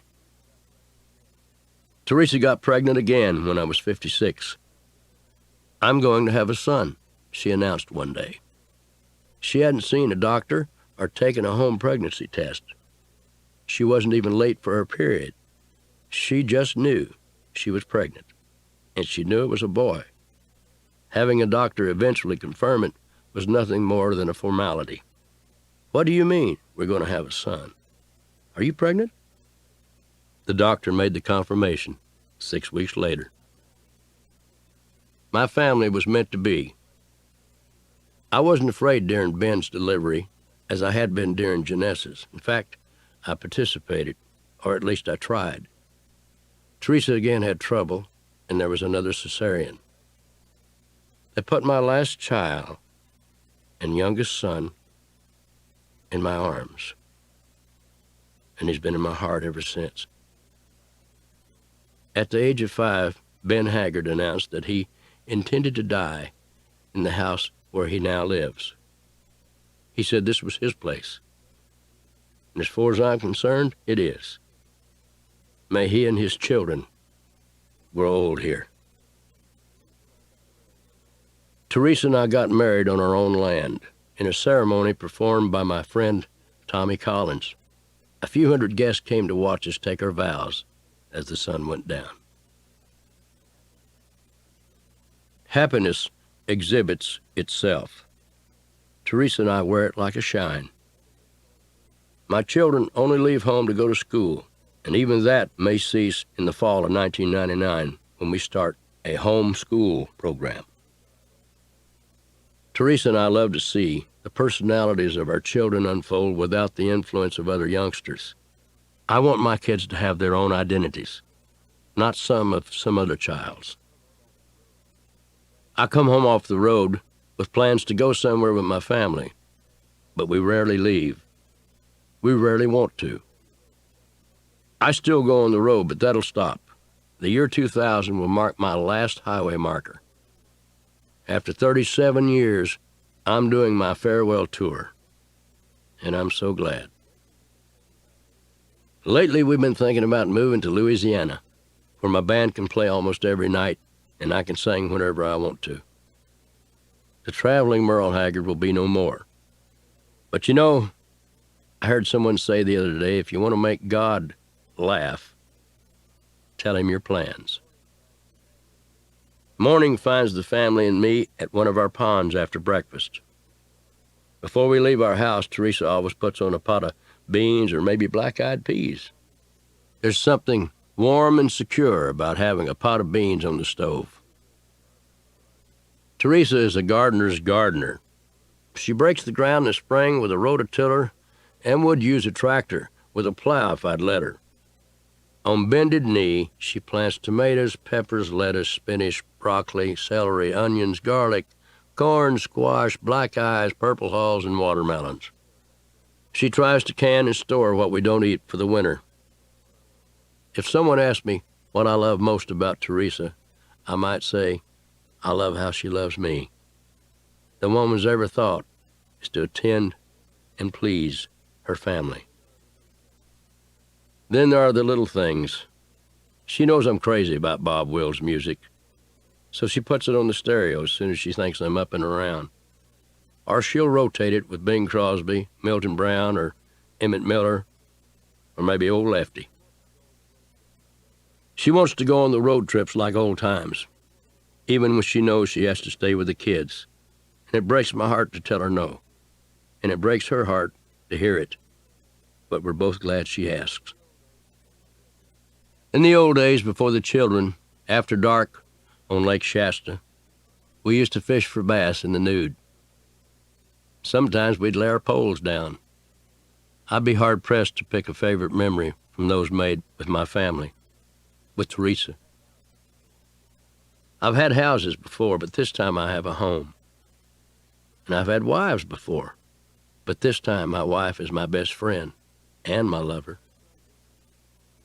There are some people who wish they had our place and our land and everything that goes with it, and they almost did.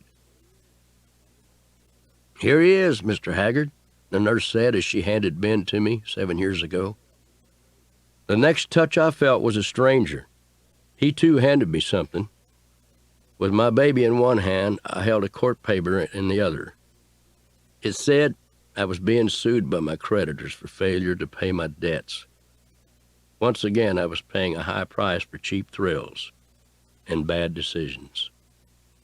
I was dunned at one of the most memorable moments of my life. Some members of my band were shocked in 1997 when I announced on national television that I was broke. The word is now an exaggeration. People couldn't understand how I could make and lose so much money in one lifetime. Really, it's none of their business, but neither is much of what I've discussed in this program. I'm not entirely free to discuss my finances because of lawsuits against some of the people who helped squander my money through the conflicts of interest and old-fashioned dishonesty. People have no idea, absolutely no idea, how much overhead an entertainer incurs and how difficult it is to monitor the incoming and outgoing cash. It would take a graduate degree in accounting and a staff of professionals just to stay abreast of tax laws. When your performance and travel schedule consumes 80 hours a week, there's no time to address your cash flow, even if you have financial knowledge. I can't get away with filing a simple short form for my taxes. It's just not that simple. So I hire people to wade through the financial maze. I have freely admitted to squandering money on high times and impulse spending. So I accept my part of the blame. But I'm not passing the buck when I say the main reason for my financial woes is that I trusted the untrustworthy out of necessity. I was too busy making money to have time to manage it. I know many people never understood how Willie Nelson wound up owing the Internal Revenue Service $17 million. I do. It was a lot easier monitoring my money when I was working for $150 a week and had no employees than it was when I was earning $30 million a year and transporting 40 people 500 miles a day. In show business, you work to build a career. When it finally takes off, it can overtake you. You think about slowing down, but wonder if you'll always be in such demand and remember the time when you weren't. So you ride the rocket as far as it'll go and as fast as it'll take you, at the expense of everything else, including your expenses. Rose Waters has been a source of financial salvation. She and I earlier got a real wake-up call. I bought something for $11 and paid with a credit card. The card probably had a limit of about $5,000. The $11 purchase was declined. "How much have you put on the card?" she asked. "Rose, that's the first time I've ever used that card in my life." She found out that people in my organization who had no official reason for the card had a copy nonetheless. She put a stop to that. And she put a stop to a lot of other things. And she was quick to reveal people to me that weren't my friends. Thanks to you, Rose. I love you for it. And thanks to you, Jay. I love you both.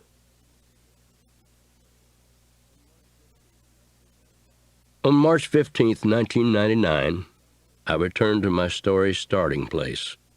I went to Bakersfield. Memory lane can be a bumpy road. I thought the trip to Bakersfield might be unpleasant, and it was. In fact, at times it was traumatic.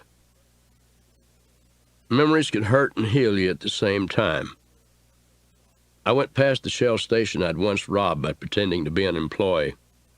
I drove past the grade school I'd attended for 7.5 years before I was expelled. I drove to the intersection where 5 days a week my mother would catch a bus to her job at the meat company. I stopped in the intersection and looked at the cracked sidewalks in what was once Bakersfield's nicest suburb. It's now rather run down. People would have no idea that the grandest lady of them all once waited patiently on this corner so she could work for minimum wage to raise a son who'd eventually piss away millions gambling and bad investments ex-wives, and attorneys. Today, she's a few miles away in a grave, but I could see her standing there waiting for a bus that had long since stopped running that route. I swear I could see her, even through the tears. There's been talk of naming a boulevard after me in Bakersfield. Rose is all for it. Me, I'd rather see a bronze statue of my mother, sack lunch in her hand, print dress to her calves, there, erected on that corner. And then I arrived at 1303 Yosemite Drive. Funny what numbers sometimes insinuate. My cell number in San Quentin was 4B13. I guess God wants to know where you're at. There was nothing there but another rundown house, just an address. Behind the house, however, sat another. Its decay was more striking. It was long, rectangular, and empty. It had once been a boxcar, and then the home of James and Flossie Haggard. My first home had ridden the rails before I was ever born, and I suspect it'll still stand after I've been laid to rest. Two young men emerged from the house in front. "Hello," I said. "I used to live in that house behind yours. I wonder, could I go through it? My name is Merle Haggard." The young men said they knew who I was and expressed surprise that I was there. They'd heard that I'd been born in that boxcar behind their house. The white stucco interior was stained. Plywood covered the windows, through which I had marveled at the passing tank trains as a lad. I was glad my mother couldn't see it. She had taken meticulous care of our home, both inside and out. Flowers had graced the yard, and the lawn was always mowed and trimmed as neatly as a golf course. The driveway to the street was lined with poplar trees. There were also nectarine trees on the place. I earned my first money as a child selling nectarines. As I walked through the place, I saw once again the first bathtub I'd ever seen in my life. My dad made it by hand out of concrete and steel. I walked out back into the washroom, a room that held a wringer washer Mom used every Monday. I don't know why Monday was always wash day for the working class people, but it was.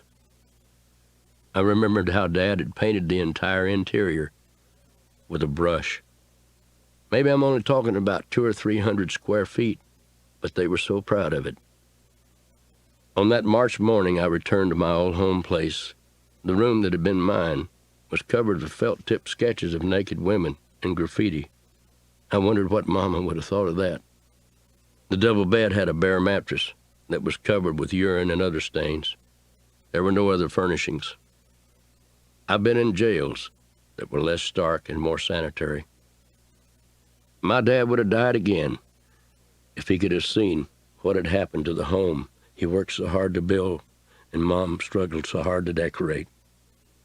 They were poor, but they were proud, and their belongings were modest. But they were clean, and they were in place, always in place. No one lives in the house today, and that's good. The two young men were kind to let me walk through the place. I think they were embarrassed at what I saw. They kept apologizing for its appearance and talking about the improvements that they were going to make someday. They seem to be good old boys, so maybe they'll get it done one of these days. But it'll never be the wood in the stucco jewel box it had been at the hands of James Haggard. Dad could do anything with his hands. I put my hands on the solid wood cabinets that he'd built with his hands. The old house was humid, and it was rainy that morning. Windows were left open. For all practical purposes, those cabinets had been exposed to the elements for all those years. Yet not a single shelf was warped, not a single side curved. I started back through Bakersfield. I drove past China Grade, where Tommy Collins wrote his great song, High on a Hilltop. a song on one of my early Capitol albums. Tommy could see the lights of Bakersfield and was inspired to write that song. On that March 1999 morning, I pulled up to what was once my office in the early 1970s. I hadn't been inside the building for years. Some graves lie exactly 200 steps from the front door. I know. I walked them off. I bought the Bakersfield office building in the 1970s. At least 4 years passed before I walked across the street to my dad's grave. I don't know why I waited. He'd been there, dead since 1946. Mom had died in 1984. She was buried beside him. Next to her was my brother, who had died in 1986. Cancer took him after a long, agonizing effort to live. Bill Ray, my beloved brother-in-law, Lillian's husband, is also buried in the family plot. He was working for the former California Governor Ronald Reagan when Ronald Reagan gave me my pardon. As I stood above Dad's grave, my mind raced in reverse. I remembered how strong he was, how he smelled of tobacco, and how he feared nothing, and how he was so sensitive. How many thoughts can a man's mind process at the same time? I wondered. Death touches everyone, eventually. When it touches your family, it stings as if it's never touched anyone else. I thought about how Lowell had tried to help run my enterprises, and how we disagreed, how he had admonished Mom about my behavior when I was young, and how I'd refused to listen to him, and how much I wished I had of. And then I stood above Mom's stone. Flossie Haggard, 1902 to 1984. I thought of the times I'd lied to her, and how proud she was of my success, of the song Mama tried, and how she always wanted me to be a gospel singer. She loved my gospel songs more than any others. My mother was Oklahoma penmanship champion when she was a girl. She wrote in a cursive as elegant as English script. A few months before passing, she wrote her life story in longhand. She said she'd write more later, but later, for her, never came. She covered 82 years in 68 pages. I'm mentioned twice. My name appears for the first time on page 9, and again on the 4th page from the last. The first mention is about my song, Daddy Frank. In the second, she wishes I was a full-time Christian singer. That was the long and the short of the discussion about me. Mom's first recollection was of throwing her tiny hand into a hot coal when she was 3. Her mother, Zona, was boiling soap in a cast-iron skillet.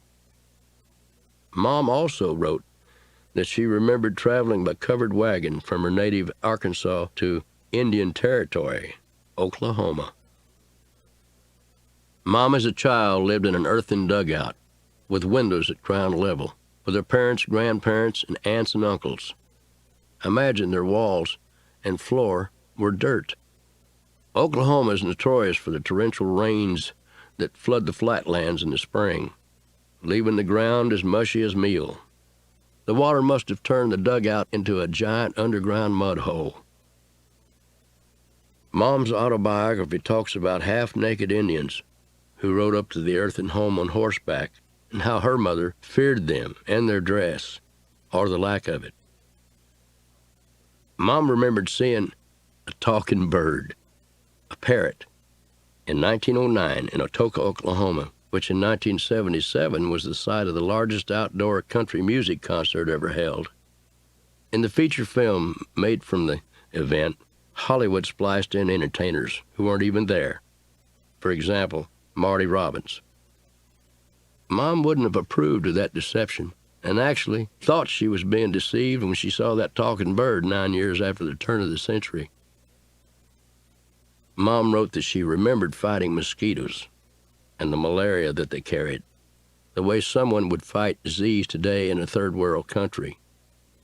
Her dad, she wrote, bought some patent medicine, probably from a touring medicine man, after being assured that it would cure his malaria. He doubled up on the dosage and went insane and was committed to a sanitarium for a period of 4 months, she recorded. When Mom was 6, she saw her grandpa, William Harp, kill a rattlesnake so long that it dragged on the ground when he slung it over his shoulder, and the man was more than 6 feet tall, she wrote. I suppose some folks think that that's a tall tale. Well, they've never lived in rural Oklahoma, parts of which are just as gnarly today.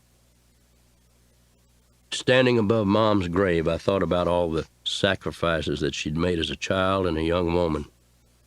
It seemed so unfair that she had to live that way all the way into young womanhood, and that the best home she'd ever had to that point was a converted boxcar. I wish I'd have thought of that when I was younger. The following statement isn't very original for a regretful son. It's just very sincere. I wish I had known her better and appreciated her more. I suddenly just wanted to be home with Teresa and the kids, but we had a show to do that night. I left Mom's grave well before noon that morning and walked past each family plot a final time. Then I made my way to the car.